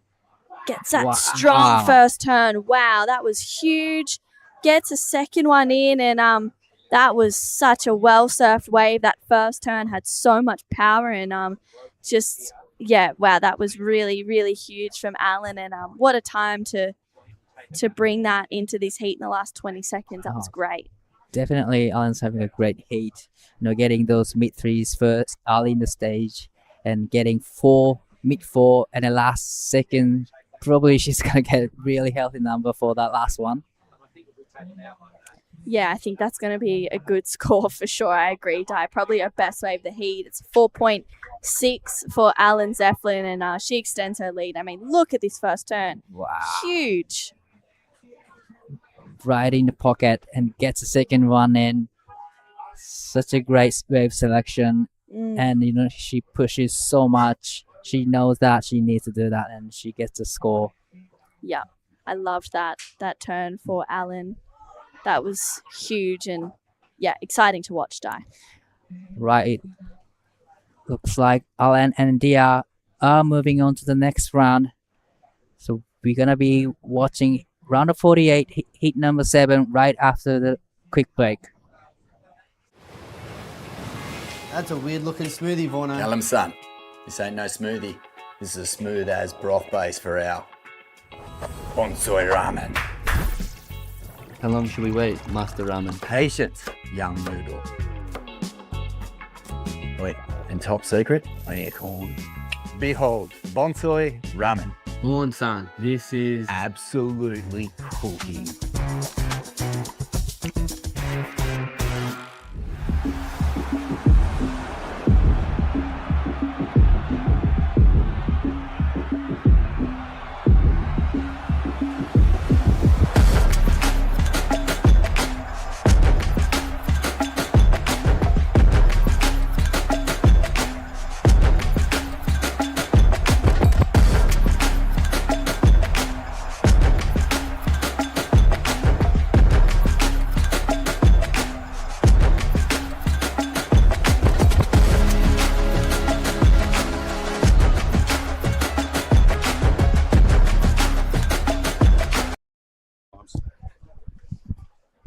day one of the 2025 Nias Pro, and we are enjoying our time here. This is Wayana Sewell up on her first wave, strong backhand connection, driving through this second one, and she kicks out. She'll be taking on Emily Burke, Minori Kawai, and Summer Longbottom. It's going to be an exciting heat. This is Summer Longbottom up and riding as well on her backhand. Just gets that first turn in, maybe a little bit late, but driving through the second one. Summer spent a lot of time here in Nias and driving through a nice connection. Unfortunately goes over. I'm True Starling. Joined in the booth with me is Mark Clift, and we've had some exciting heats, but a little bit slow. Yeah, the Ocean just having a little breather after yesterday's dynamics. It just barreled its head off all day, but it is what it is. It's the same for everybody, and here is blue now. So Minori making a count, getting some work done, just hanging with the power source, and now kicks out. So, yeah, it might be a little bit sleepy, but she's just got to get down and do it. And I was down sitting in front of the accommodation where Summer's staying, my good friend Snarly, yesterday, and Summer came down and she saw that 5-wave, 8-foot set come through, and she's looked at it and she's gone, oh my God, I need to go out there now. She did. She grabbed her dad 6-4 and went out for a charge. So it's not that today, but so what? You've got to compete and just get down and, make it count. Still do your best and surf as close as you can to the criteria. Here's the replays. Yeah, so this is the first wave of Emily Burke. This one locked in at a 2. And Emily just that one quick turn as she kicks out of there. Wayana locks in at 2.4. This is Emily up and riding, live action. Strong first turn for Emily Burke. She's from Newcastle, drives through that second one there as she kicks out. She's working here with Adam Dufno, who has a group of athletes as well over here in beautiful Lagundri Bay. And I'm sure that, he's feeling the nerves. He's such an excited coach. So she'll lock in her second wave. Wayana's first at 2.4.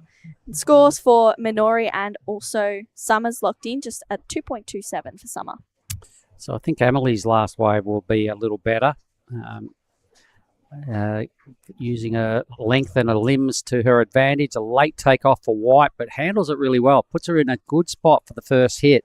Right in the pocket with a bit of height attached to this wave if she gets the second one in. Okay, so things are looking really good for Minori. 2-turn combo on kind of a set wave. Investigated the pocket of it a couple of times there. So, the judges are trying to break out of the bracket they're stuck in at the moment, which is a bunch of 2s. So at any opportunity they see something a little better than what else has gone down, they kind of prepared to throw something a little better at it. But it's kind of hard to hit the lip out there with limited opportunities. Everybody's nervous. We've seen a lot of heats go down where some crew have only caught 2 waves, so you've probably got that in the back of your mind. Hence, some people are surfing a little bit reserved, just due to the conditions. A 3.17 for Emily, just being able to wind up a little bit harder. I'm sure Minori's, Wayana's wave. It was pretty good. At least you got 2 good cracks at it, right? Yeah, it was a well-surfed wave. It had a little bit of height, as you mentioned, and she'll lock in her second wave as well, a 3.17 for Emily's last. And Wayana looking in maybe around a similar number. It's a 3.27. So Wayana goes into first place. She also has a 2.4, a 3.17, and a 2 for Emily. Has her in second place. Minori needs a 2.75, and Summer chasing that 2.91. This is a replay of Wayana's wave, and I liked this first turn. She drew it out really well and faded back to the whitewash, which is where she was able to get a little bit more critical in that second section. She had to go around someone more to the point. If she had a bottom turn where she wanted to, she may have squarely run over one of the other 3 paddling out, but it did put her in a good spot. So there she goes. She parks up out the back now with 4th priority. A bit of a sketchy lead. We're talking 3s and 2s again, a bit like the last heat. So should somebody be able to hit a lip or maybe get a barrel, it always looks good out here. I'm sure the judges are hanging to bust out of this range here. So here goes Wayana again. Winding up, tries to hit the lip, all right? So she's reading between the lines here. She's trying to upgrade her manoeuvre selection. She went for it. It didn't pay off that time, but with 18 on the clock, you've already got the lead. you're doing this sort of slashing moves out on the shoulder. So she's decided to do what the judges are demanding and hit the lip, but it didn't pay off that time. Keep swinging. I reckon it will shortly. Yeah, for sure. And it looks like there is a interview there ready. Alan Zeflin had a really exciting heat in that last one. She's going to have a chat with Daiwako. Definitely, it was a slower heat, but I think you had a great heat because you had a mid threes in the early stage, and you kept improving your situation. But how is the condition out there? It was really slow, but I managed to get some good waves, and it was really fun. Nice. What was your plan out there? It's a slower heat, but what's your plan? My plan was to wait for the sets to come through and do like big turns, but yeah, really happy to do that. Yeah. That's exactly what you did out there and getting through the heat. But would you like to? Is there anything to you like to say to your family, friends, maybe supporters in your country? Thank you for my family for supporting me, and from Candy Resort, thank you for watching. Can't wait to go back. Yeah. Thank you so much, and this is the first Ben. Good luck in the next round. Thank you so much, Di and Alan. That was super cool to see her in that last heat. She did such a great job. She was going for it. Her first turns were huge. It was super exciting to watch her, and seems like she's excited to be here and really grateful to be in this event. All right, it's good to see those crew getting out of their little hood down there, tucked away in the mental eyes. Everybody knows it, so it's a huge part of the surfing world, but it's just so remote and so different to any other sort of build-up, Bali or anything that goes on anywhere else. It's look, there's no shops. You can't go shopping, clothes shopping. You're kind of just there to surf, and you get visitors. The customers change daily. The boats go in and out, and you see a lot of different people, but your world is entirely different. So I'm stoked that Aura and Kia, and I've seen Dylan and Jaden and Dadzi there, Ray, all coming here and representing the Mentor again at this level. Yep. So here's a pretty good wave. So this is Minori's 617. Yeah, that was a huge first turn. Tags it once again, throwing spray to the sky. Minori Kawai is just that was a really, really well surfed wave. It was exciting to watch. And 517 for Amelie. This first turn had so much power and strength behind it. Pretty similar second one as well. I mean, Amelie at 5.17. They're two really, really good scores in this heat and in the last previous heats that we've seen. Some of the biggest numbers on the women's side of the draw, really. Haven't seen too many scores go in the 6 range today. I imagine that's based primarily due to the fact that it's sleepy and the wave size has dropped down a bit. But more importantly, it's time to open up and surf it a bit closer to the criteria, a la Minori and Amelie. Amelie's got to be one of the biggest competitors, tallest competitors on the women's side of the draw. She used it well that time. Well done on the 517. We'll have a quick look at a bonsai ad and be right back in a moment. That's a weird looking smoothie, Vorno. Tell him, son, this ain't no smoothie. This is a smooth as broth base for our bonsai ramen. How long should we wait, Master Ramen? Patience, young noodle. Wait, and top secret, I need a corn. Behold, bonsai ramen. Moon-san, this is absolutely cooking.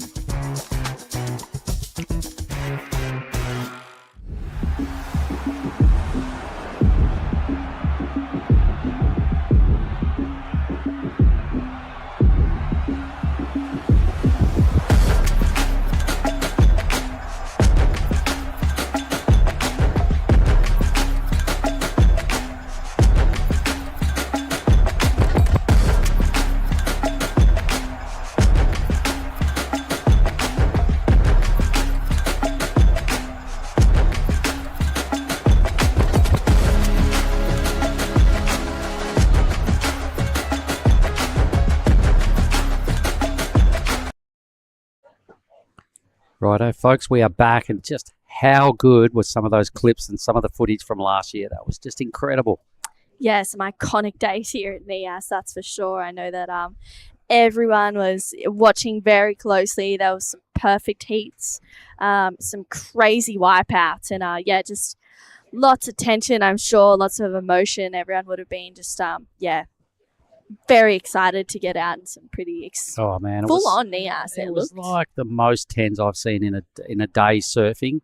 And we'll get back to that again in a moment because I have another couple of stories about that. But let's watch Summer here starting to wind up. She's back on a smaller board this morning. She's jamming it hard in the pocket. There's a couple of decent hits. Now just the regulation cutback just to sign off. No point milking it from there. With half the heat remaining, she'll be in a good position. She's already got a 3.27.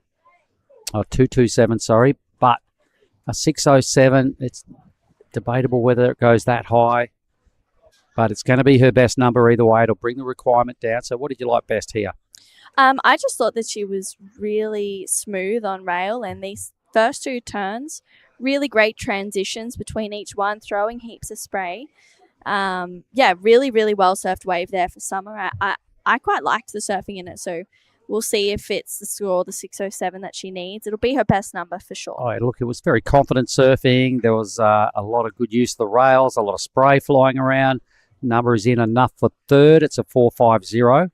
So, yep, now chasing just a high 3. And Wayana with priority. She doesn't need much either. Sort of a low 5 would get her into second. So, Emily has, in fact, done a pretty good job to back up a 5.17. Minori blasted big time for a 6.17. So, Minori's looking really good. Maybe we could see the replay of our better rides again. Nice to have another look at that 6.17, and maybe Amelie's 5.17 would be good. Well, we've got 11 minutes to go, just over, and Wayana, she's chasing a 5.08 at this point, and Summer getting that 4.5 is a great way to get herself back into this heat, because 6.17 and 5.17 of Amelie and Minori's they're pretty good scores right now, and this next heat is going to be super exciting as well. It's going to be Hinano Shimizu, Isla Huppets, Arissa Ishii, and Ella McCaffrey in that heat, which will be a really good one to watch, I think. Ella had a great event here last year. She won, yes. She smoked it. That's Absolutely blew up. Couldn't remember if that was last year or the year before. A lot of them blend into each other, but it was definitely her last year. She's got a story to tell as well. She was here for a couple of weeks previous to the contest. She went home and just quickly jumped back on a plane and went, what am I thinking? I've got to get back there. Yeah. Down goes Summer, so that won't factor in. So Ella had the fear of missing out, being the defending champ. She's going, what the hell am I doing at home? It's cold. And the surf wasn't very good, so it's a no-brainer. Get back here. Ooh. Down goes Wayana as well. So once again, not bothering the scorers too much. Yeah, that was really unlucky for Wayana. 10 minutes to go. It is Amelie Burke holding first priority. Minori Kawai, she is in the lead. She needs that 2.43 to make it harder for Amelie to get to first place, which is a 3.44 is her requirement. And yeah, last year, you said that you had a couple of stories about last year. What are they? Oh, look, it's mainly the surf itself was just off the hook. A bunch of 10s going down. That day we rolled up. It was looking okay-ish, right? It wasn't great. It was okay. We ran some heats. The wind got on it a bit. It was onshore. It was a bit junky. It's like, hang on, let's just go on hold, because we were expecting something better later on in the day. So we went on hold for like 2 hours. Mm-hmm. Then the wind swung, and we're all out there and we're walking around during our 2 hours off. We're, hey, boys, feel the breeze. It's starting to blow offshore again. Here we go. And within probably an hour of saying that, it started barreling, sets started coming. It got better and better. And that was the day all the 10s went down, but it was so ordinary in the morning, we actually went on hold. So it changed around pretty quick smart and just turned into the best afternoon ever for competition that I can remember being part of. It was just so good. Yeah, it looked like it was such an exciting day. This is Amelie Burke, though. She needs a 3.44 to go to first. Big first turn for Amelie, driving through this second one. That's a smooth connection as she kicks out behind. Looks like Minori Kawai also having a look as well. Nice connection there for Minori. This is the type of surfing we saw her do to get that 6.17, that second turn, maybe just a little bit iffy there, but she recovers and kicks out. Waiana now needs to answer back because her requirement would have blown up a little bit. She's now looking a little shaky, getting the job done. Not super convincing, but still pretty good by Waiana. But for sure, I reckon at both Emily and Minori, Minori's prepared to hit the lip. And that's the difference I'm seeing in this heat. So I'm sure the judges are paying big attention to that. Her 2.43 is gone, so she will increase her lead. I think Emily will strengthen her hold on second. So Waiana's 5.08 probably just blew up into a mid-6. And is probably just going to have to be a little bit more convincing with what she does on her next wave. That's how I'm reading what just went out of that 3-wave exchange. In fact, Waiana's number is in. It's her better score, is it? It's a 3-something? It's a 3.2. Yeah, but this is good. Yeah, I really liked this wave from Amelie's. I thought it was really strong surfing. Amelie may even go into the lead. Yeah, she only needs 3.44 and But Minori will improve as well. She hits a lip here. Boom. So the Bonsoy replay took a little while to get her second move in. Probably had the opportunity to go straight up off that first pump of the bottom turn. Took her time. I think it's going to be really close for first, but I can see Amelie moving into that position because, you know, she's, as I was explaining earlier, she's probably the taller out of all the ladies in the draw. Really used it well that time. Really cranked off a really strong top turn and backed it up. So it dropped in at a 6.4. So a 5.41 needed. We've just got a little blank on our screen. So we'll stay with our monitor. In fact, Minori drops a 5.1. It's really close. It's 0.3 now separating all our top leaderboard. But Amelie Burke, the Australian, is in first in red. We've temporarily lost our screen for the people that are listening at home or playing along on their phones or whatever. We have audio, I believe. We have no signal at this stage. So the techs are working on it. We've got 6 minutes remaining. Nice exchange there out of it, Amelie and Minori. Yeah, that 6.4, it was huge from Amelie. A 5.1 for that one turn of Minori's was pretty crazy. And, so Amelie, is that the best number today, a 6.4? No, we've seen a 6.83 from Kira Buckpit in that second heat, I believe, or third heat of this round. So that's so far the best score that I've seen. Yeah, but I mean, that was really strong surfing regardless. The 6.4 for Amelie was huge. 5.1 for that one turner of Minori's was pretty crazy. And hitting the lip. Look at this. Tags it. Wow, that was such a big wave and a really, really strong connection. That's a 6.17 of Minori Kawai. She did so well in this wave, identifying each moment that was necessary, and she kicks out of there. I love that Bonsoy replay, and this 6.4 of Amelie's was solid. Yep, loved it. Right in the pocket, heaps of spray. Like I said, one of the taller members in the women's department and cracking off some big backhand blasts there, a 6.4. Probably the second best or thereabouts number of the day on the ladies' side.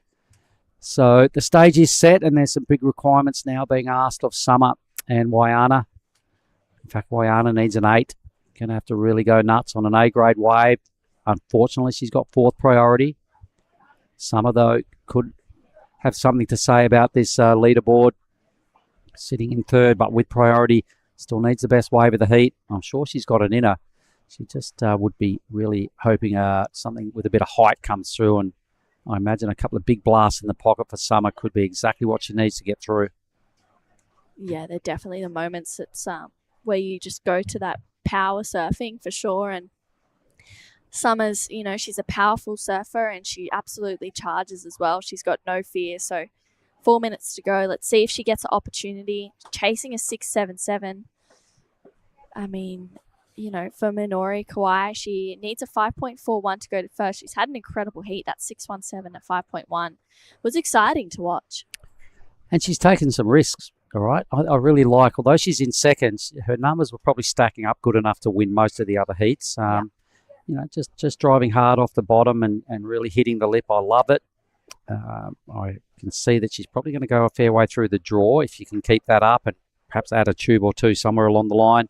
We do believe our forecast is going to sit somewhere between 4 to 6 foot for a majority of the event. Yeah. The organisers are pretty confident with the forecast. Today might be our sleepier day looking at what's gone on so far. In stark comparison to yesterday, there was just wave after wave. There was a lot going on. There was at least probably averaged 50 to 60 people in the lineup all day. And there was a quality field just teeing off. It was tubes after tube. There was waves just spitting hard in the channel. It was just a good arvo to just relax for me and just sit back and watch it and go, Jesus, there's reasons I love this place so much. It's all about the wave, but those arvos, you get some killer colours. There's some good people you can just chill with, and it's nice catching up with some good old-time local friends. It's great. So thanks, Snarly. Thanks, Anton, for the company yesterday. Very enjoyed it. What did you get up to yesterday, Arvo? I had a surf in the afternoon down on the Lagundri beachy, which was small, but I actually had heaps of fun. Just catching a couple of waves with some of the locals and some of the crew, and yeah, just enjoyed the afternoon watching some waves roll in. I mean, must have been big up here because there was some big ones coming down on the beach here. Yeah, there was a lot of 5 to 6 footers were regulation, and like I said, there was a couple of handful of 8 footers that rolled through mid-arvo and really got the crowd buzzing, and there was a few broken leg ropes and a few swim-ins, and a few people got squashed and a lot of people got spat out. There was some really a solid set of wipeouts, high-speed wipeouts, people trying to hit the lip and grind out of the top and just getting flicked. It can be pretty easy to get the timing just a little off, and if it is, and it's that size and you're trying to do big moves, it's you could find yourself just flying through the air quite easily, and it happened a lot. So it kind of gave us good entertainment anyway. It's always fun to watch good surfing. And you know what? Like it's what day is it? It's a Saturday, right? Mm. Okay. So the weekends, you will get a lot of people down here this afternoon. A lot of locals, a lot of domestic crew will come down and watch. And tomorrow being a Sunday, and they don't know a lot about surfing. But one thing I've picked up over the years, when they're all on the point and they're all watching, when someone either does a big flick out or gets smashed, they all hoot and holler. They think that's the best part of surfing because they don't really know what they're watching. It's pretty funny. Tube, when someone gets a tube, it's kind of quiet. They don't know what a good tube, but when someone goes flying, they're like, "Wow, that's the best thing for them." Yeah, I guess it's maybe for them it's exciting to watch people just charge, go for it.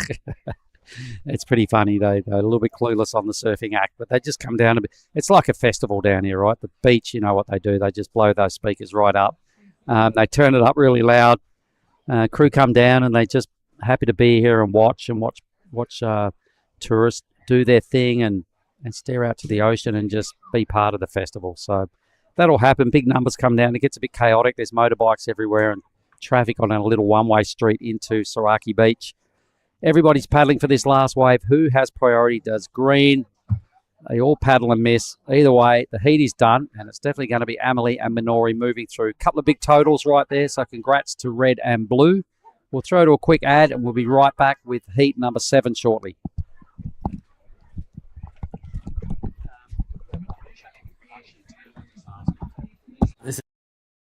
This is the smoothie I've been waiting all day for. I'm going to start with a couple bananas and then mixed berry frozen blend, my favourite. Bonsai almond milk and heaps of peanut butter. Nice little bit of coconut to finish off. Get that in ya.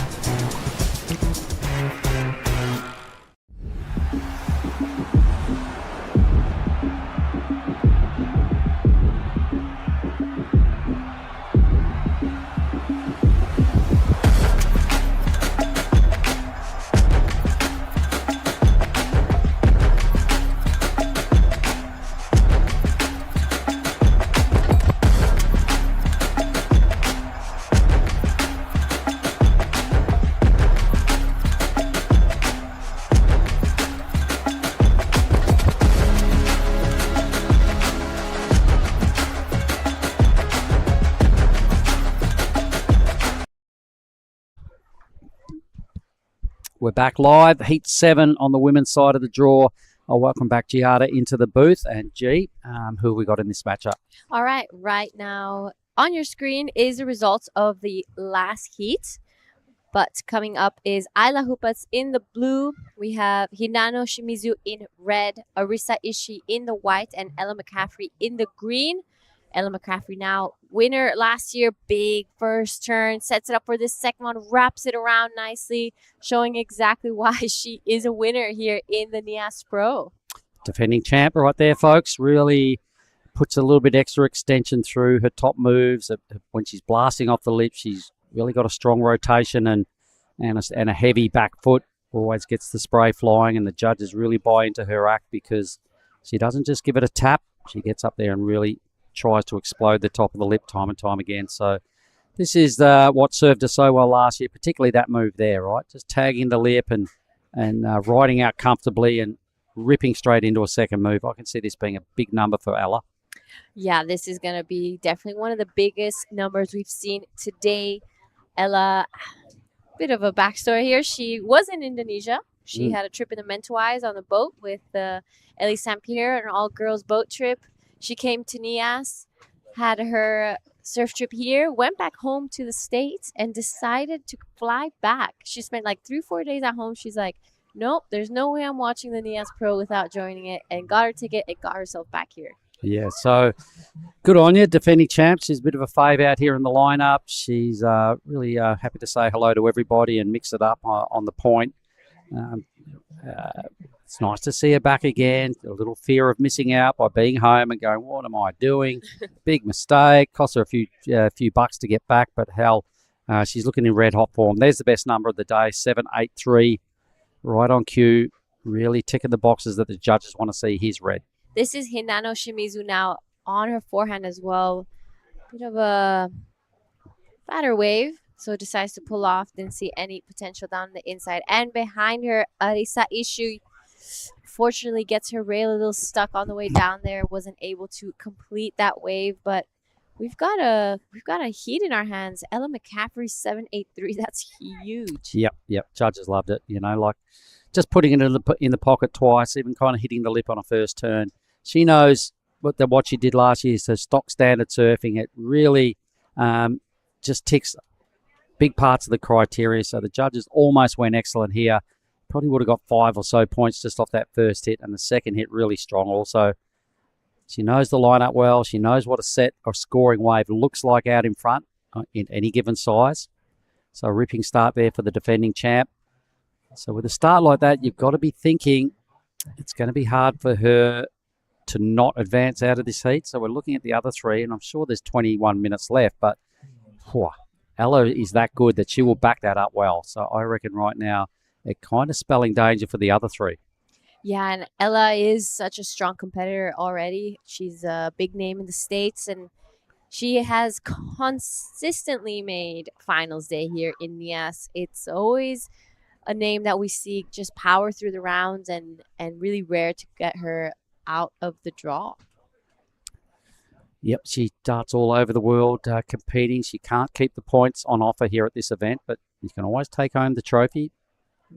Cash in the pocket is always a good thing. It's extra motivation. But more importantly, defending the title. Trying to go back-to-back is a big deal. So glad she's here. Definitely adds a whole lot of value to the ladies' side of the draw. Makes it a bit tougher for all the ladies. But hell, got to have a crack at the title a second time around. It's looking like blue is well positioned, so it's Ayla. This is now Ayla Hupat's big first hack. Goes for the second one, wraps it around really nicely. So much speed through her turns. Wraps it again, gets through that fat section close to the channel, and right behind her is Ella McCaffrey now. Big blast to start things off. Wraps it around here again. So this is a pretty solid heat. Ayla Hupat's fighting back. Fighting back, but the judges will watch Ayla's wave and comparing it to Ella's first wave. It was 2 similar hits, but Ella's just had a whole lot more spice and a bit more venom in every hit. So for sure, Ella would have won the battle of those first couple of waves by Ayla and Ella, and then squarely just backed it up in super quick time. 6 minutes off the clock. Ella got up and just belted the lip again. She's just confident, you know, when she free falls out of the lip after that first turn on this next wave. We'll see a replay of it shortly, no doubt. But just lands with no wobbles, just full control, which is a big part of the criteria, and then just immediately puts it straight on rail. So she's just showing her confidence and her commitment to everything she does. Yep. So Isla's first wave's a 5.5. That's a pretty good start for her as well. That's one of the scores you're definitely going to be keeping, especially we've seen this morning just get a little bit slow sometimes. So those 5s and 4s are actual scores and things to back up.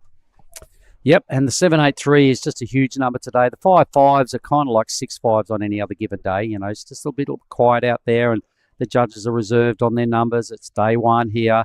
It's the round of 48 for the ladies. So they're kind of reluctant to go too nuts. A 4.4 for Ella is a good backup number, and once again, just sticking to the theory of hitting the lip and just looking confident. Yeah, you're right. Ella is such a strong competitor. We saw her last year as well, just barrel and whoa. Oh, speaking of barrels. Yeah, speaking of Shimizu, barrels. little shampoo. So she's just an all-rounded surfer, Ella. She gets really really competitive too. You just see it as soon as the heat starts. She just switches her body, like the way she brings herself out to heat. So a super strong competitor. Really good body language in all her waves. You know, she always looks invested. She never does half turns. It's all or nothing. She's more than happy to throw it up there and fall rather than just surf down to her belief. So this is the 5.5 for Isla. A couple of good moves. The judges just kept it a good 2 and a bit points under Ella's first number because Ella's was just a bit more brutal. And here's the last wave. Yeah, so this is the last wave of Ella. She sets it up here, gets a little bit late to that section, I think, but she surfed it incredibly well. She still managed to ride out of it and wrap that second turn as well. So just wanting to back up that 7.83. Isla hope it's a 5.5. I love that first turn. I think if she maybe got a second section, her wave would have probably gone up to the 7s as well. Yep, her second section didn't have the same sort of height or bowl attached than Ella's first wave. So I think we're ready for the interview down there with Amelie Burke. So take it away, please, True. Thank you so much, Amelie. What a great heat that one was, a 6.1 and a 5. I mean, your backhand is looking really sharp out there. Thank you. Yeah, it felt nice just to get a couple of waves out there. Free surfs are pretty hard out there, bit of a nightmare. Especially coming from Cruy and then being here on one pretty much peak or takeoff zone. It's your first heat. You had not a shocker in Cruy, but you just didn't make that heat. Are you excited to be moving on through to the rounds here? Yeah, for sure. I love my backhand. It just kind of feels a little bit like home. So yeah, hopefully get through a couple more heats and yeah. Yeah, it's exciting to watch you out there. That 6.1, I was like, wow, that was really smooth surfing. You've got a great support team here as well. Who's in your corner? Training with Doof this comp and also at Cruy and traveling with Holly Williams for the event. So yeah, good little crew. I'm sure you have lots of friends and family at home watching. Anyone you'd like to say hi to? Mum, Dad, my sister, dog Taco, actually, and happy birthday, Mum. It was her birthday yesterday. So yeah, and everyone else watching back at home. Thanks. Well, we have the tradition of the Bang Bang chocolates for the heat wins. So that's for you, Amelie. We'll send it back to you guys. Well, there was a lot going on during that interview, so we'll get some replays flying around. I imagine I saw another huge effort by Ella, just absolutely going nuts. I saw a good ride by Arissa. So we'll catch up with that in a moment. I'm sure the production team will just queue up a few replays. Ella will have another huge number. I think she's going to have the two best scores of this matchup for sure. Yeah, that wave was pretty impressive. Ella, like we said, just not holding back. Here are some of the replays. I really love this wave from Arissa as well. What did you like most? This turn, actually, it wasn't at the very top of the wave, but you just see the commitment there. That wave was just coming at her, and she came out of it with so much speed. So really, really well done from Arissa. That one came in at a 3.67, but this is Ella right now. Big blast, a huge fan of spray. Sets it up for the second one again, wraps it around.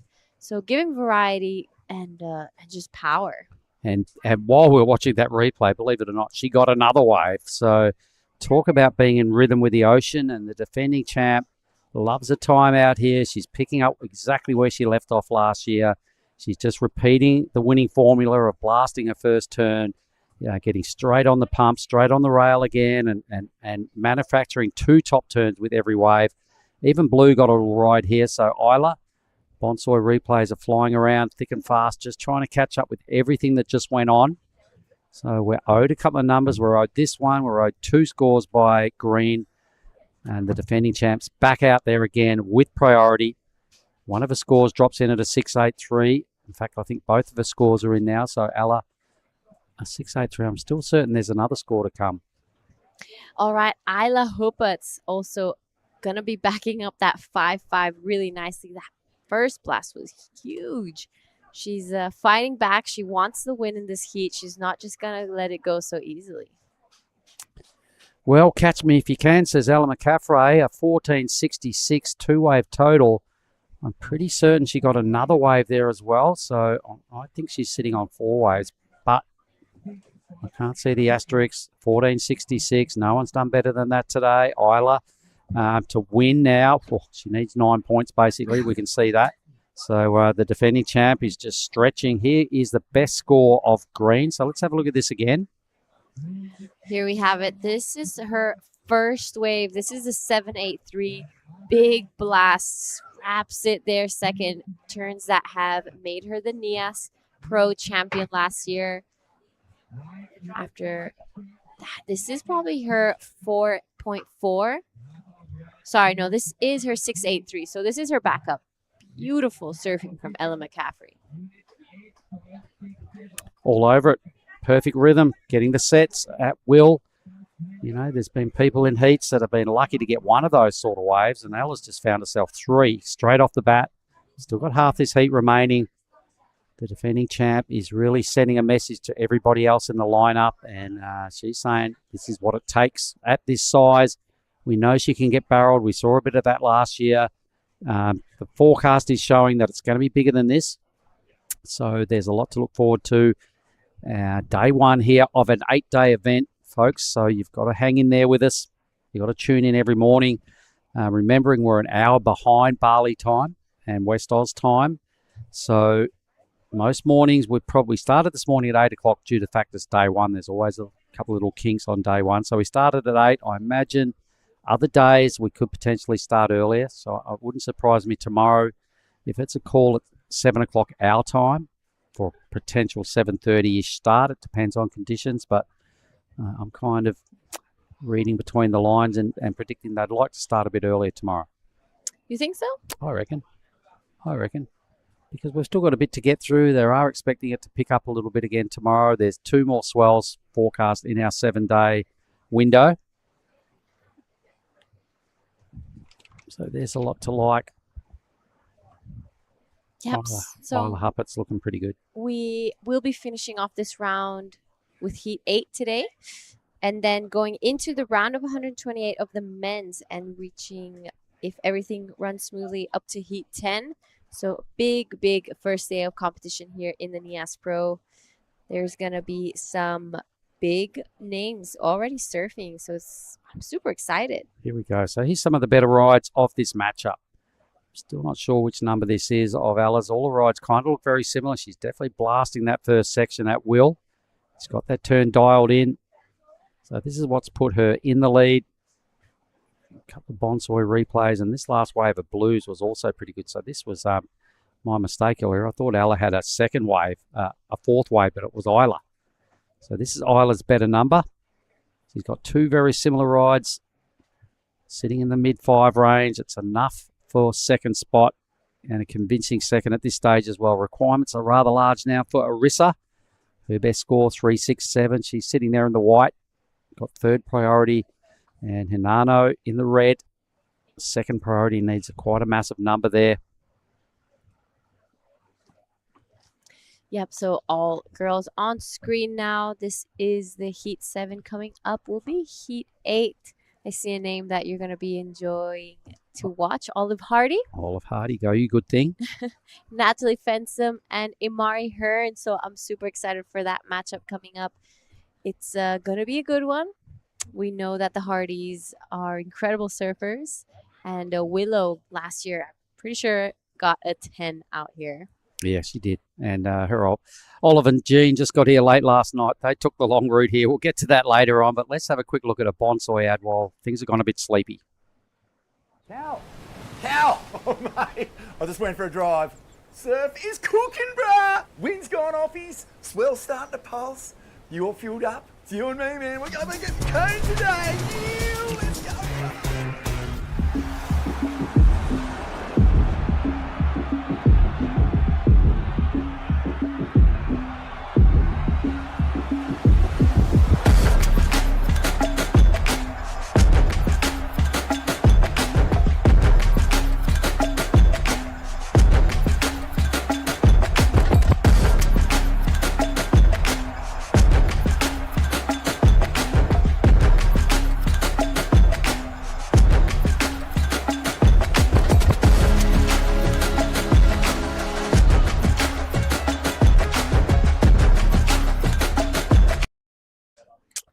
And thanks to the production team, just bringing us some of the highlights of last year was mental. We know that. We saw some of the clips. Huge emotional days that went down in the back end of last year's event that will just stand the test of time as to what epic surfing events look like. It will never be forgotten, I reckon. So we did see a wave of white during the break. Yep, so this is Irashi Ishii now. Big blast here. Wraps it again. Unfortunately, just falls off, but you know, the girls are really stepping it up, and especially because Ella dropping that 7.83 and the 6.83, the other girls are like, all right, I got to go big now. I think I just saw one of the bigger waves of the day roll through unattended then as well. Nobody being able to, unless somebody pulled in and got clipped. Red now taking off a little bit wider on this wave, but it has got substantial height to it. So Hinano trying to get out of trouble here. She might have to do it in 2 rides. And it turns into a 1 maneuver way there for Hinano. So not ideal when you're chasing an 8.67 or an 11.17 two-way total to move through into the round of 32. 32.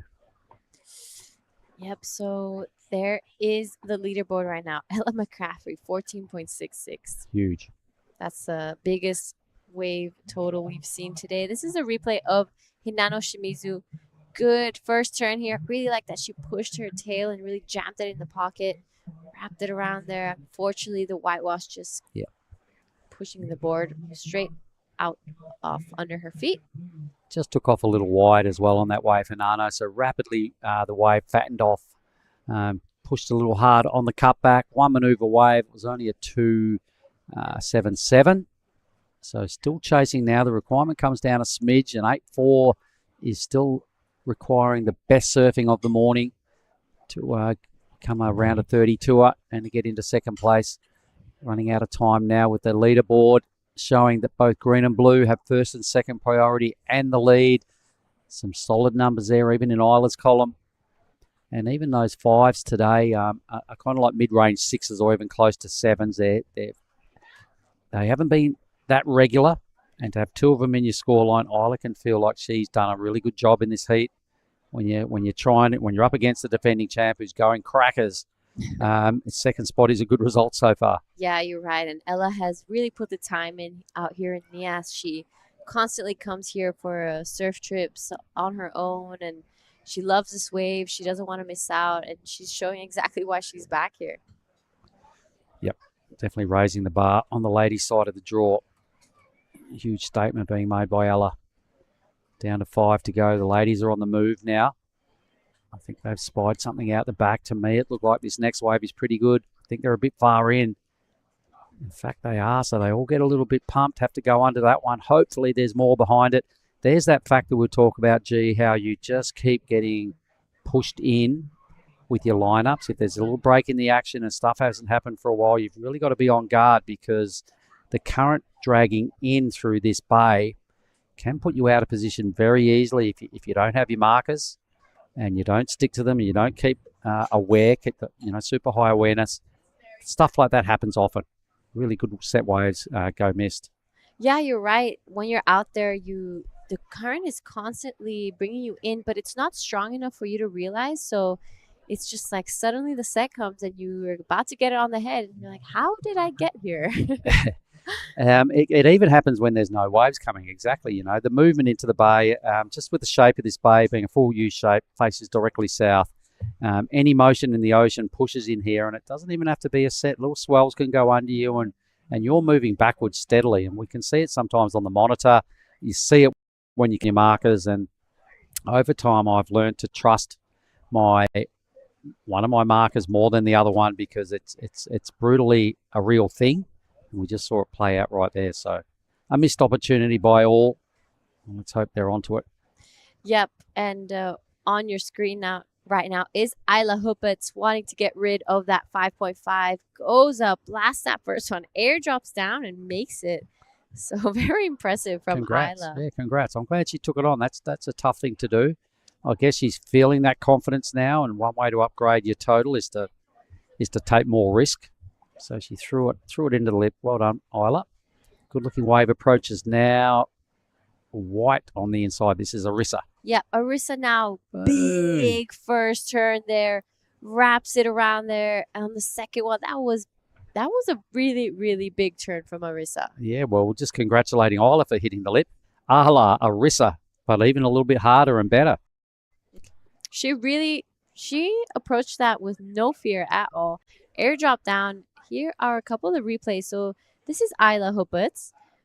Kind of airdrops this first section. I don't think she'll be improving her scoreline too much, but It's a little bit late on the hit, but this was perfect timing, I reckon. yeah, look at this one. Boom. Really good connection. Well done. Pity there wasn't more to this wave. As she falls off here, it'll be deemed a one maneuver wave, but it was a sick move. Arissa, she needed a 6.97. Her number is in. It helps her cause, because a 4.2 for one hit, the judges loved it, really. A 4.2 is a decent number for one move. I mean, that was pretty critical. It was the largest part of that wave, and she really hit it, no fear. Airdrop down. I think really well done. Yep, loved it. So well done, Arissa. More of that, please. You're going to have to find that twice on a wave to get the required almost 7 points to get out of trouble here. But she's rapidly running out of time. She's not even in the priority billing, so not back on the peak yet. Yeah, Wow. as she came down, there was like a full extension of her body. So good. That's such a tough thing to do. So, she was on the rope. She's gone, I don't want to get knocked out just yet. So she totally went for it. We needed that kind of approach perhaps a bit earlier in the heat to give it a better chance of qualifying. All right, so this is not her last wave, but it's one of her other rides. This will be a 3.67. The Bonsoy replay. Good looking wave out the back now. I can see. We'll cut to the live action. Here is, more replays. This is that last one. This came That in was it. at a 4.20. Big blast to start things off. So well done, Arissa. Really trying to get back into this heat. She is not giving up so easily, which is a great competitive mindset. Just saw Hinano ride another wave out the corner of my eye. Doesn't factor in. So more of the same there for Hinano. Just a mid-range 2. So time's getting away now. It's going to be congrats to the champ. She looked solid all heat right from her 7.83 first wave. 100% moving through. She'll have a target on her back this week. Everybody wants to be her. You want to win these type of events. Here is a replay of that last wave of reds. 20 seconds to go. Hinano is on the ropes. That's what a 2.5 looks like, folks. But here is a victory lap now for Ella, once again on a pretty good looking wave. Yep, so just a quick victory lap for Ella. Big blast again. She's going to go for a second one, wraps it, and really digs her rail into that one. So congratulations to Ella McCaffrey. She will be going straight into the round of 32. And with that, we're going to head on to a quick break, and we'll see you guys in the next heat.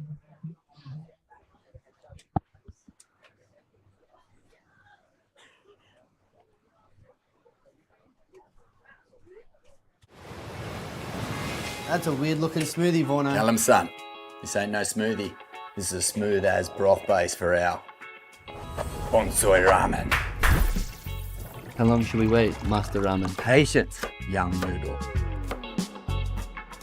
Wait, and top secret, I need corn. Behold, Bonsoy ramen. Horn-san, this is absolutely cooking.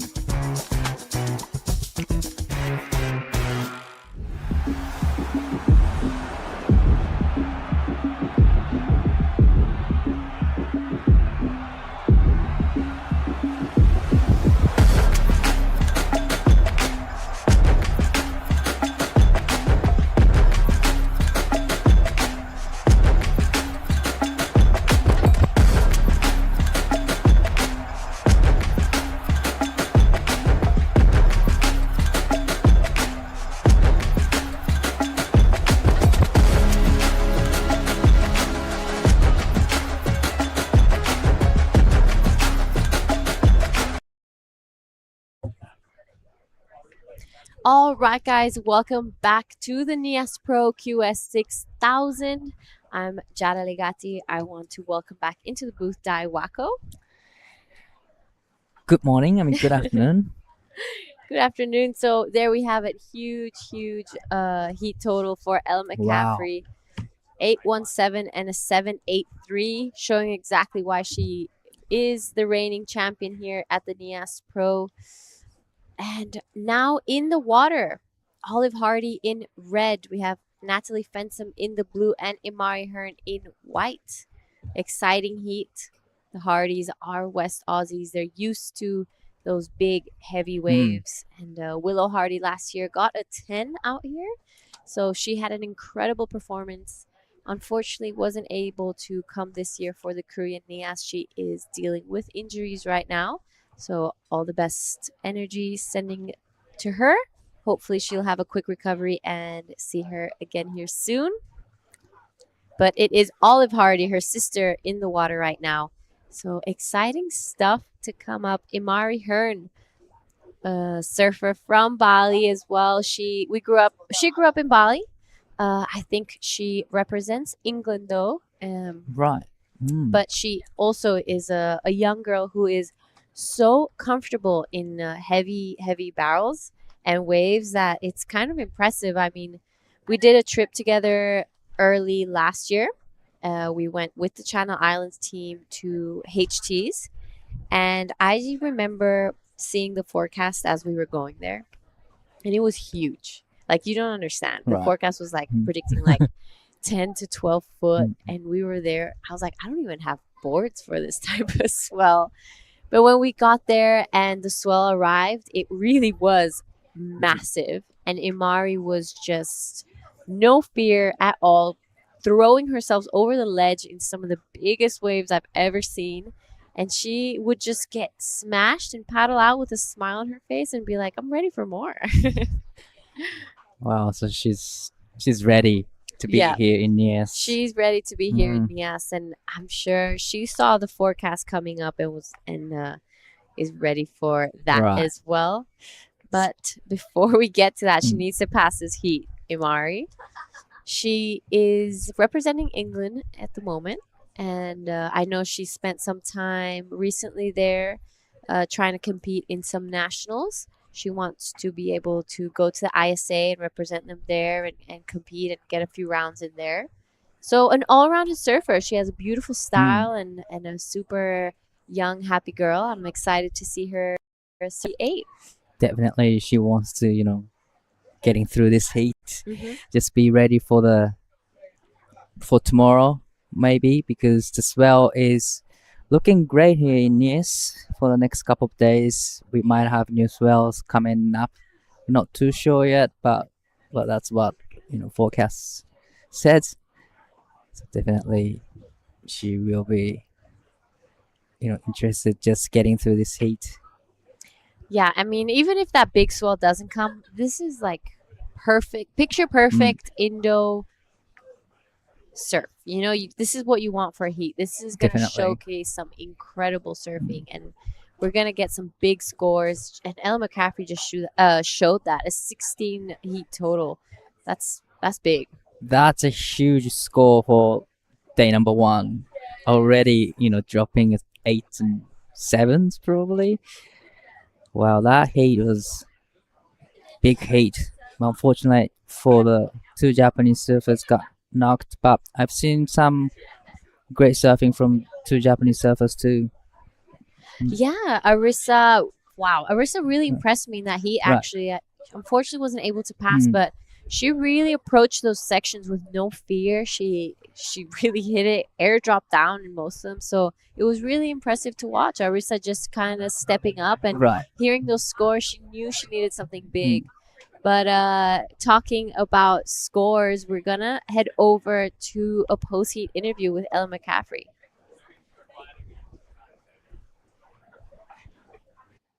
Righto, I'm here with the defending champ, and Ella, I've got to say, what a perfect statement to back up your defence of your title from last year. Thank you so much. Stoked to be back. 817 for that last wave. Yeah, you just keep smashing the lip. You're looking so good. Thank you. Yeah, stoked to be back here. Surf's firing as usual, and just happy to be here. How long every year would you say you would spend here at Nias? Because I see you here a lot. I do spend a lot of time here. This is my favorite wave in the world. I love the place. I always stay at Hash. I love the family. It's where I try to come back to every year. Just that was to me just stock standard Alan McCaffrey surfing. So if I could just say one thing, just keep doing more of that because you're on fire, right? Thank you so much. Nice to get barreled. Yes, I would love to get barreled. The next 2 days look like they might be a little bigger, so definitely hoping for some barrels. And you've probably won more of these little things out of anybody on the point here. How good's a sneaky bang bang every now and then? So good. Love that you guys do that. It's like the best, like after heat, bang bang. It's the only event in the world it gets done. I'm going to shake your hand and say, Ella, you're in winning form. Good luck for the rest of the event. Thank you so much. Back to you guys. Thank you. All right, epic interview there with Ella, the defending champ here in Nias. She wants to get that title again. So we've had one wave ridden. This is Natalie Fensom. This wave just turned into a really great wave. Really loved the first turn and get the second turn in. 7 minutes in this heat, and finally 2 of the surfers getting those waves. And the fast wave for Natalie comes in at 4.17. Emily Hearn had a one wave, but unfortunately comes in stuck and comes out of 0.60. It's a great exchange from Natalie on the first wave. Yeah, so a 4.17, that's a really good score today. You know, we've seen so many heats that it just kind of dies down and not many waves come through. So the 4s and the 5s are definitely getting you through this round one. Definitely like getting 4s and 5s is like getting 7s, 8 out there, but except for the last heat. But pretty much, yeah, for mid 4 is going to be a keeper, and definitely 4.17 will be a keeper with a 17 minutes and 35 seconds to go in this heat, but a little bit of moving out the back. I believe Hurdy's having a look at this one. So this is her first wave, utilizing her first priority. Nice off the top opening carve, and gets around the corner and put another solid big carve.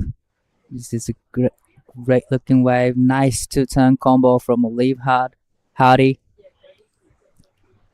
Yep, no one out the back just yet, but that was a good wave for Olive Hardy. Nice start. She will be watching the replay here for the first of red. Good first hack, so powerful. She really lays into it. Love that second one too, pushing the tail a little more. So nicely done there for Olive Hardy. So Imari Hearn now live action, big first blast. Love that. Straight up for the second one. This is Imari Hearn on your screen. I would love to see if she got a couple more turns out the back, but I love that first one that we saw. Definitely was a great combination from Imari Hearn. Yeah, here's a replay of the last of white. Big first throwing a lot of sprays right in the pocket and straight into the second turn. So probably she only did 2 turns, but great combination from Imari Hearn. And last of red comes out 5.17. That is a nice score to open up her campaign. Yes, so we're waiting for one more score to come in for Imari Hearn. I think it's going to be a pretty good one. Right. I felt like it was pretty critical. She surfed it really nicely. Her board is looking so good under her feet. If I'm not wrong, I think she's riding the CI Pro 2. Oh, okay. Yeah. So what's the model for? Is it a model for the steeper wave? Yeah, it's a pintail, a little bit less rocker than the CI Pro, the original one that first came out. So it's just a little bit more all-rounded for waves that maybe are not as hollow as Nias, but it's still an incredible board that just goes, you know. Right. And they have also made it into a step-up, so you can use it not only for like fun everyday size like we're seeing today, but if the wave really gets to that 6 foot, 7 foot range, you can actually get the same model but just a little bigger, and it will be incredible. Right. Yeah, I've got a CI Pro Step Up 2 that I rode when I was in Mentawai, and we had a swell for both Kandui and eBay, and I caught the wave of my life on that board. So if you're Right. coming to Indo and you want that board for the perfect conditions, that's the one you're looking for. Okay. So you're the master of CI surfboards. I know everything you need to Yeah. know, especially that model because it's Right. my favorite. Well, my favorite personally is the CI Pro, but the CI Pro 2 as well is just, yeah, like I said, more all-rounder, less rocker, so it doesn't have to be that Indo perfection. So definitely suitable for every condition. Yeah, 100%. Right. And it can just get really tight into the pocket Right. and super loose. So it's a board that has done well. If I'm not wrong, I think it won a Stab in the Dark. Oh. Yeah. So it's a Nice. great model. Great model. Nias, sometimes it can get really hot. It can get really hollow, but on the shoulder it can get really fat as well. So probably all up rounder can fit in nicely in this condition. You're right. And the fact that they could adapt it and make it into a step-up model just shows how much it can Right. really change your surfing. And equipment is such an important part of competitive surfing Oh, as well, yes. because you need to have the right board under your feet to make you feel confident. Sometimes it's all a mental game at the end. If you love your board and you know that your equipment is correct for the type of conditions, that just gives you that extra boost, and you're just gonna get some bigger scores. That is so true. Having a great board under your feet is just crucial for the competition. But the last wave for Imari comes in 4.90, the second best score in this heat so far. So it looks like that board working really well. So we're gonna go into the bonsai as we have a little break in action. This is the smoothie I've been waiting all day for. I'm gonna start with a couple bananas and then mixed berry frozen blend, my favourite. Bonsai almond milk and heaps of peanut butter. Nice little bit of coconut to finish off. Get that in ya.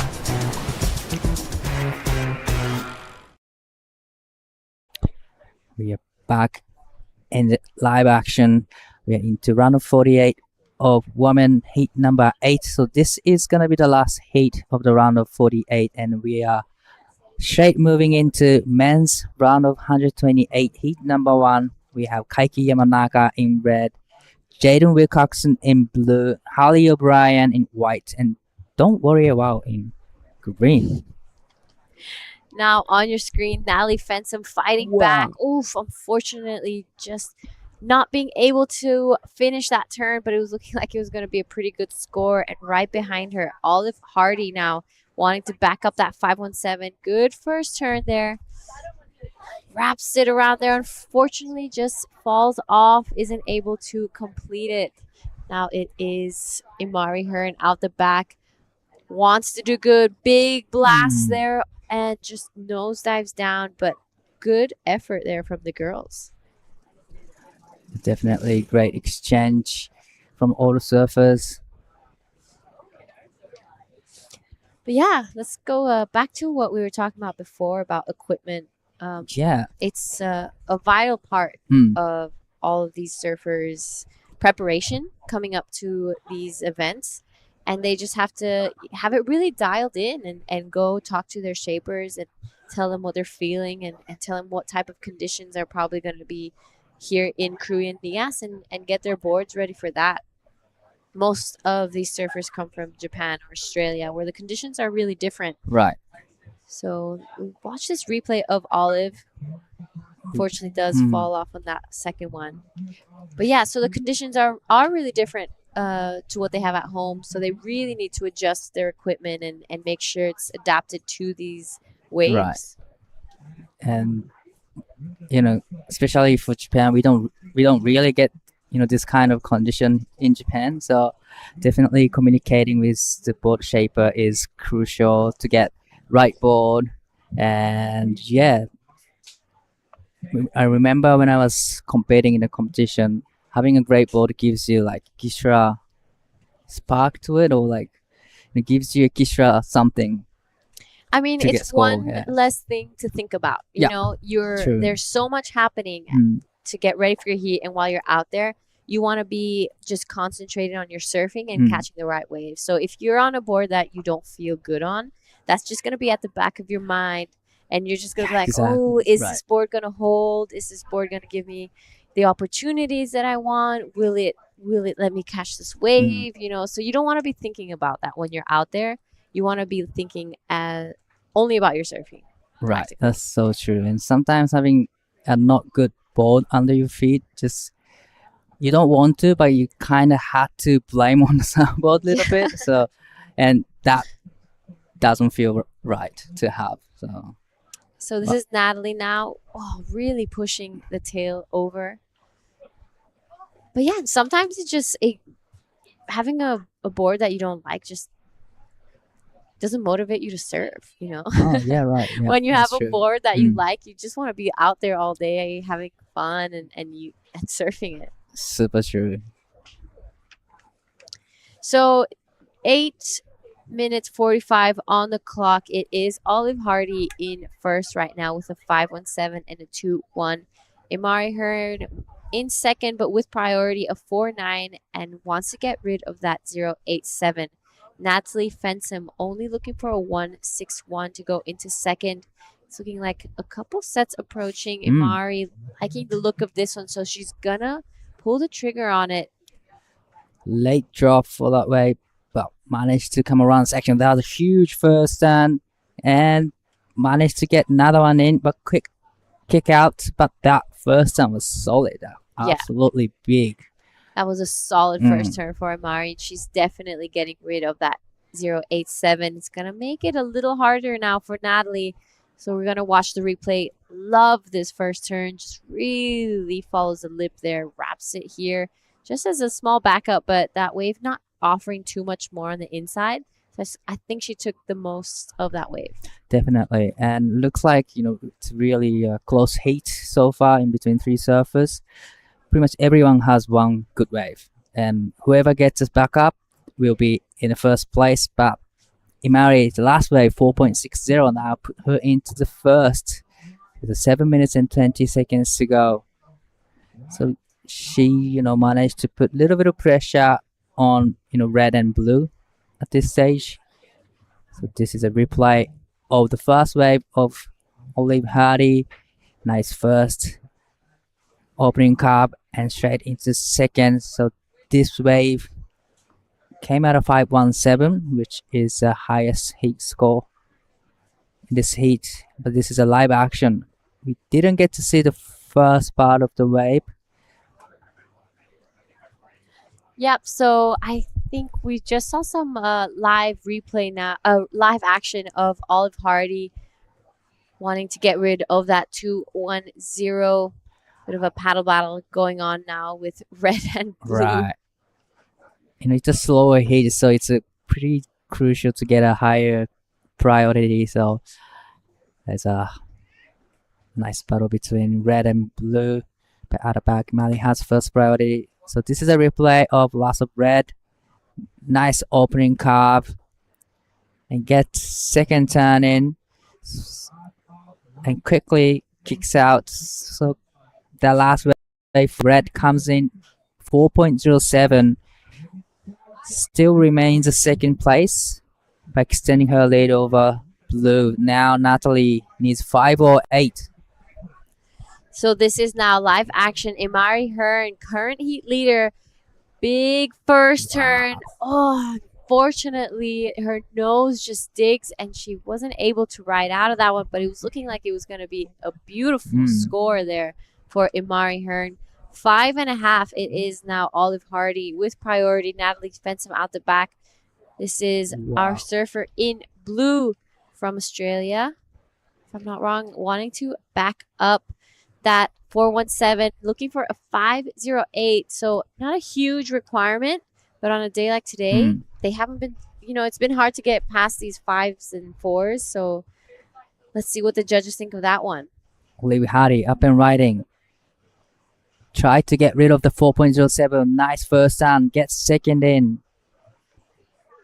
And managed to put third turn in. So that was a beautiful combination from Olive Hardy. Trying to get rid of the 4.07. 4.33 will put her into the first with the 4 minutes and 47 seconds remaining in this heat.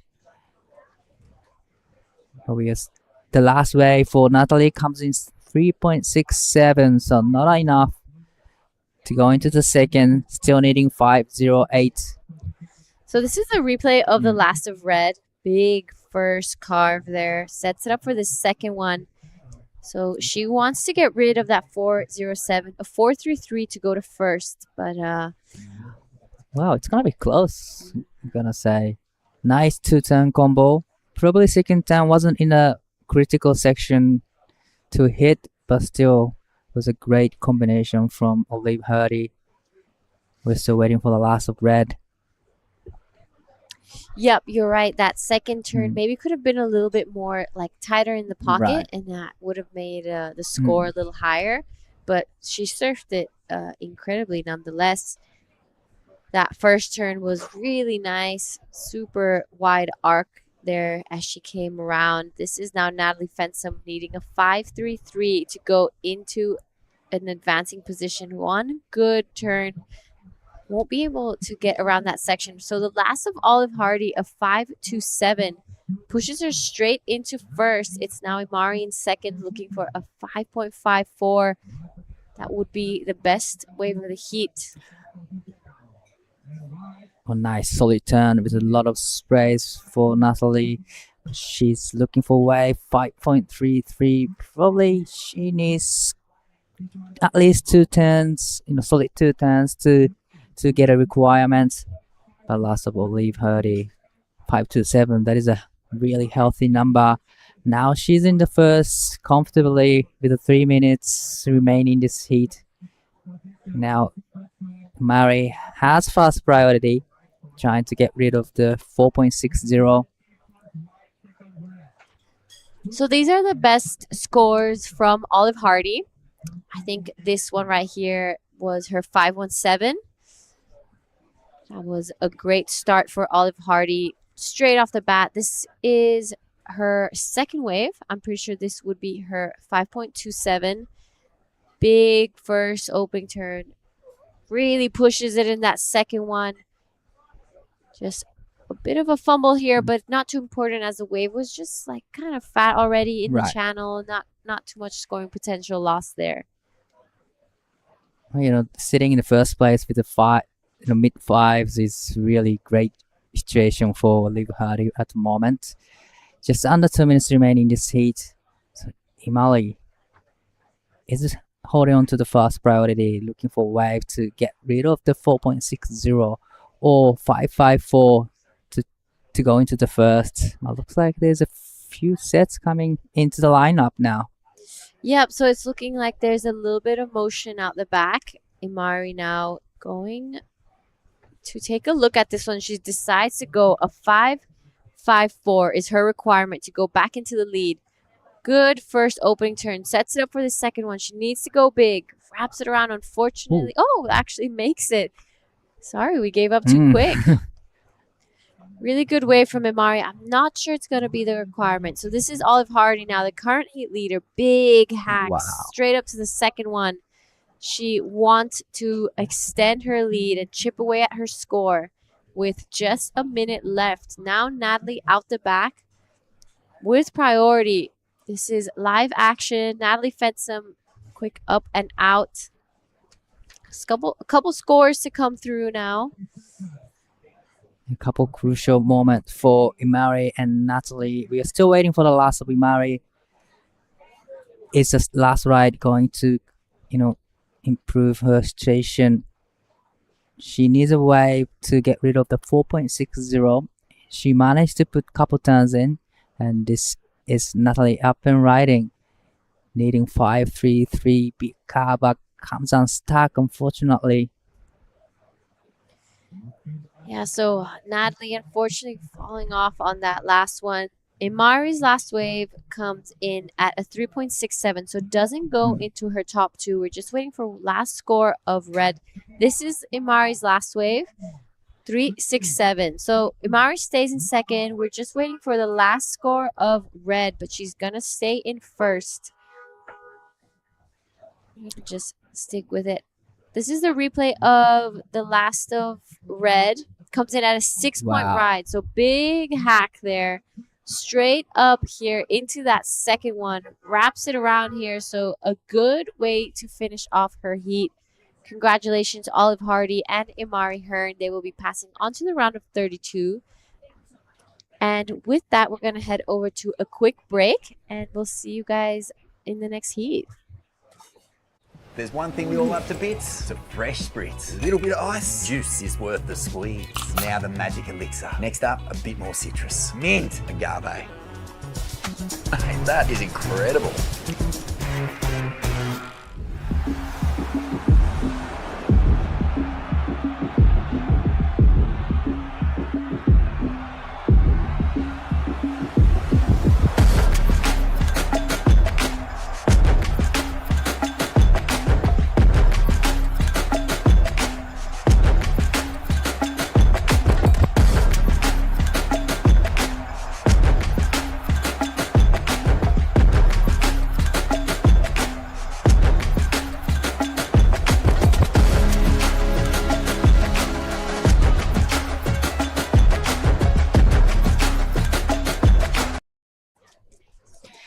Welcome back, everyone. This is Nias Pro QS 6000. Now we're into men's round of 128 heat.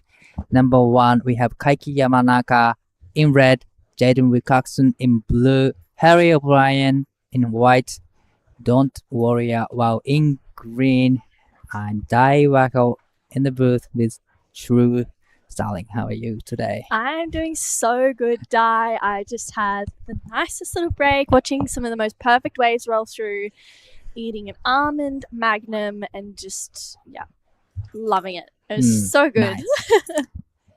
So now we're into the men's round of 128. Yeah. So we are gonna finish up with heat 10 today. Yep. So 10 more heats to go. Yep. Still a lot of big actions coming up. Lots of big surfing. Lots of, those seated surfers we're going to see, which is going to be so great. And this first heat, what a heat to kick off. Kaiki Yamanaka, Jaden Wilcoxon from the Kandui crew. We've seen them do really well this event so far, which has been awesome. Harry O'Brien from Lennox and Don't Worry Oh Wow, which is going to be, this is a stacked heat. This is really awesome. Right. And there's still, waves, a decent waves coming through to the lineup. So you just got to be patient. It's a little slow, but if you can wait, then you can get the right ones out there. Yeah, definitely. It seems like it's a bit of a patience game out there right now, maybe. Oh, it's definitely a mental game.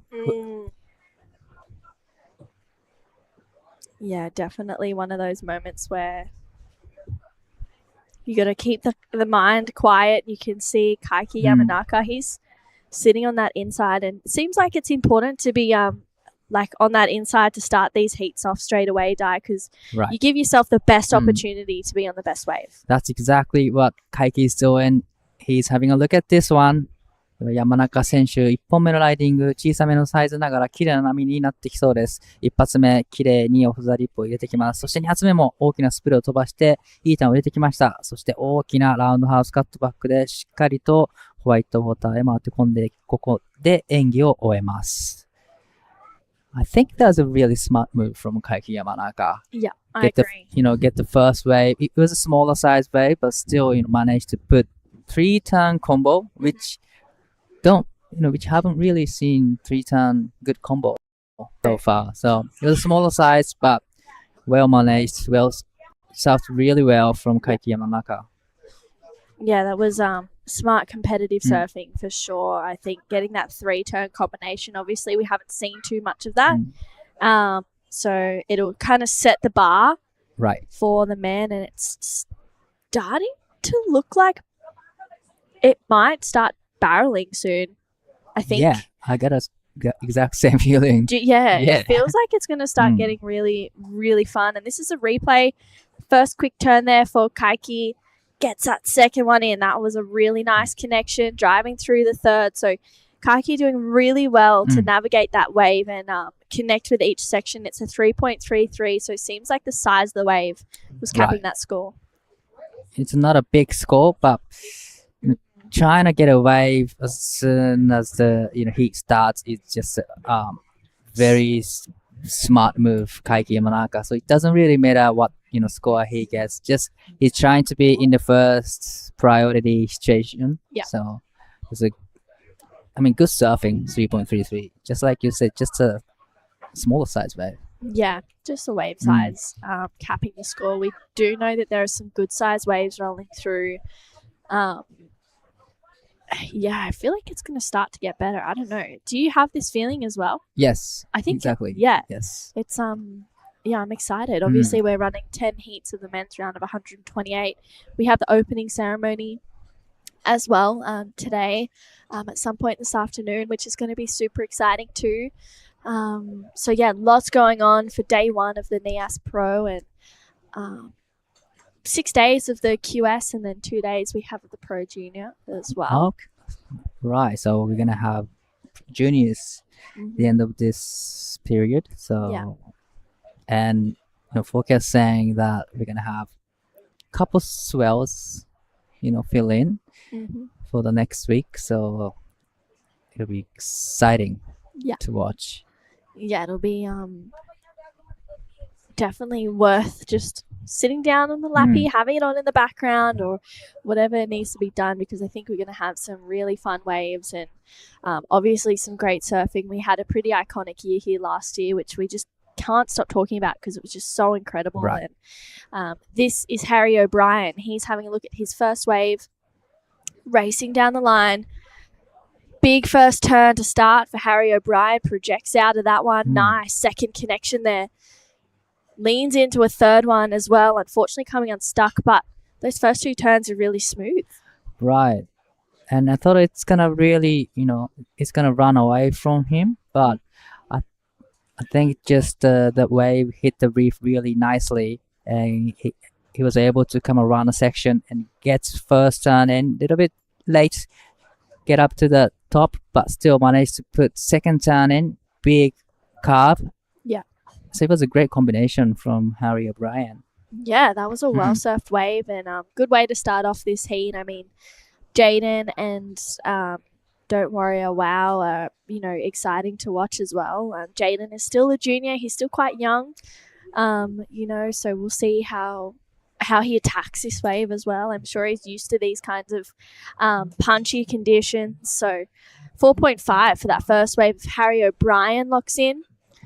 Well, 4.5 will be, to me, like a keeper. Today's conditions, like getting mid fours, mid five is like getting sevens and mid six. So definitely it's a good score so far. Yeah, with 17 minutes. I mean, yeah, I agree with that. 4 5s and above are, they're good scores to get on days like today. And it seems like they're definitely keepers. And someone who did a great job in that last heat was Olive Hardy, taking it out. She is down there about to have a chat with Giada Lagardi. Oh, we might actually just stick with this live action. Sorry. So this is, unfortunately, Harry goes down.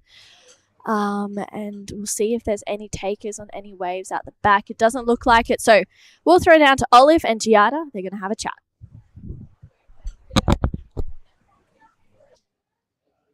All right, I'm here with Olive. Congratulations. You surfed an incredible heat. How are the conditions out there? Oh, so good. There were just so many waves. I'd paddle back out and I'd just catch another one. It was so fun. All right, so unfortunately your sister wasn't able to come here, but she's done so well here in the past. Has she given you some tips? Yeah, I've definitely been using her lineup. She's been so helpful, and yeah, it's pretty sad not having her here, but she's watching at home, so yeah, she'll be back next year. And during your heat, we started talking a little bit about equipment. Tell us what you're riding and if you had to adjust it to knowing that you're coming here. Yeah, I've got a really good quiver at the moment. I've got a lot of different shaped boards in my quiver, but in that heat I was on my 7.5 DHD, which is it's kind of like my normal board. So yeah, went well. All right, well, it's looking great. You know, we have the tradition here. Winner gets a bang bang. I hope you enjoy that. And is there anything you'd like to say to your friends and family at home? Yeah, thanks to everyone who's watching. And also massive thanks to Freya, who caddied in my heat. She was an absolute legend, gave me lots of coaching from the channel. So, yeah. Epic. Congratulations. And we'll see you in the next heat. Back to you guys. Thank you, Gianna, and thank you so much, Olive.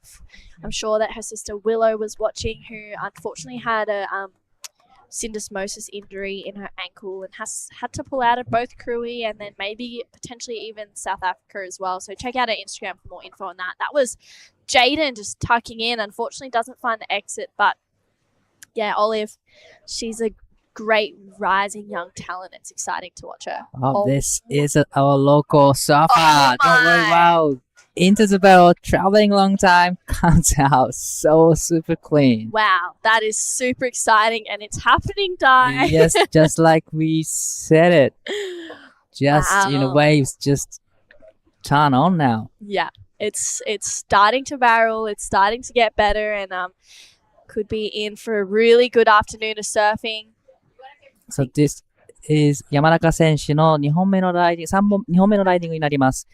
1ターン、2ターンと綺麗にターンを入れてきたこのライディングは 3.43 というスコアになりました。Wow, this is that last wave of Don't Worry, a wow, and wow, that was just such a clean exit, drops in straight away. It's a 6.17, and that's gets the best wave of the heat so far, and yeah, what a wave that was. Super exciting. I'm pretty sure that's the first barrel we've seen, like a decent, proper, barrel riding from Don't Worry Wow. He's a local surfer, and he knows where to sit and where to catch. So, wow, he's gonna get another one for sure. Yeah, absolutely. Wow, super 617. exciting.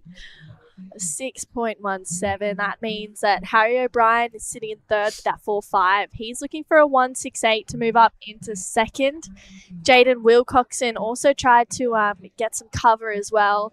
Unfortunately, not finding the exit. He needs a 5.35, and I feel like the young grom in this heat, being Jaden, if he can find a good wave that's going to open up for him, he seems really comfortable in the tube. Definitely, he's from Mentawai, so definitely used to this kind of barrel conditions.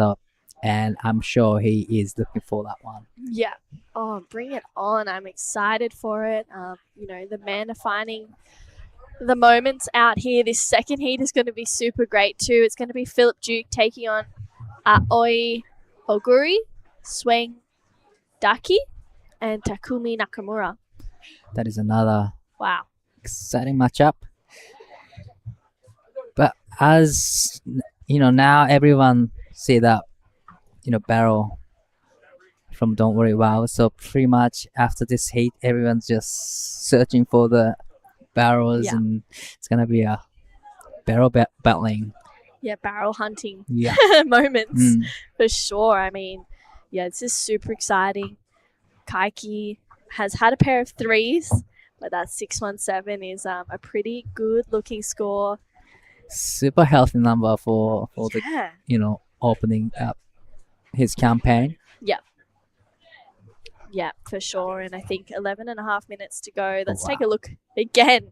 Completely disappears. Yeah, completely disappeared. Travel quite a long time and comes out super clean. So Wow, he's up and into this one again. This is the local here. He just kicks out of that one, wondering what he got done out the back, if he got another opportunity. Unfortunately, it doesn't look like it, but the first indication of the scores.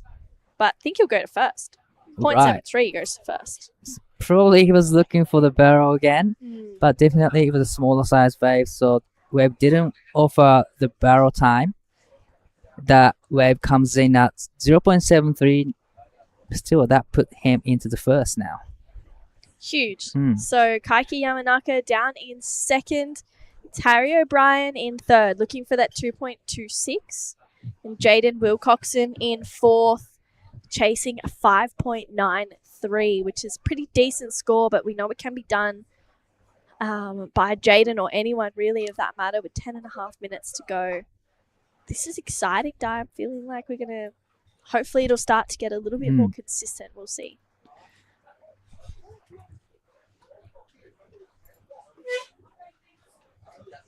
You know, I believe, I'm sure the tide is still moving, and we are reaching at high tide around about, I don't know, I'm not too sure, but in an hour also. So that's, pretty much a great time for the waves, for the swells fill in. So Yeah. we might be able to see more actions, more waves, more great waves coming through.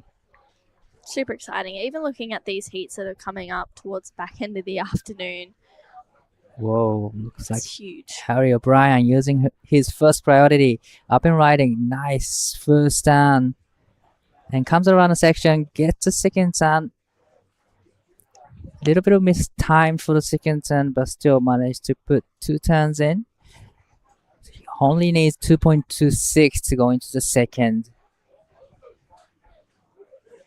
And I'm pretty sure he's done that job to go into second now, but have a look at this replay. Oh, yeah, nice first turn for Harry. And gets a second one in there. I agree, Di. I think he's done what he has to do to move up into second place. It might not be a huge score. And then this is Don't Worry a Wow. What's he got for us? Big turn there. Just kicks the board away. With just under 9 minutes to go, we'll see this last score of Harry O'Brien set to lock in pretty soon. And it's a 3.23, so Harry goes to first place.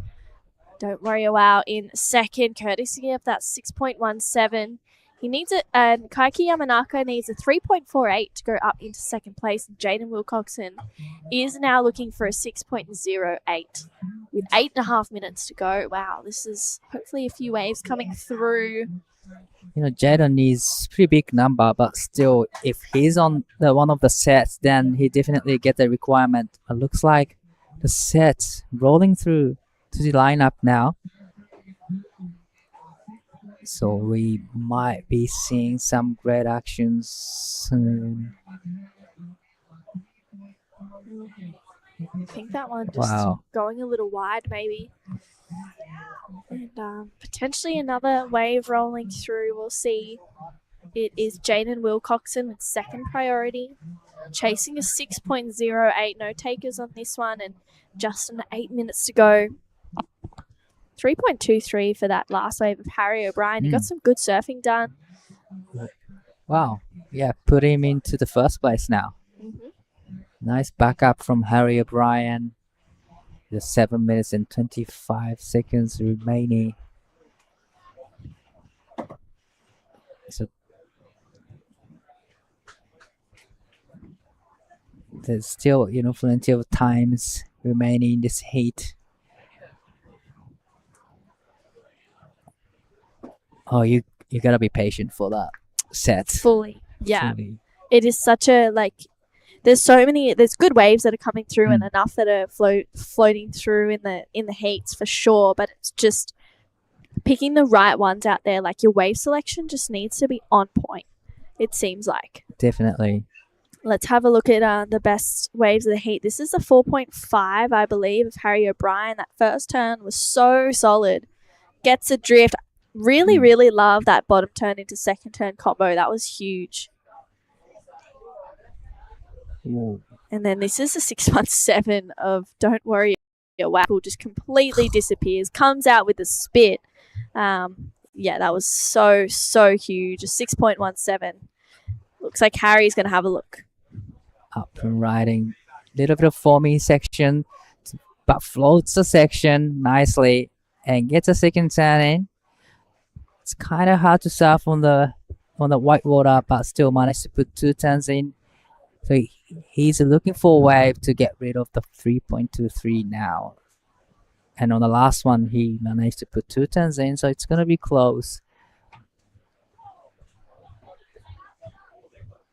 Yeah, wow, it will be really close. I mean, I think it's good that Harry's just catching a few waves under priority, seeing if he can better the 3.23. The last was a 2.8, so doesn't go into the top 2, but he's just surfing and catching a few more waves out there. I know that speaking to pretty much everyone, they said it's been so hard to catch waves out there in the lineup. So tricky. And even talking to you, you said the same thing, and I think that for heats like this, when you're out in front, it's good to just be able to surf a few more waves, really. And definitely it'll be hard out there because when you surfing in practice, there's a pack of people out there and you don't really know where to sit. You just kind of need to sit deeper to get a wave. Yeah. But in the heat, you just only surf against 3 other surfers and you kind of get lost out there. Oh, for sure. It's hard to know, what's going on. You're used to other people's lineups, and don't worry, a wow tucks in once again, and maybe just doesn't quite get around that one. But I tell you what, he's looking really comfortable out at home here. Gets a nice connection in all the way down to the inside. So Wow. he might even go to first on that wave, or he probably will. Doesn't need a big score. Definitely the last slide will put him into this first place. But it was a kind of like smaller size waves that Kaiki had the first priority, but just he decided not to go on this one. And, don't worry, wow, just found a great smaller size barrel. In traveling in the barrel for quite a long time, it comes out of it so clean and gets bonus section inside. Oh, but looks like the last wave for Don't Worry Wow comes in at a 1.97. Yeah, maybe not as deep in the barrel as what we thought. That beautiful drone angle can be a little bit misleading sometimes, for sure. So 197. And it looks like Harry O'Brien is going to have a look at this one. He's up and into it. He's going to go to turns. Wow. Oh, huge opening carve. Drives through a third one. He's really opening up here. And he only needs a 365 to go to first. I really like those first 2 turns there, Di. It was huge. I really love the, first and second turn as well. He's looking for a wave to get rid of the 3.23, but I think he will do that with this big opening carve straight into the second solid turns. Definitely, it's going to be a really healthy number for Harry O'Brien. His time is ticking, 2 minutes and 50 seconds to go. Jaden is holding on to the second priority, just waiting for the right ones. Kaiki needing 4.72 to go into the second. The last of Harry comes in at a 4.10. Now he is in the lead. Wow, yeah, 4.1 for Harry. Pair of fours has him in first. I mean, don't worry, a wow only needs a 2.43 to go back into first place. Kaiki Yamanaka chasing a 4.72, and it's Jaden Wilcoxon. He's been sitting there for a while. He needs a 7.34, and it's I've been excited to watch him surf in this event. Especially because he did so great in the Krui Pro Junior as well. Watching him surf on his backhand was so exciting. So hopefully he gets an opportunity to open up and find a set and maybe get deep in the tube and really nudge for that score. But 2 minutes to go and Kaiki holding first priority. We'll see what happens. Well, it looked like there's some movement. Oh, but here is they are looking at something out the back. Kaiki is holding on to the first priority. He just letting this wave go. Hopefully there's another swell at the back. Oh, so I was having a look at this one. So Kaiki has first priority. 山中選手、この波で4点出すと2位へ上がっていきます。1発目は大きなターン。そして2発目も大きなターンを入れてきました。コーラスプレーもたくさん飛ばし、2ターンのコンビネーションとなりました。Alright, here we go. Looks like Jaden Wilcoxon out the back. He needs a big score. Tags that first section. He's such a small grom. Gets a second turn in and rides out of that one. That was crazy. Airdropping down out of it. A 7.31 is the requirement. And out behind, don't worry, a wow. Looks like he was going to stall. He's racing it here, waiting for it to tube. But, oh, he gets in there. And unfortunately doesn't make the ride out.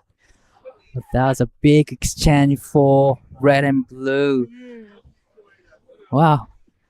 It's going to be an interesting exchange. You know, the Kaiki had a really great surfing and Jaden had a great wave, so we're still waiting for the last of red and blue. Wow, big scores to come for Kaiki and Jaden. Kaiki, this one's going to be important. It's a 4.72 that he's looking for. That was a nice first turn. Gets a second turn in as well. I mean, it was pretty solid. A bit of a fumble there. Ooh, it's going to be close. It's going to be really, really close. Locks in at a 3.73. So not the requirement, and a 3 for that last wave of Jaden Wilcoxon. So it looks like it's Harry O'Brien and Don't Worry a Wow moving on through. Yeah, these are these last few waves of the heat. This one of Don't Worry a Wow, unfortunately, it just couldn't quite make the exit. But we'll see him again in that next round dive. Right, so we're going to go to a little quick break, and we'll be right back after the break. That's a weird looking smoothie, Vorno. Tell him, son, this ain't no smoothie. This is a smooth as broth base for our bonsai ramen. How long should we wait, Master Ramen? Patience, young noodle. Wait, and top secret, I need corn. Behold, bonsai ramen. Moon-san, this is absolutely cooking.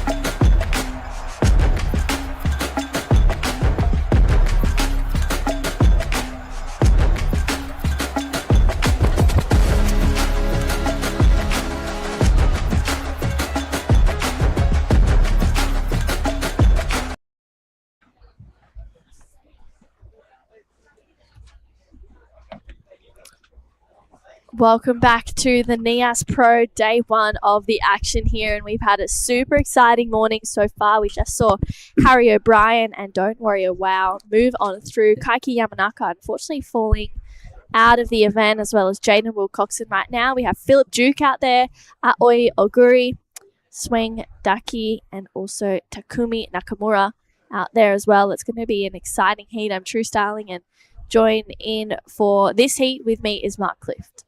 Yo, g'day, True. And it's boiling hot down here on the point, and the surfing starting to go through the roof to match. So Aoi kicking off with a big blast. I think we're owed 3 numbers. Philip Duke, we saw him have a pretty good campaign in Krui. True, he surfs above his miniature weight division, but he's a character, and we love him.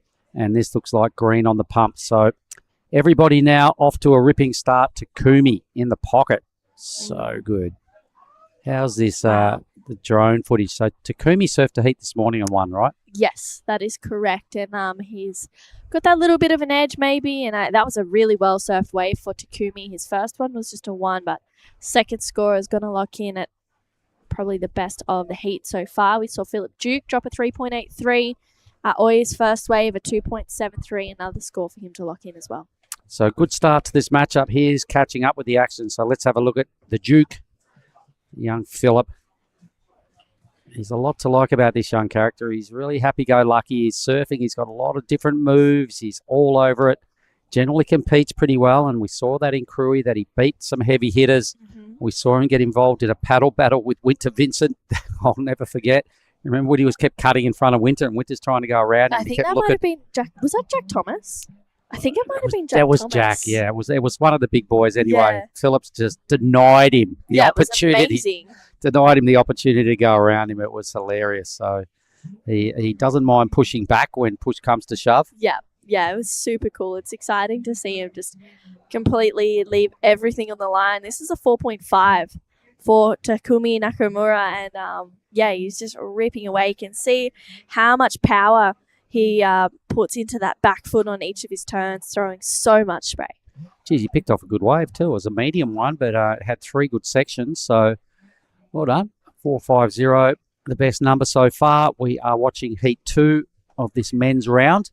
We're allegedly going to try and get through 10 of these heats today, but we also have to factor in at some point we're doing an opening ceremony today.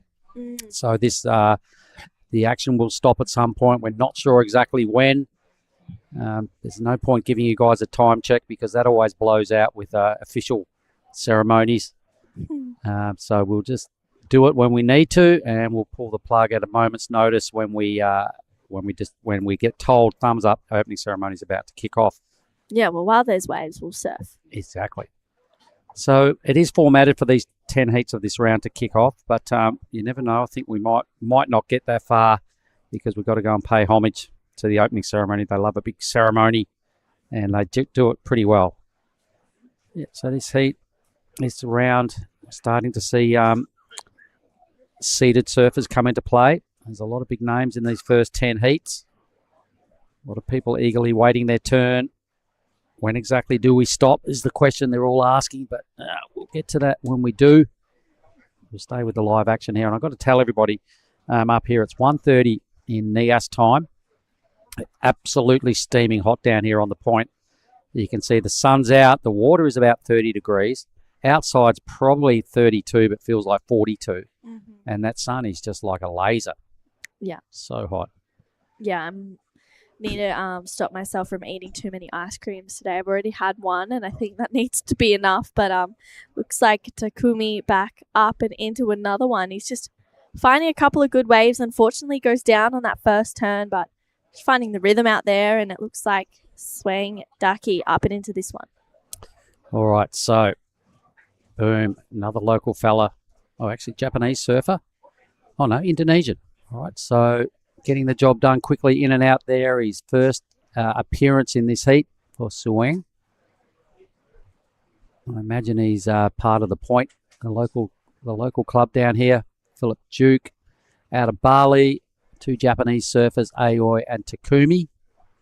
Takumi surfed strongly in that very first heat of the morning to really show the judges he's a quality act. Yeah. And I'm excited to see Philip Duke in this heat. A 3.83 for his first wave. Really strong surfing. It was just a smaller wave, so hopefully he can get on a bigger one and really just go for it as well. We saw him make some really great heats in the QS. I've seen a lot of good surfing out of Philip over the years. I know he's got a good air game. I know he loves to add a bit of variety to his surfing. He's probably small enough to squeak into some mini tubes out there, unlike some other people have either been getting clipped or can't actually take the tube on because it's not heaving. But Philip can sneak into small spots. So yeah. Wouldn't surprise me if he does get barreled this heat. Yeah, looking forward to it. We saw a great one from Don't Worry a Wow in that last heat, but it was Harry O'Brien who got the jump over him. Harry taking the win. He is there with Dai Wacko for a post-heat interview. Look like you managed really well to stick to your plan after you seen the one with the surfer getting a barrel. But how's the heat? Yeah, it was a fun heat. It was pretty tricky. Not many waves. I don't know. I made a few mistakes, taking some bad waves, but stoked I got through. Well, it's definitely hard to catch a wave in the practice surfing because so many crowds, pack of people there. But is it hard to find right spots to sit on? Yeah, it's my first time here. I've only had like 2 surfs. I got here pretty late, so I was finding it a bit hard to know where to sit, but kind of worked it out. Your job is down for the day, so how are you going to spend the rest of the day? Probably just going to go home and chill in the aircon. It's pretty hot. Probably eat some ben. Good luck in the next round. Thank you. Cheers. Thank you so much, Dai and Harry. That is Aoi Oguri, on screen there, and just finishing one off there for Aoi. And Takumi also has a score to lock in as well, with just about 16 minutes to go in this heat. So, yeah, heat 2 of this men's round of 128. A lot of seeded surfers come into this round. Takumi again, Onsoi replays, thanks to the production team. This is our heat leader. Whoa. This is the 4-5. Wow, that was a huge second turn. I think he's owed this wave. So this is also Aoi's last ride. So watching replays, yet to get a score to this ride, but Takumi's is in at a 3.97. Wow, those second turns for both Aoi and Takumi is they were huge. They were pretty critical. I really liked them. They were good moments. Yes, and to only get a 3.93, Takumi's like, oh, all right, so guess I got to go bigger. Watch this space. I reckon he can. Yeah, I agree. I think it's, he's already surfed a heat out there today. I'm sure he's probably feeling it a little bit. It is, as we've been mentioning, quite warm. Quite warm. Steaming would be the word. Yeah. So, yeah, look, Takumi's gone out there with a clear plan. He sees it's a little bit inconsistent and some heats are slower than others. So he's gone out there. He's ridden 4 waves. He's only got himself together an 8.47 2-wave total. But at this stage, it's good enough for the win or the lead. It would be a reasonably shaky lead under his skin because everybody else has numbers that they could easily catch up. Yeah. And the closest position is Aoi. A 4.6 would do it. Philip needs a mini number. He'll wait for a good wave from here. He knows what to do with the singlet on. And Sueng, Ducky, I imagine plenty of experience out the front under the belt. He now needs a 4.54 because all that just changed with that last score of Aoi's, a 3.87. So there's the fresh requirements, everybody. You can see it. More importantly, it's about who's got priority. It's this young man here in Philip Duke. Does he get pitted? Does he get pitted? Indeed he does. He could fit into small spots. But the foam ball just denied him an exit. Bummer. Yeah, that was such a bummer for Philip Duke out the back. This is Sueng Ducky up and into it. Tucks in. He's getting some cover, but unfortunately goes down. Wow, he almost found the exit there. Looked a lot like Philip's wave, really. They both had a lot of travel time. Sueng probably needed to just duck a little lower, and he was probably home there. He did all the hard work. Got to close to the exit point, and then that lip's just taken his head off, and the foam ball eventually caught up with Philip. So here's the Duke. He's weaving. He gave it a good pump, but you could see the foam ball just take him out. This was a different sort of tube. Wow, he just slid into that so perfectly, unfortunately just going over. But what exciting moments there. I mean, if anything, that's just a tell for hopefully the rest of this heat. Yep, and the good news is there's still 13 minutes to go because I reckon, like I suggested earlier, Philip loves to get barreled. He just a little bit unfortunate. He might have got a bit greedy and took off a smidge too deep. The foam ball tracked him down. He was on the pump and looking pretty good until the white stuff caught up with him. And then Sueng just got clipped by the lip, and it was enough to draw the error. If he had to maybe just bend his knees a little more and sort of had a slightly better read on that section, it looked like he was home, really. Yeah, literally. That was super unlucky. But I'm excited for this next heat. It's going to be David Perry taking on Cameron McDougall, Taj Simon, and Alfred Zagotto. And this is the best wave of Takumi's, I believe. This is a 4.5, which was his second wave in this heat. Lots of good surfing on that wave for a 4.5. So the judges perhaps feeling the heat as well, and they're just keeping everything reserved. Here is Aoi. This is a 3.87. Pretty sick surfing all round for those numbers. Yeah, that was a nice second turn for Aoi. And, he's such an incredible surfer as well. He's still a junior, so he's got lots of time within this competitive kind of zone. And you can see that is Philip Duke asking for a time there. He needs a 2.92. Might be asking for a watch sponsor. Somebody. There's space on that little wrist. He's a good lad. Yeah, he's definitely exciting to watch. He's one of those surfers where it's like, what's going to happen here? Which, I love watching people like that. You just never know what they're going to do. And hopefully he gets another opportunity in the last 11 and a half minutes of this heat. Yeah, you got to be thinking he will for sure. All right. We hope you're enjoying the show, everybody. As you can see, it's heat 2 of the round of 128. Effectively, this is heat 14 of the day. We did have 22 heats billed. We just got to also factor in our opening ceremony. They do ceremonies pretty well around here. They love their dancing. They've got some pretty crazy, funky, traditional outfits they like to wear and get out. And they've got some pretty cool dancers. I am actually a sucker for an opening ceremony, if I'm going to be honest with you. They do it good here. They do it well here. I love the dances. I love watching, the different cultures of wherever we go. I think it's so exciting. All right. Well, have you ever been up to the King's Village? This is only the second time I've been here. All right. You've got to go and have a look at the King's Village, all right? It's up on the hill. It's like stepping back into the 1800s. It's seriously everything about it. It's like you're on a movie set of something set back in the 1800s. The roads, the houses, the way they live, their costumes. Their outfits look like costumes, but it's their everyday life. And you walk into their little village, and honestly, go and have a look. I imagine anybody that's been here and spent a bit of time here eventually gets up there and has a look, and they go, "Oh my God, that was so worth doing." I would highly recommend it. True. It's just up on the hill. It only takes about 10 or 15 minutes to get there by car, and they'll walk you through it. You're allowed to go into the king's house, which is just ancient, all right? It's just made of these biggest wooden logs. You can't even believe they've moved them around without huge machinery.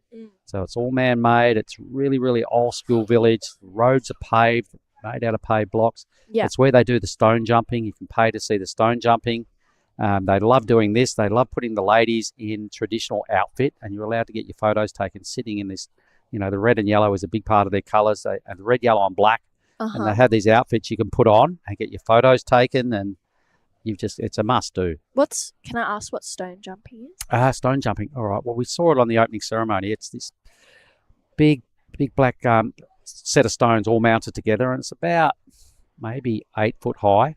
And these guys run up, they get their outfits on, and they psych up, and they run, and they bounce off a little platform that's only about 1 foot high, and they hurdle over these things and land the other side. There's nothing to land on the other side but pavers, and it's pretty exciting because if they get it wrong, they're going to hurt themselves. Wow, yeah. But they get it right all the time. It's just what they do. Wow. It's a real...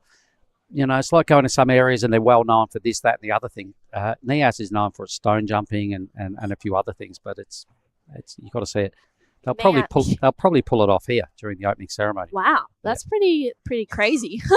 It is. I've seen it a bunch of times, and it's always impressive. Stone jumping. That was a good question. Yeah. Yes, I've never. Yeah, no, I see it. I've seen it a bunch of times, so I get it and I know. But for someone like, go and have a look. You've got to see it.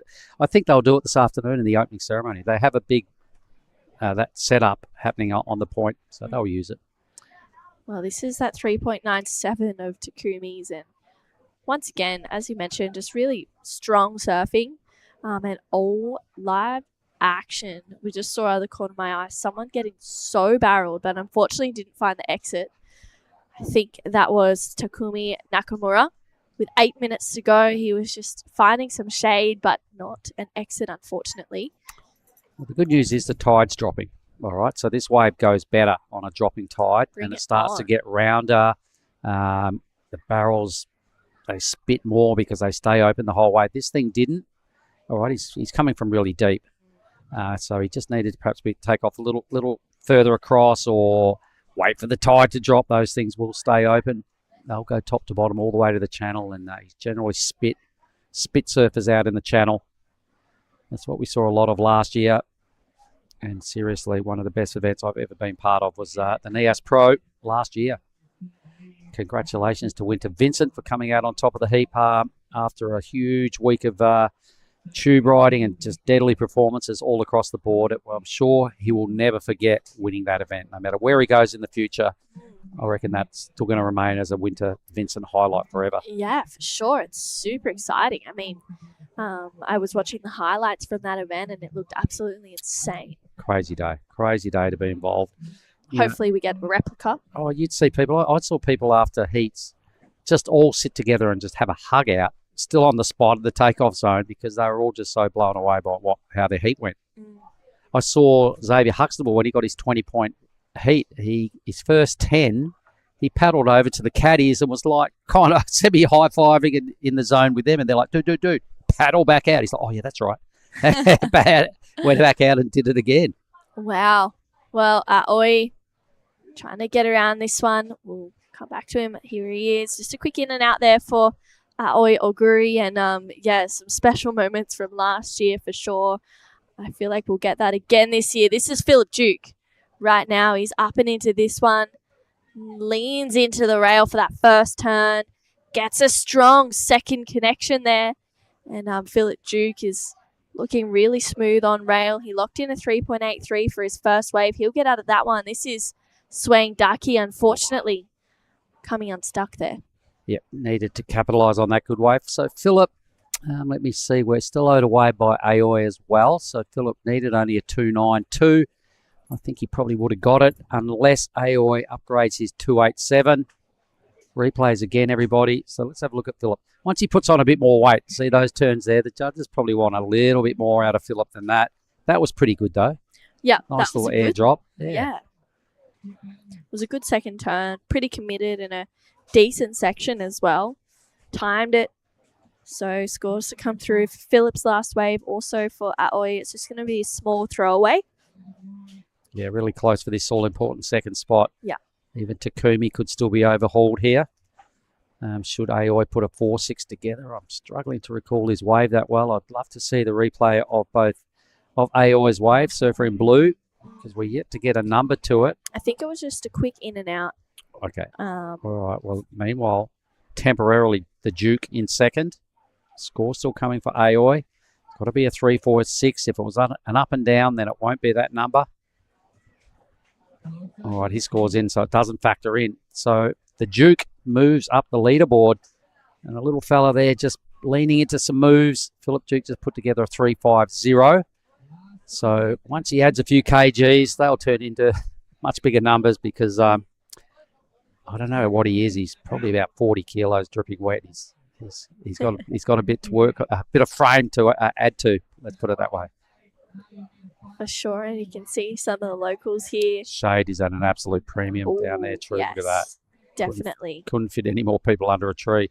Takumi Nakamura up and into this one. Nice first turn. Wow, does really well to ride out of it. Gets a second one, airdrops down. Grabs a rail for that third turn for Takumi Nakamura, and that was a really well surfed wave out behind him. Looks like this is Aoi up and riding as well. He needs a score. Nice first car for Aoi. Drives through the second one. He only needs a 3.46 to go to second, and it looked like that was a surfer in white, Swing Ducky. Think from the corner of my eye, we can just see the surf, and looked like he tried to get some cover but didn't find an exit. What I did notice out of all of that, the third wave of that set, here comes the fourth wave of this set, and the Duke is on again. He's already in second. There goes a bit of a schwack in the pocket. He's got a nice section here, tags the lip. Woohoo! Wow, this heat's really come alive with just over 3 minutes remaining. I loved Takumi's wave. Combination of major maneuvers straight off the bat. Even got a really strong bonus cut back out in the channel, but just to combo it up and to do two such strong moves with no downtime, the judges are going to love his two-turn combo out the back. Yeah, I agree. I think it's going to be his best wave of the heat for sure. For Takumi, it was huge surfing, and yeah, I really love his style. He's got this really super cool, I don't know, yeah, it's really exciting to watch for Takumi. He's got the power game that we want to see, and his timing is really good. He's just got a great style. Here it is again. What did you like best? Check it out. Yeah, I mean, this first turn was huge. Airdrops down. He does so well. And this second one, like, again, just critical moments, critical sections, and that variety of grabbing that rail on that carve was pretty crazy. I mean, he's done so well. And Philip Duke just going to town on this wave. It's just, he just absolutely belts it there. And, yeah, that was exciting to watch for Philip for sure. It was so good. But the differences are clear. Takumi surfing to Philip's surfing. We're watching a young adult man as opposed to a growing young fella in Philip. When he grows and gets gets stronger but beefs out a little bit, he's still quite small and quite young. As soon as he kind of grows up, he's going to be a force to be reckoned with. So a 5-2 locks in for Takumi. Really good control and prepared to explore the lip on every opportunity. Power-based surfing. Here comes Aoi. He's going to have to answer back. So at this stage, without Philip's number in, he needs a mid-3. And now he needs a low 4 because Philip's number is in. Gets a good bonus section out wide. Looks to the beach and says, what do you reckon? Well, if it's a 4.27, you go to second, Aoi. Yeah, that last of Philip Duke was a 4.3, so he's just extended second place, but Aoi's last wave, that's, the real number. 4.27, gets that first turn, almost has a mishap there. I liked that second turn to third turn combination. That was pretty smooth. And he looks back at the judges kind of asking the question, what more do you want? pretty good. You're right. That little faded cutback thing put him in a good spot for that. Out of the second turn, the little fade on the bottom put him in a really good spot for the third hit. Here is the Lat Zero boat in the channel. Most of our media team, camera crew are out there collecting all the moments from today. Aoi's number needed a 4.27. He's not going to get it looking at what's coming through on the monitor. It's going to be a mid-range 3 with 20 seconds to go. Takumi worthy through to the next round. The young man, Philip Duke, looks like he's going to join him because Aoi's number is not looking like it's going to favour him. It's a 3.47, so the Duke holds on, and that is going to be our result. So you'll maybe be having a chat with Takumi, you or die, and Philip Duke through to the next round as well. We'll be back shortly with Heat 3. This is the smoothie I've been waiting all day for. I'm going to start with couple bananas and then mixed berry frozen blend, my favourite. Bonsai almond milk and heaps of peanut butter. Nice little bit of coconut to finish off. Get that in ya.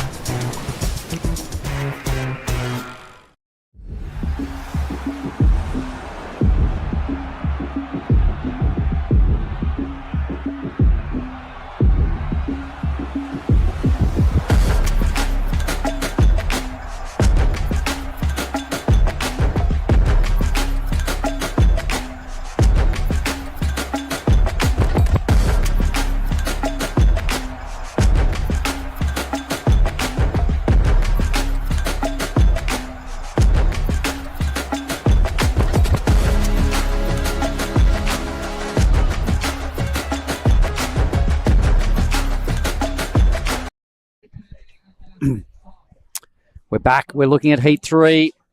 Those official results from the last heat: Takumi, Nakamura, and Philip Duke through to the round of 96. And there it is. It's all official. A 917 two-wave total for Takumi. Power-based surfing. I really liked his act. I can see if he keeps his sticks to his strengths, I can see him going a long way in this draw. But welcome back, Giada. And who have we got in Heat 3? All right, so in red, we have David Perry, we have Cameron McDougall in blue, Taj Simon in white, and Alfred Zagotto in the green. This is Heat 3 of the round of 128.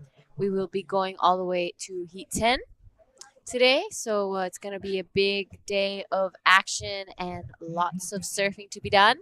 It is pretty hot outside. We were just commenting on that. It's a steamer.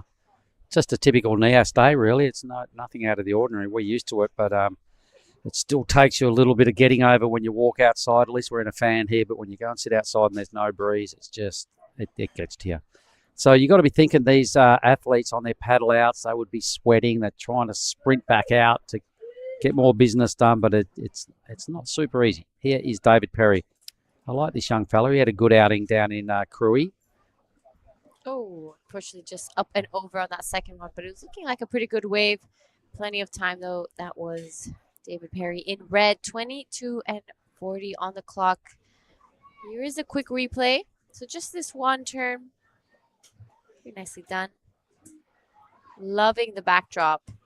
Oh, yeah. It's my favorite. It's just iconic Lagundri-based stuff, isn't it? Whenever you see clips, both sides, there we go. That's what the other side of the bay looks like. Just before all the accommodation starts, I can see Takumi come in. He's all smiles. Everybody's giving him high fives. Going to get True Starling down there in a moment to get some thoughts from that performance. So 2-4-3 for Dave Perry. A little slip off at the end of that wave. Just to get the party started for the surfer in red. A couple of other Aussies. Cameron in the blue. Taj in the red. Alfred, local fella here. He's in green and he's a real character. I love what Alfred brings. So let's have a look at blue. Cameron. Yep, so on his backhand, good first opening turn here. A bit of whitewash on the face, but he manages it nicely. Second turn, upside down there. Great drone shot here. And right behind him is Alfred Zagotto. All right, he's got his first scoring opportunity. He gets up there, he spins the wheels a little bit and holds on. So that'll be, I'm pretty sure it was just a one maneuver wave there for Alfred. But I really like the work that Cameron did. Like he said, it was a fluffy wave that wasn't easy to surf, but it managed to bury enough rail and go upside down on his second move. So Cam Dog will probably end up with the better number. Early days in this matchup. So here is Cameron. Yeah, there we see it, what we were talking about. There's a lot of whitewash on the face of this wave. Kind of fumbles there because of it, but he held on really nicely. He did 2 really good turns. That's, you're right, going to be the best wave of the heat for now. Right behind him was Alfred Zagoto there. Bit of a check turn to get things started. Gets around this whitewash and holds it for this second turn. Whips it all the way around, but good job there for Alfred. So the first of Cameron of 4.33.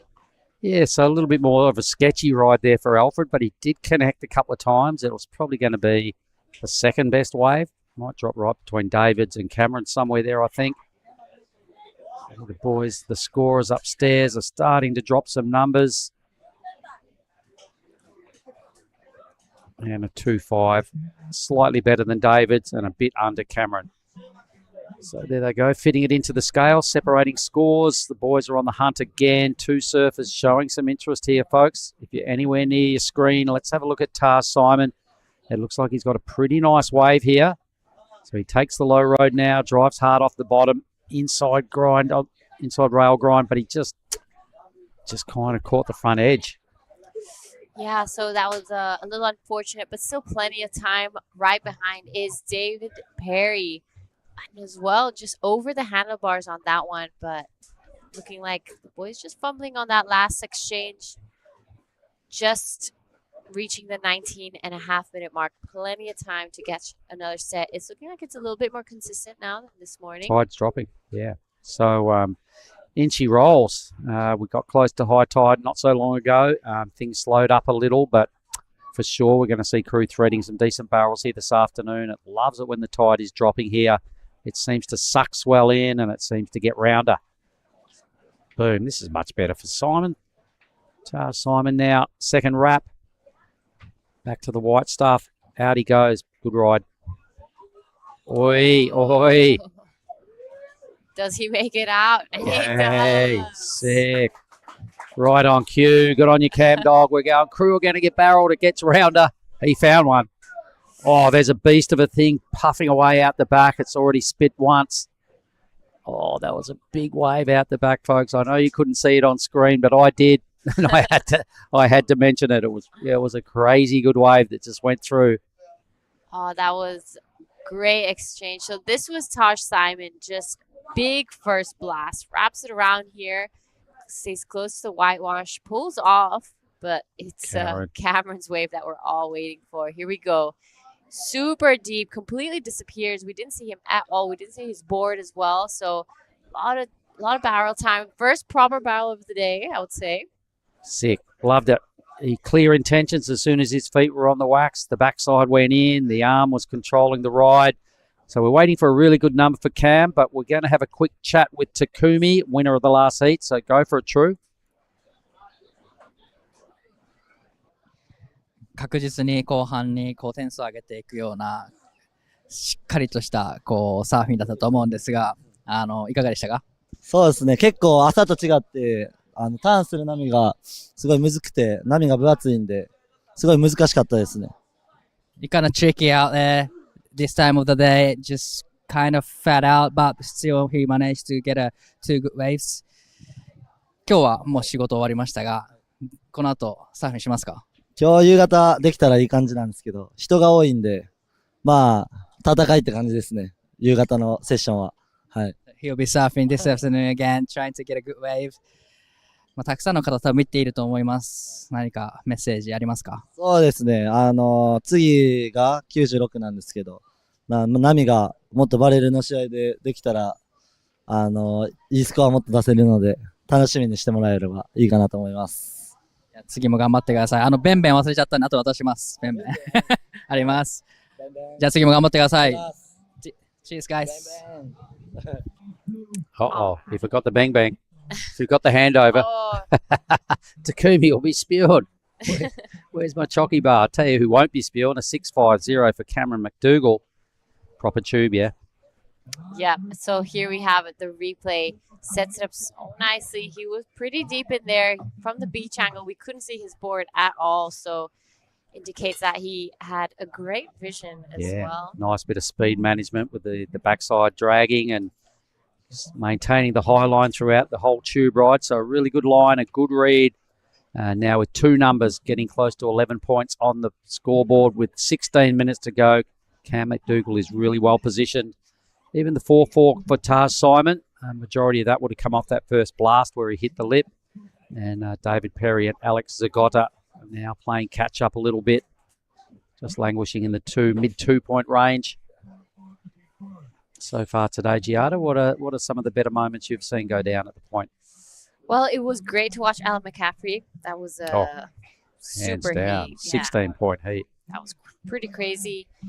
Well, Cam now I think is going to be a bit of a highlight today. That was the first proper barrel, I think, of the Nias Pro, the 6.5. Getting to surf a little bit as well, I think. There you go. There you go. Was fun. Time out of the booth, go and get wet. Nice. Had some waves with no crowd, so that was good. Those were my highlights for sure. What about yourself? Oh, exactly. Has to be Alla's performance. When you're defending a title and you start off with 16 points in the bank and you're throwing away a 6.83 for God's sake. Absolutely best on ground so far. I like Phillips' act just then, even though they weren't blockbuster numbers. Just imagine the smile on his dial, getting second, moving through. We know he's going to be in the Pro Juniors as well, so it's not even his division, mixing it up with the big boys, but he's a feel-good person all the time. He'll be so chuffed with that. I really liked it. Who else did we see go good today? Caleb Tankred. Oh, there was a bunch of good performances. None better than Ella. So thanks for mentioning that one. Yeah, so a bit of a break in the action. We will be going into Heat 4 after this of the round of 128. We'll see Sammy Lowe, Irawan Wow, Tommy Hinwood, and Raflin Wow. So 2 wows in the Heat. Irawan's really quality. I love what he does. He does all sorts of funky moves. He always rides epoxies. He's powerful, got an air game. I'm really looking forward to seeing Irawan. All right, things have gone a little lazy, so we'll throw to a quick Bonsoy ad break and we'll be back in a moment. There's one thing we all love to bits. It's a fresh spritz. A little bit of ice. Juice is worth the squeeze. Now the magic elixir. Next up, a bit more citrus. Mint agave. Hey, that is incredible.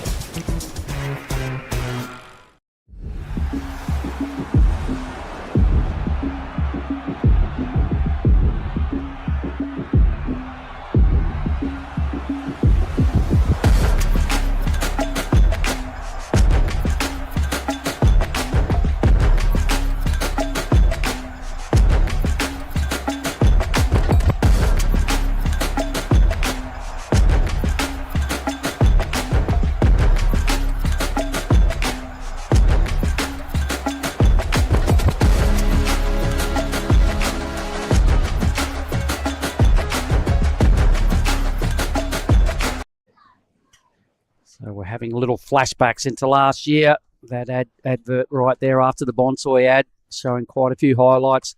Only a little snippet, tip of the iceberg of the highlights for me from last year. There was a lot of goodness. So thanks to the production team for throwing that one up, because I can't get enough of the flashbacks of last year. Hopefully we can track down at some point a little package of perhaps all the 10-point rides last year. There was a lot of them. It was epic. We're harping on a lot about it because it really was just that good. Yeah, it was, for me, hands down, best QS event I've ever seen. And I've heard that comment quite a few times, not only from the competitors, but from people watching it back at home. Same when I went home. People were going, how good was that Nias event? I thought, dude, good. It was better than that. It was as good as it gets.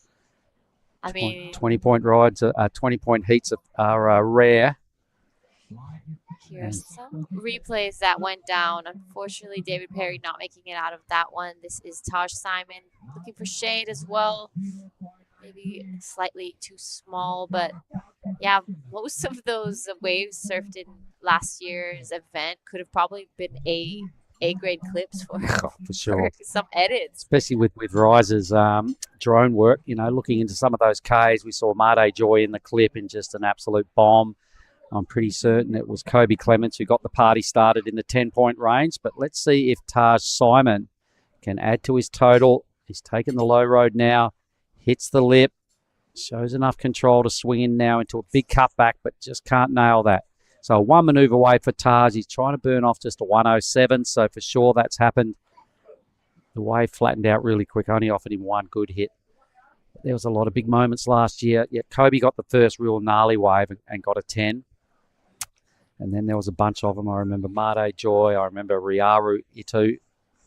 Can you remember it? One of Riaro's backhand tube rides where he took off, grabbing his rail, and then he let go. And then he grabbed his rail again, and then he let go. And then he came out of the tube. Yeah, Riaru, well known for his big wave surfing, and he spends a lot of time in Hawaii chasing those swells. So he was definitely a highlight of last year's event. Xavier Huxtable's perfect heat for sure was my highlight, especially since I was commentating and watching it. I was speechless. Caius King got a wave that I'll never forget. It was a high 9, but boy, I can't believe it wasn't a 10. He was a demon here last year.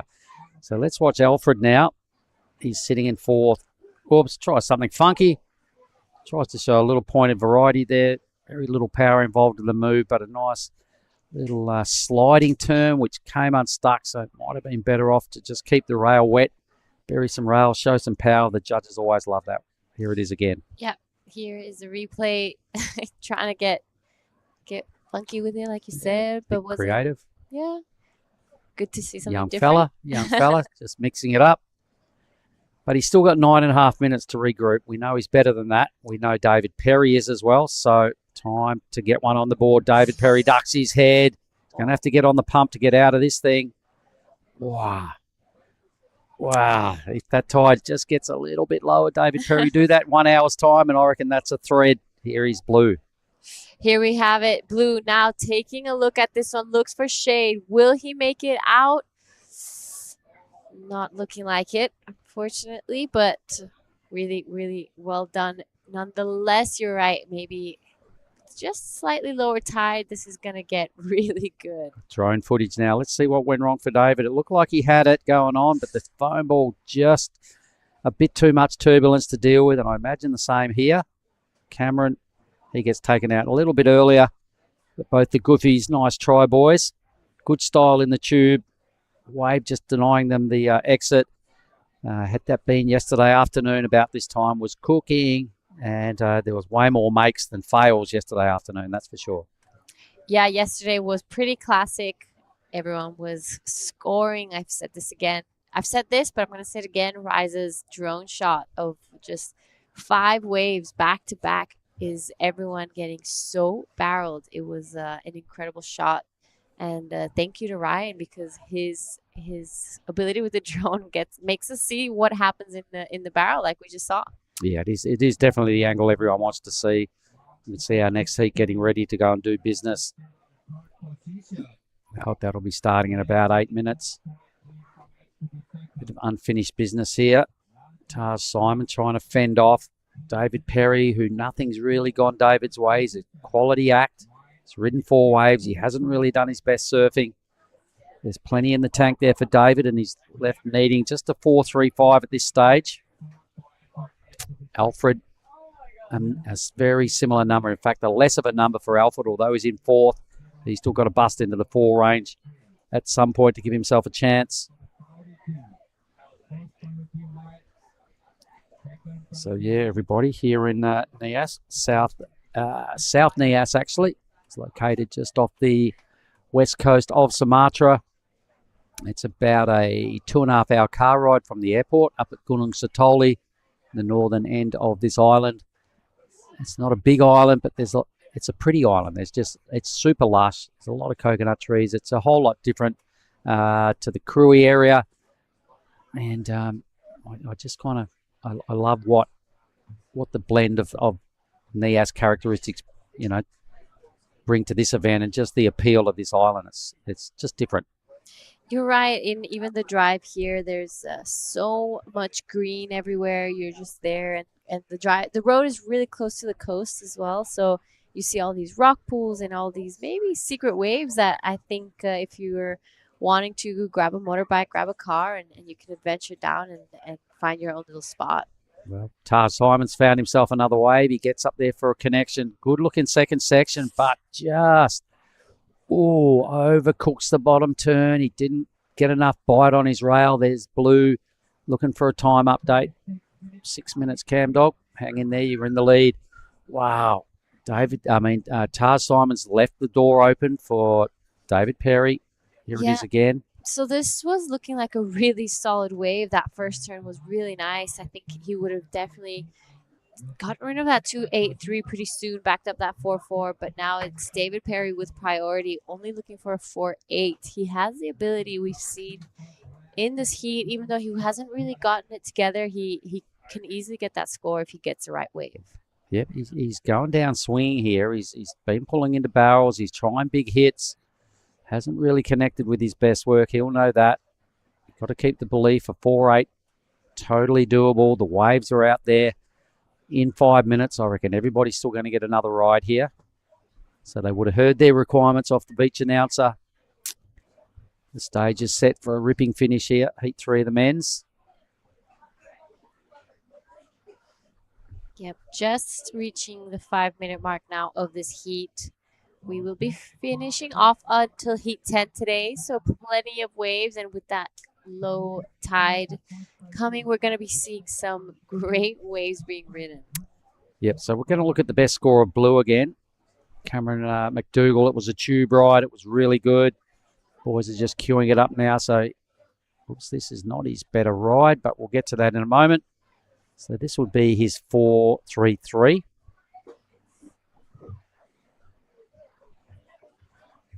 All right, there's another wave of Blue. That looks way better. This is it, the drone footage of that. Yeah, this is that 6.5 beautiful wave from Cameron McDougall. I mean, not only for heat, that would have felt really good in the free surf as well. So sick. Perfect line. Really good control. Meanwhile, this young man is a couple of back-to-back errors to leave Dave Perry with a sniff of hope. Although Dave's having a bit of a shocker by his levels. A 4.8 still right there. Here's the replay of this last wave again. So at least he's hitting the lip. He's just got to connect with the whole wave. Yeah, you're right. It's unfortunate. Taj Simon has got some good waves and has been really hitting the right sections, but just hasn't really been able to stick any of those turns just yet. With 3.5, it's all eyes on David Perry right now. A 4.80 and Alfred Zagoto as well, a 4.73. Those are not big requirements. This is now David Perry taking a look at this one. He needs to get this wave under control. First good turn. Sets it up for the second run. Goes kind of upside down there. 2 good blasts. Yeah, 4.8 is a requirement. What do you think? I think it's in the neighbourhood. All right, so let's have a little look at this first. Alfred, he does a bit of a Superman. His mates on the beach all laugh and squeal out in front here, out in front of the Hash and Family Surf Camp. But I think David gets pretty close to this. It was a good wave, right? It was quite bowly. It wasn't the largest, but it wasn't the smallest wave. It was just a good wave. So here it is again. So let's see where the points are going to come from. That was pretty good. At least he hit the lip right. And then he squares it up straight away and goes a little bit upside down there. Hits another good lip that wasn't that threatening. Pretty good surfing. It definitely asking the big question of the judges. This was pretty funny. Bit of a launch there for Alfred Zagoto. Super low percentage of making that. The judges will be having another couple of looks at this wave of Perry's. I think if they show him some love, he gets it. All right, so Taj Simon now out the back. He wants to get rid of that 2.83. He'll be hoping for another set to come. Well, the judges weren't buying into David's wave. Maybe just, although it had a couple of good sections and a couple of good hits, the sections maybe weren't brutal enough to get a 4.8.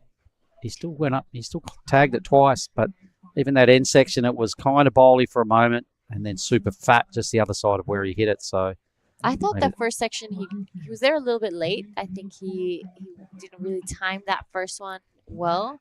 The second one was much better, but yeah, a 4.8 is almost a 5. You know, you have to think and look back at some of the other scores and see what they did. And I think the judges made a good call. In my opinion, I don't think it was the All right. score. Really. All right. So Dave Perry is going to have to swing hard again. And this fella here still hasn't shut the gate on the Perry campaign.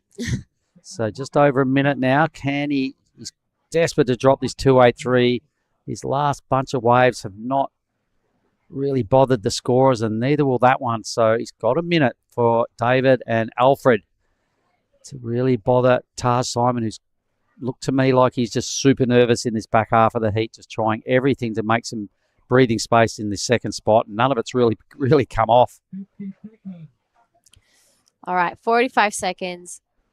Taj wasn't able to really get anything done, but it could have been a blocking strategy because he did see Dave Perry taking a look at this one, and the requirement is not big, a 357. So maybe a bit of a strategy there.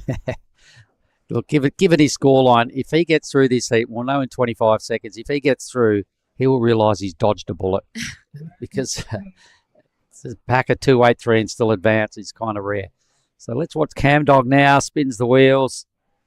He doesn't add to his total. 10 seconds. David Perry needs to be on this very next wave or it's curtains. 4, 2, jump up. I think this is going to be included. To me, it looked like he was up. Yeah, I think this is definitely going to be in the heat. So looked like a pretty good first blast there. And this wave just going a little sleepy on him, but maybe he'll get some work down here on the inside. 357 is a requirement. Did David Perry stand up in time to get the score? Well, he only got a 367 for his last ride. I didn't really get the handle on his first turn. I think he surfed off the screen, so we'll stay with the number. So we will not start heat 4 just yet, and we'll just stand by for the David Perry result. But he only got a 367 for his last wave. That was kind of big, had a couple of sections that were better than that wave, so he would have had to have got a really good blast on his first manoeuvre because the wave got really sleepy after that. And the judges have been quite brutal today. He needs the 357. But geez, Taj Simons kept David Perry in the heat all the way to this moment here. Yeah, all right. So No, 293. So, well, slightly under, pretty close. Taj Simon dodges a bullet. Cam McDougall, great job to get through. Really love the tube. Was that highlight? We'll be back in a moment with heat 4. Cow! Oh, mate. I just went for a drive. Surf is cooking, bruh! Wind's gone off his. Swell's starting to pulse. You all fueled up? It's you and me, man. We're going to get cone today. Yeah, let's go, brother.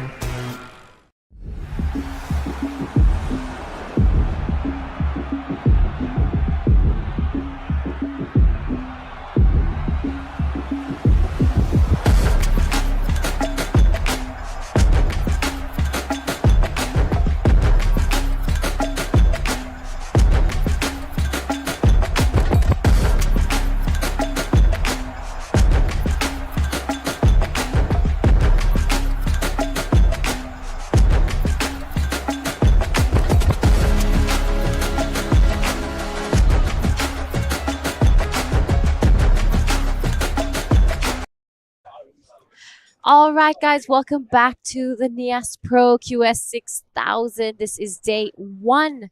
I'm Jada Legati. I want to welcome back into the booth Dai Wako. Good afternoon. Good Jada. afternoon. Great afternoon. Yep. So on your screen right now, we have Iran Wow in the blue. We have Sammy Lowe in the red. Tommy Hinwood in white and Raflin Wow in the green. So 2 of the local boys taking on the Australians. It's going to be the local knowledge against the QS runners. And it's been a pretty great day of surfing. We've had some waves ridden. So this is Irwan Wow right now. 2 really, really nice turns there. Up off the top, unfortunately, isn't able to ride out of it, but showed variety. That was really nicely done. And right behind him, Raflin Wow. Oh, super speedy. So 2 local surfers getting this first exchange. And the first of blue Ilawan comes in at a 2.93 and 1.93 for Raflin's first wave. So not a major score, but they get the priorities now. But local knowledge here is really strong, right? Yeah, To- exactly. And you see it in the free surf as well. They really know where to sit and which waves they want. Right. Which is really important out there, especially in contests, having that good wave selection. But yeah, so starting with a 293 and a 193, still early days in this heat, plenty of time. They will be trying to get themselves into the round of 32. So I do know Raflin flew over from Bali to compete here. So for those of you who don't know, it's actually a pretty long distance to get here. It's Yeah, it's a long travel. Actually, it is. You guys gotta go to Jakarta. So we fly to Jakarta. From Jakarta, you go to Medan, and then you get one more flight to Gunung Sitoli. And then from Wow. Gunung Sitoli, you drive 3 hours to get here. 2 flights, and then one. 3 flights. 3 flights. Wow, that's really big traveling from Bali. Unless there's been a change and there's a direct flight from Medan to Bali, which I don't think so. Yeah, it's 3 flights and a 3-hour car ride. It's a bit of traveling, but as we have a little bit of a break in action, probably we stick to this live action here. Safa in white, up and riding. Nice fast turn, throwing a lot of sprays. Nice, stylish, narrow Safa. That was a great looking wave for the fast wave. This is Safa in red, Sammy Low. Nice turn, nice second turn, but unfortunately it comes unstuck. So this is Irawan up and riding. I really love the first opening big carve and gets second turn in. So non-stop action out the back. Definitely there's some live action out the back as well. We are not too sure what he did. If I'm not wrong, I think he pulled into a barrel, but Ah. unfortunately wasn't able to make it out of that one. So waves to come through for all 4 surfers in this heat. But while we wait for their scores, we're going to head over to Mark and the winner of the last heat, Cameron.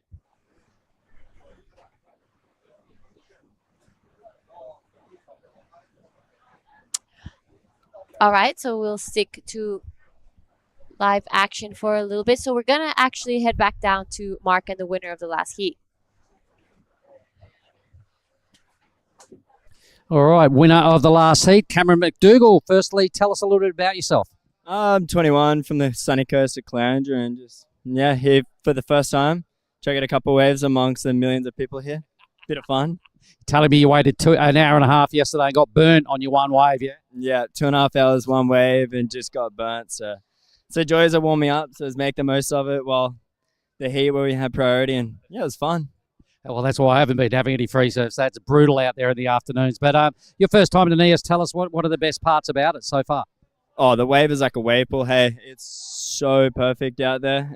It's a little bit tricky to read. Like in the heat, I had troubles like with my position and should I get deep or stall, like where to take off. But just learning from experience, I guess. And it's sick. The place is fun. The Groms do the sickest donuts here too. Little Rizwan every single day, like 50-cent donuts. So. What about the way you even get offered a coconut before you even get out of the water? The crew run down. Coconut. Yeah, the old coconut mafia. They're onto you straight away. They are onto you. It's all good. Well, listen, great tube ride. You got to be happy with that one tube you found because that looked really good. You got to see the drone footage again. Yeah, from my view, it didn't really look like I was in it till the second section. I was like, oh no, like I took off too wide because, like I said before, I was scared of my positioning. But yeah, I was happy to make that. And here I got a 6.5, and then just everyone's scrapping on the insides. It's sick. Well, through to the next round, and you get to take one of those little tasty treats with you, mate. This is the only event in the world that does this, so well done, Cam. Thank you, Mark. Cheers. Thank you. All right. Thank you so much. Great interview there. So while we were there at that interview, we had a couple scores drop for Irawan Wow, a 4.17. Tommy Hinwood, his first wave, a 3.20. Sammy Lowe, a 2.63. Raflin, 1.23. So unfortunately wasn't able to ride out of that one. But here are some of the replays. So this was the last wave of Tommy Hinwood. Two really good turns. I love that first one. Just wraps it all the way around, holds the rail at the bottom turn, pushes the tail at the top, and that one. So nicely done from Tommy Hinwood. Right. And this is the last of Blue one. Drops 4.17, big opening carb, lanes to it, and gets second section in. It was a great combination from either one, Alpha in blue. So unfortunately, last of Raffling probably just went down as it comes in at a 1.23. There's still 17 minutes remaining in this heat. Plenty of time for all the surfers getting their second wave. So I was talking to Mark in the last one. What have been some of your highlights for today? Well, probably the first barrel we saw this morning. Sorry that I forgot his name, but it was one of the we've seen, I think, two of the decent barrels action today. One of the action from the morning. I think that was one of my highlights. Finally, to be able to see the barrel action. And the last one, Cameron got a really good barrel, 6.5. Wow, I didn't watch that one. I think that was the first proper barrel of the day. So talking about waves, this is Irawan Wow, current heat leader, backing up that 417. Good looking wave here for our surfer in blue. Couple of wraps, goes for a bit of a chop hop there, but nice start there. I love those first two turns. That was really nicely done. Okay, let's take another look at this one. Really hard section to hit, but it just lays into it, turning to the great layback, and then gets a bonus. Wraps around section and a little bit of a chop hop. It was a great combination from either one. Wow, it's gonna be a nice number for him to back it up. 417. A few scores dropped in. It's a 473 for the last of Ilawan. Yeah, he's dropping a pretty nice scores in the early stage, 417 and 473, which is I think will be keeper definitely, because in the last heat all the three surfers getting 7 points or 6 points in total, so having a mid fours is just pretty good, pretty good way to start. Yeah, you're right. Today, we've seen certain heats where the fours were keepers and backups. So it's a good way for Irwan Wow to kind of have that 1 foot into the next round and making sure that he stays into this heat and in the exchange. So Irwan just keeping busy and making sure he's getting some of those scores up. Unfortunately for Sammy Lowe, he had a good wave, but wasn't really able to ride out that second turn. This right now on your screen is Raflin Wow. Good first turn, stalls and tries to look for some shade in the second one. So nice from Raflin. It was a not deep barrel, like a little bit of shade, but I love how he approached to the section. He was start with a big opening carb and straight into the bottom. Let's have a look at this again.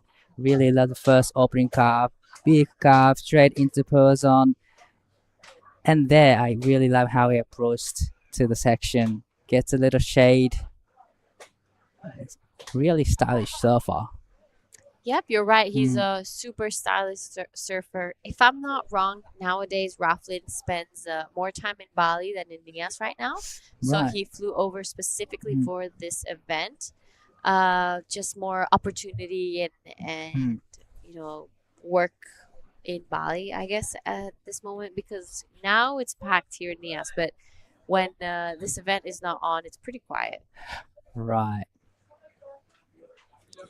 So there we have the spectators hiding from the sun, looking for shade anywhere they can. It is scorching hot out here in Nias right now.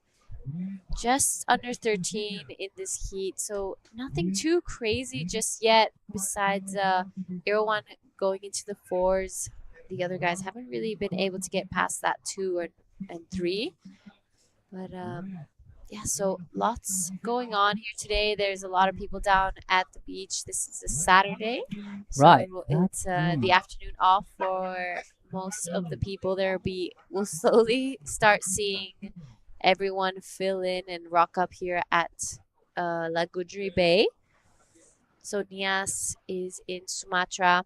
We're in South Nias. Beautiful location, as you can see on the screen when the surfers are on the wave. The backdrop is just full of coconut trees. The drive here is really green, and there's a lot of nature around as you're driving down the coast. Lots of different waves, and I'm sure if you're feeling it, you can head out and find your own little spot wherever you go. There we have some drone view of Lagundri Bay. There we have the setup. That reef close to the wave is where most of the surfers go and paddle out. Yeah, it's such a nice place. It's such a great to have the walk path to the paddling area. It's super easy to get out. Even it's like 6 to 8 feet when it's big, still easy to paddle out. So, getting in is actually the hard part at this place. Yeah, Actually. you're right. So they have made stepping stones on the reef so that you could just walk to the keyhole and just jump in, and you're already out the back. So you're right. Even when it's like 8 to 10 feet, it's a really simple paddle out. And to come in is the hard part. You gotta catch your vibe out on screen. Live action, big, solid first down. Little bit stumble there, but managed to stick to it. In the barrel, traveling. I couldn't really ride out of it. That was a surfer in green raffling. It's just looking to get rid of the 1.93, but the first hit was solid, really powerful. Just tags it in the critical section. So right after, as there's a break, I'm just taking a look. We'll have the heat 5 of the round of 128. We have in red Gosuke Okamura, in the blue Ifran Seibu, in white Joaquin Riveros, and in the green Marlito Bulolo. On your screen right now is Irawan. Wow, nice first wrap there, straight up for that second one. Beautiful style. So he wants to get rid of that 417 and create a little bit of distance from himself and the other competitors. He really floats a section and it gets an opening, big carve, and it gets a solid vertical lip. That was a great combination from either one. We are still waiting for the last of blue, but it's gonna be really close to the backup score.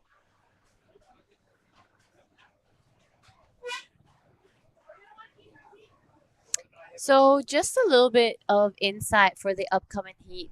Both Ifran and Joaquin are both surfers from the Mentawai. Right. Ifran is full Mentawaian, born and raised there. He is an incredible young man that spends most of his time at Kandui Resort, and he's here with the Kandui crew. So I'm thinking Dylan Wilcoxon, Jaden Wilcoxon, Alin, and I think Kia's hanging out with them as well. And his friend Joaquin, also from the Mentawai. He's half Mentawai and half Colombian, if I am not wrong. So another young man that spends a lot of time there, and they are friends who I have surfed with a lot when I'm spending my time in Kandui. But it's great to see Ifran back in the contest. Rashi, as last year, unfortunately, he suffered a huge injury. He snapped his leg surfing Parang Parang one day as Dylan was practicing for the Parang Cup. But he recovered pretty quickly, and it's great to see him back out in the water. Wow, definitely this is a place he wanted to be back, especially growing up in Mentawai is you just naturally used to this horror barreling waves. Definitely looking for the barrel out there, but looks like a few paddling is going on at the back. So on screen is the Latitude Zero boat with more than 30 years of experience here in Indonesia. They will take you to some of the most incredible surf spots around the area. And they're parked up at the best spot of the house. They get to see all the waves from the channel. So big shout out to Latitude Zero. And there we have Tommy Hinwood now on a good looking wave. He goes upside down on that first turn, sets it up straight away for the second one. Big fan of spray out the back. So that was much, much better now for Tommy Hinwood. And behind him, Sammy Lowe also goes vertical on that first turn. Straight up again. Unfortunately, isn't able to ride out of that one. But here we have Raflin Wow. Just traveling in the barrel, but a little bit of shade. Just quickly kicks out. Wow, that was a very interesting exchange between white and red. Both of them got us pretty sick waves and managed to put a couple big hits.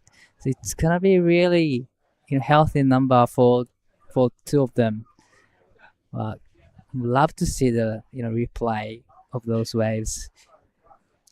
Yeah, so Tommy Hinwood, in my opinion, probably going to get the best score of this heat. Love that way. Love that first turn and that he just went up straight away to that second one. Really critical section, both of them. He took advantage of the most critical part of the wave.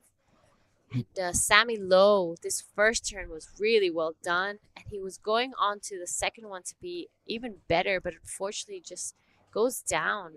Yeah, that was really unfortunate for Sammy Lowe, but the second turn he just went for it right in the critical part of the wave.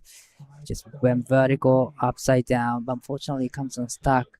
But last of white comes in 5.33, the highest score in this heat so far, with the 5 minutes and 10 seconds to go. Now Tommy is in second, and the green needs 5.63 to go into second. Nice layback turn, but unfortunately just nose digs in and goes down. Yeah, unfortunate for Raflin. That was looking like it was going to be a pretty good score. He has been pretty busy. He's caught the most waves in this heat, already on 6 waves. So he's really wanting to get some scores up. Unfortunately, isn't able to get past that 2.9. He has 4.5 left on the clock, but it is currently Irawan Wow in first. Tommy Hinwood, last wave of 5.33. So this is the replay of the last of Raflin Wow. It's looking like a good turn. Unfortunately, you're right, gets that nose kind of stuck in the wave and wasn't able to ride out of it. But he knew that he needs a pretty big number, 5.63, and he was stuck in the 2-point range. So probably he knew that he needed to go big, and that's exactly what he did. But unfortunately, he comes unstuck. But there's still 3 minutes and 50 seconds to go in this heat. And Sammy Lowe, last wave, comes in out of 3.93, needing 4.61 to go into second. So this is getting really close heats in between second, third, and fourth. We have still plenty of time, 3 minutes and 30 seconds to go. So hopefully there's going to be another set for all of the surfers. I wouldn't bet on it. I waited for like 15 minutes for a set. Right. It's tough out there sometimes. So just taking a look at our schedule for the rest of the day, I see a couple names that will be super, super entertaining, but back to this one. So this is the 5.33 of our surfer in white, Tommy Hinwood. 2 big blasts there. really well done. He wants to get rid of that 3-2-0. He wants to create some space. And that is our man in white right now, unfortunately falling off live action from the drone. 2.5 remaining. Not sure what he did out the back, but will he extend his lead a little bit more? So this is a replay of the last one. Good first turn, upside down, sets it up again. Unfortunately, there is where we caught up with him. Wasn't able to get out of that second turn.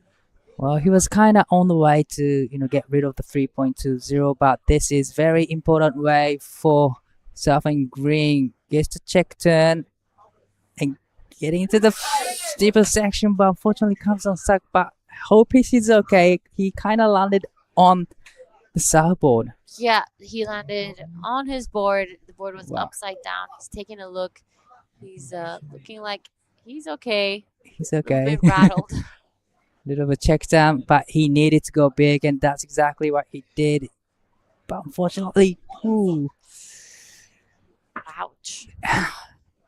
Yep, I think he's okay, and his board is also okay, so he just needs to go back out looking for the requirement. But this is surfing blue. Wow, big opening carve. Straight in second, another big carve. Unfortunately, comes unstuck, but beautiful first turn and second turn. Well served from Irwan Mao. Looking for a wave to get rid of 4.17. Now Sami has first priority, sitting in the third place, needing 4.61. Here we have Iran Wow now. Good first opening turn. Love the second one too. Unfortunately there, just wasn't really able to stick onto it. He tried his best. He really did. You could see him hold on until the very end. So we're going to be counting this one down soon with 40 seconds left. It's looking like Irawan and Tommy will be going into the next round. Unfortunately, Sami Low with priority out the back of 4.61 is his requirement. Maybe we'll see one more set come through. Will he get enough time? This is now Raflin Wow. Well, his requirement 5.63. I'm not sure what he did at the back. I'm pretty sure that was a smaller size waves, not offering too much for him. It's counting down, so there was, unfortunately for Sami, no waves coming through for Sami. Yep, and it's looking like the last of Raflin won't be enough as well. So with that, we are just going to watch this quick replay of Raflin. Unfortunately, bowing out in this round of 128. With that, we will be heading on to a quick break, and we'll see you guys in the next heat. That's a weird looking smoothie, Vorno. Tell him, son, this ain't no smoothie. This is as smooth as broth base for our bonsai ramen. How long should we wait, Master Ramen? Patience, young noodle. Wait, and top secret, I need corn. Behold, bonsai ramen. Moon-san, this is absolutely cooking.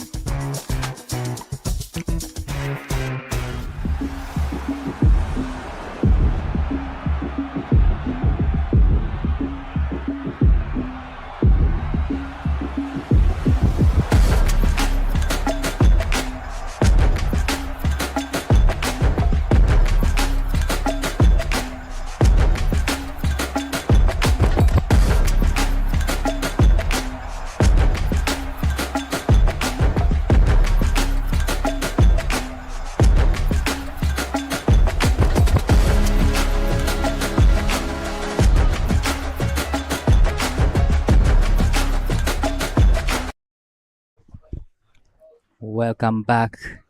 This is Nias Pro QS 6000. We are now into round of 128, heat number 5. We have Kosuke Okamura in red, Iflan Saipu in blue, Joaquin Riveros in white, Malinto Burulo in green, and Daiwa Kohi in booth. with True Starling. How are you? I am doing good. It's a little bit warm out here, Definitely. but that's okay because we have fun waves, and it's been an exciting first day here at the 2025 Nias Pro.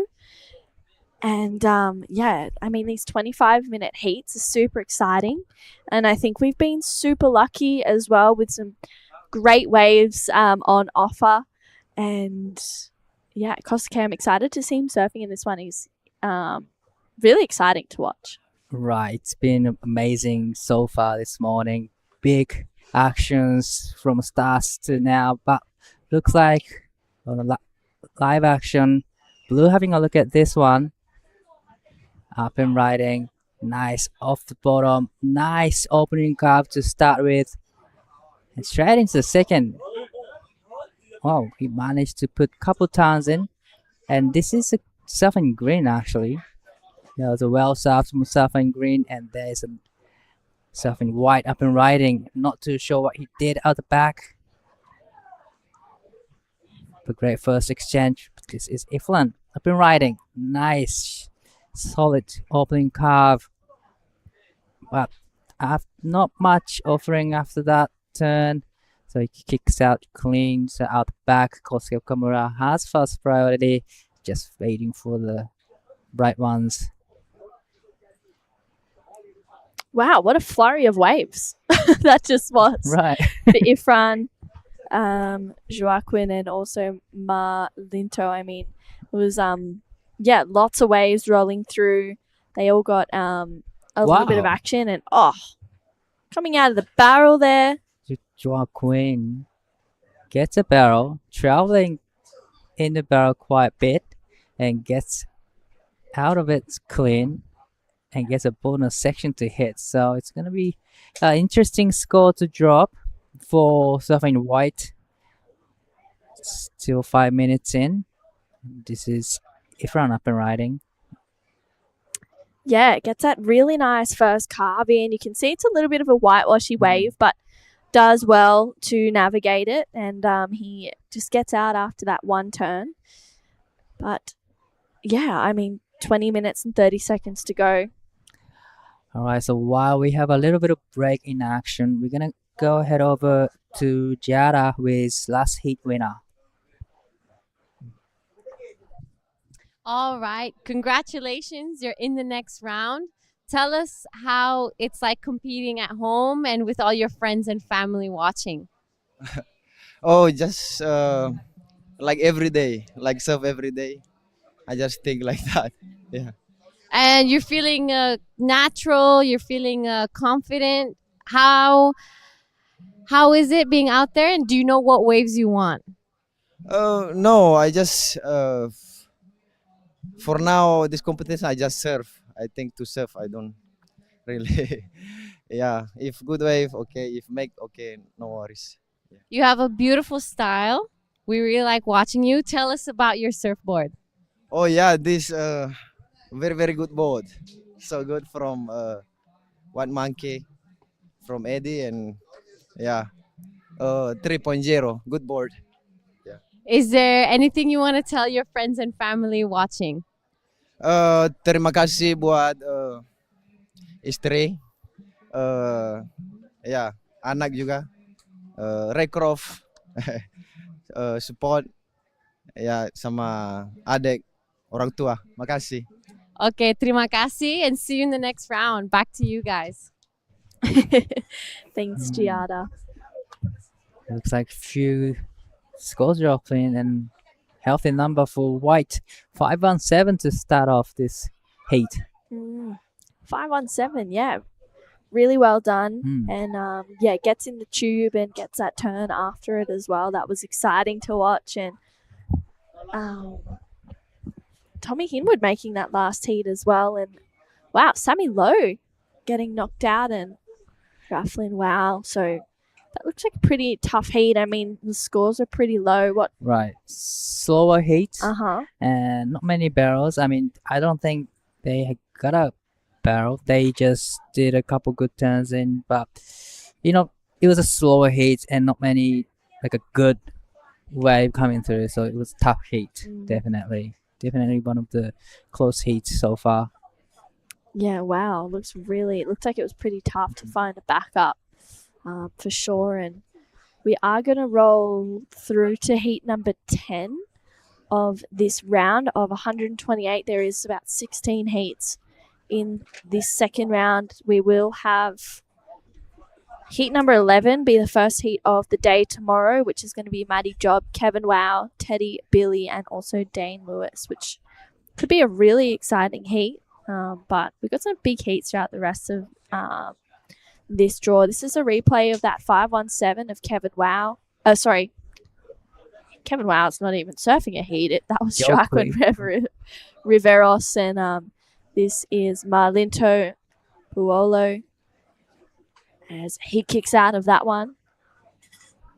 So his first wave comes in out of 2.57, and the second wave is on the way to drop. We're still waiting for the last of green. And 7 minutes in, so 16 minutes and 50 seconds to go in this heat. But this is a replay of last of green. Nice looking wave, nice off the bottom, nice off the top with a lot of sprays, and gets the second carve in. So nice two-turn combo from Surfer Green, Malinto Burudolo. Yeah, 16 and a half minutes to go in this one. A few small scores, a 2-7-3 for that last wave. And it's that 5-on-7 of Joaquin that is looking pretty good right now, Di. 5-on-7 to have that in your scoreline. Right. Definitely it helps a lot, and builds up a lot of confidence in him. And having a 5 is great. So pretty much like 2-point range isn't that score that you're looking for. I mean, it's not a keeper, so definitely you are looking for the mid 4s today. Mid 5, even better. Yeah.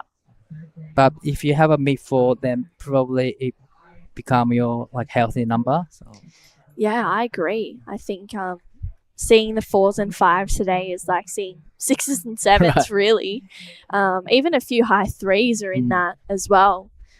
So yeah, it's those moments that you're just adapting and making the most of those kind of scores that are rolling through. But a 5-on-7, yes, it's a good, really decent score. Di. really decent score. And judges are kind of stuck in the 5 and 6 range maximum today. Yeah. So I just cannot wait to whoever break through that range. Yeah. And going to the excellent score.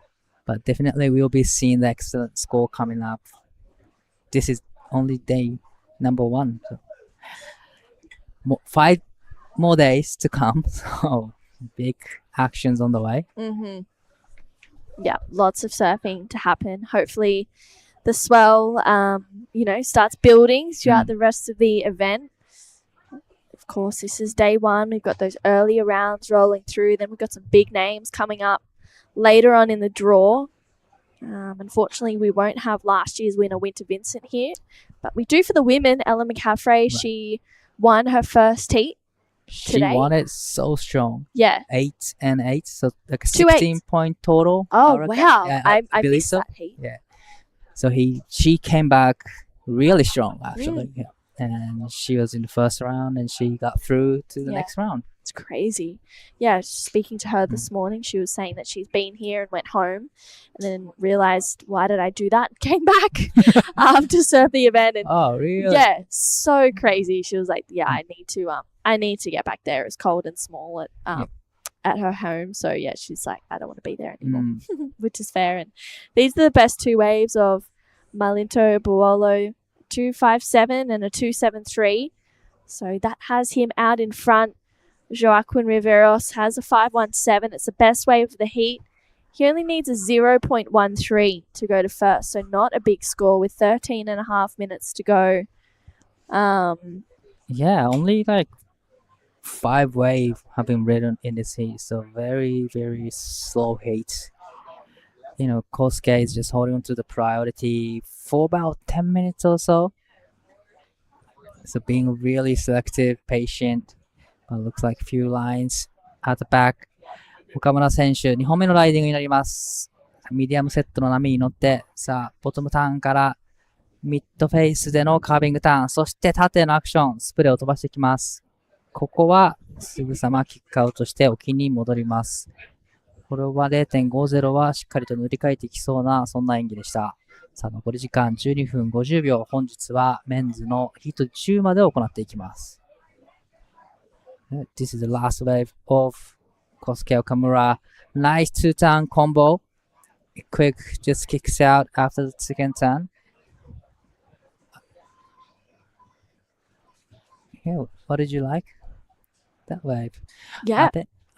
Great combination. Good combos. First turn was kind of half turn, but still gets a second solid turn. So definitely it was a great surfing from Kosuke. But comes in out of 360. So it's gonna be a keeper.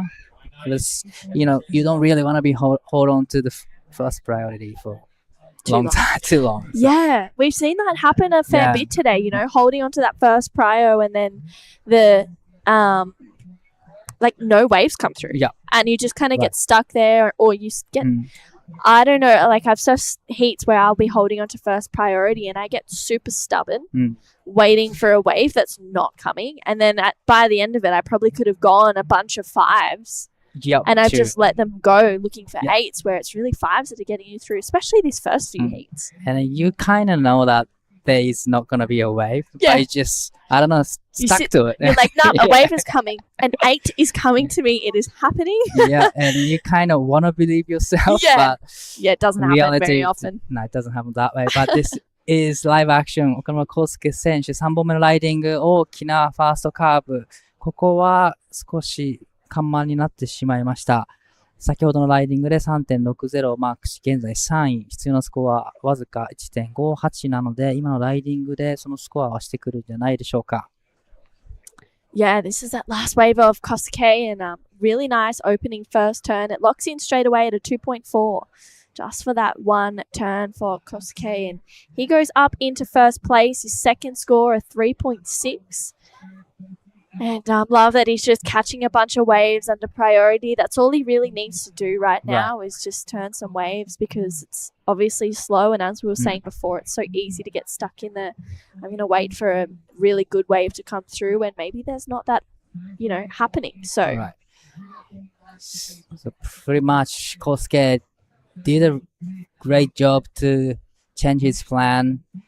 Try not to hold on to the first priority for a long time. And gets first wave, and he gets second wave. Yeah. And now he's sitting in the first place. But the surfer in white only needing 0.13 to go into the second. So probably the next wave he catches, then definitely he goes into at least second place. But first priority is now with Iflan with 9 minutes and 50 seconds to go in this heat. Yeah, wow. Only chasing a 3.23 for Ifran and a 0.13 for Drakwin. And they're holding first and second prio, which is awesome, with 9.5 minutes remaining. So, yeah, we'll see what happens. I mean, Kosuke Okamura, 3.6 and a 2.4 has him out in front. Really small heat totals right now. But we've just seen it is obviously slow. There is some good waves coming through. It just takes a while for them to approach the lineup. I'm sure there'll be that opportunity. We saw some good barrels in the earlier heats of this round. I think in heats 1 and 2 maybe. And hopefully we'll see that again. Wow. Yeah, Joe Quinn got a barrel. Oh, that's right. Early in the stage. Oh my gosh. Yeah, that's so correct. So definitely he is looking for another one here and just waiting for the opportunities. Bring it on. But yeah, it's very slow heat actually. Yeah. It's a tough one for sure. Tough one for everyone. It's so hard, being a competitor and you've been watching heats where it's so busy or there's so many waves coming through and it's consistent and it's pulsing, and then you expect that in your heat. Right. And you go out there and you're like, yeah, great. I'm going to have so many waves rolling through. It's going to be awesome. Heaps of opportunity. And then it goes slow. Right. And you just have to like change that mentality and go, oh, it's all good. You know, I'm just going to adapt and roll with it. And it seems like Kosake has done that. I mean, this is Definitely. his 3.6, which was such a well surfed wave. That second turn was huge. It was really, really well surfed. And then gets this one at the 2.4. I mean, he isn't really making too many mistakes. He's looking really comfortable on his feet as well. So he kicks out of that one. And yeah, I just think he's done the right thing by catching a few waves on a priority. So this is a very important wave for surfing white, needing 0.13. Well, he's done the job, but definitely not the result that he was looking for. 0.73 for the last of white. Now into second place, but pretty much he needs to go back out, regroup, get another one. But I think Kosuke Okamura had a fourth wave. Oh, wow. And we were still waiting for the last one. It looked a great wave, actually. Really? Yep. Ooh, I'd love to watch the replay of that with 7 minutes to go in this heat. It's a crucial moment for surfing white. That was really unfortunate. But this is a replay of Kosuke Okamura. Great first down in the critical section. And now into second jump, big carve and gets a bonus right there. So that was definitely one of the best surfing for Kosuke Okamura. Yeah, wow, that was really smooth. He's got such a great transition in between turns. Like he doesn't bounce or like his board doesn't get skiddy or anything. It's just like one really smooth line. I love watching that kind of surfing, and I remember Kosuke having that kind of style. He's like super patient off the bottom. He's just like, yeah, one turn, patient, second turn, and yeah, I love watching him surf. Locks in at a 4.43, so it's his best wave of the heat. Straight into the first place. You know, Kosuke actually skipped Career Pro. He spent a lot of time in Bali before this comp, and he came straight to Nias. Wow. Just be ready for this exact comp. So I think it's paying off for him. Will he go to Korea? I believe so, yes. Cool. That'll be so exciting. So he skipped the Career Pro. He was kind of focusing on this Nias Pro specifically. And now it's paying off, I think. Love it. Well, 5.5 minutes in Malinto Buolo. Up and into that first section. That was a really nice snap in the pocket. Driving through the second one. And yeah, he's getting some really nice turns in with just over 5 minutes to go. Let's see where that comes through. I mean, that was a really well surfed wave. He needs a 3.18. He might just get it. Or maybe. Yeah, it's going to be close. Those two turns were in critical, part of the wave. So hitting the lip nicely and throwing a lot of sprays straight into the second one. This is another nice, turn. So requirement is 3.18. It's going to be really close. Yeah, it's going to be really, really close. It's starting to lock in. Oh, it's a 2.93. Just under. Oh, my goodness. So just under. Wow. He's now chasing a 2.98 to go to second. Ifran Saipul chasing a 3.84 still. Just on that one wave, a 2.07. And he's currently holding on to that first priority. He's getting a little bit stubborn.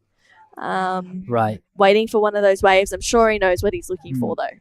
His requirement is 3.84, but thing is, just in the second place, White is in second place, but his backup score is only 0.73. So and has second priority. So pretty much he gets next wave and managed to put couple turns in. Then definitely he's extending his lead. So Iflam wants to have a wave that better than 3.84 that he requires. He needs a big score. Yeah, he does. And Looking forward to seeing him take off on his next wave. Hopefully get an opportunity to really nudge for that number with just over 3 minutes to go. This next heat, Ryuichi, Ryuichi, Inui, Inoue. Ryuichi Inoue, Kenshin Matsunaga, Rahel Wow, and we've also got Raju Saran as well. So that'll be an exciting heat. Wow, another exciting heat coming up next. Ryuichi lives on Gold Coast. He's a uni student. Wow. Not too sure which uni he's attending, but yeah, he lives on Gold Coast and surfing the perfect right-hander on Gold Coast and Kenshin. Yeah. And it looks like actually, this heat is going to be the last heat of the day because we're going to roll straight into the opening ceremony, which is going to be at 3:30 p.m. today. So anyone that is around the contest site, surfers, friends, staff, all are welcome. And it's going to be super exciting. So this is going to be the last heat of the day. This is Ifran Saipul. Nice first turn in the pocket. He needs a 3.84, gets that second turn combination, driving through the third, and just comes off the back of that one. 3.84 is a hard score to get today. Right. To me, the last green was going to be close to the requirement, but it wasn't, just under, so I'm not too sure about this ride, but definitely it was a great combination from Surfing Blue Iflan, needing 3.84 with 90 seconds to go. It looks like a few sets coming through out the back. Yeah, wow, Kosuke Okamura. 岡村選手、このセットに乗り、大きなターンを一発二発と入れていきます。3.60 以上でその差を広げていきます。Wow, and this is Joaquin up and riding in the tube. Coming out of that one. Wow, that was a really strong carve there. Gets a second one in as well. So love that second turn. He's just having fun at the end of this wave. He'll definitely better the 0.73 with 50 seconds to go. Definitely he's improving his score line. Requirement is 2.86. Yeah. But it's going to be, wow. He's done the job, I think, and last wave possibly put him into the first. We're still waiting for all the scores. Wow, 30 seconds to go. Love that opening turn for Kosuke. Driving through this next one. He's so on rail. Really, really exciting to watch. We got some big scores to lock in. This last one. Oh, this could be a good score. Right, and I really like this big carve. Yeah, this is gonna be a healthy number for White as well. Wow. Well, that last wave of Ifran locked in at a 2.5. So that was not the score he was looking for. He was chasing it at 3.81. And of course, this is the last heat of day. We'll have the opening ceremony, which is going to be super exciting. But it's these scores for Malinto, Joaquin, and Kosuke that are really, really important right now. Last of Malinto looks like it won't go into his top two. It's a 3.57 for Joaquin. He goes up into first place. Kosuke has a score to come through as well. Well, this is a very exciting last exchange from all the surfers. We're still waiting for the last of green and red. And a few scores started to drop in. 3.80 for the last of Kosuke. And we're still waiting for the last of green. Wow, he is now looking for a 5.3. It's a 187. Not the requirement that he was looking for, unfortunately, for Malinto. So it's Joaquin and Kosuke Okamura moving on through to that next round, the round of 96. And we are done for the day. That is day one of the Nias Pro done. And what a wave to end it on. Wow, that was Raju. Oh my goodness, that was the craziest thing I've ever seen. What an incredible way to finish the day here at the 2025 Nias Pro. We are moving through to the opening ceremony. Don't go anywhere. We have an exciting day of surfing tomorrow. More barrels, more turns, more of everything. And yeah, it's going to be exciting to watch. So we'll see you guys tomorrow. This is the smoothie I've been waiting all day for. I'm going to start with a couple bananas and then mixed berry frozen blend, my favourite. Bonsai almond milk and heaps of peanut butter. Nice little bit of coconut to finish off. Get that in ya.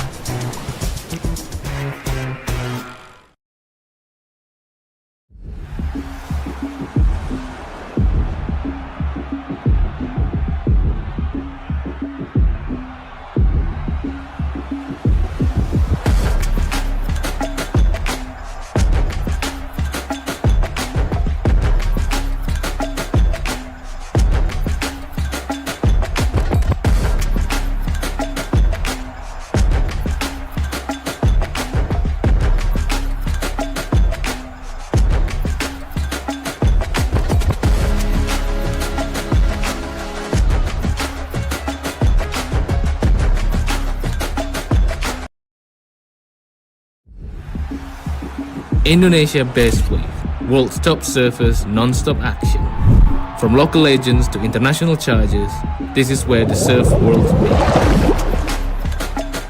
Catch every wave, every score, every hit live and on demand. Subscribe now to the Asian Surfco YouTube channel. Watch all the surf action anytime, anywhere.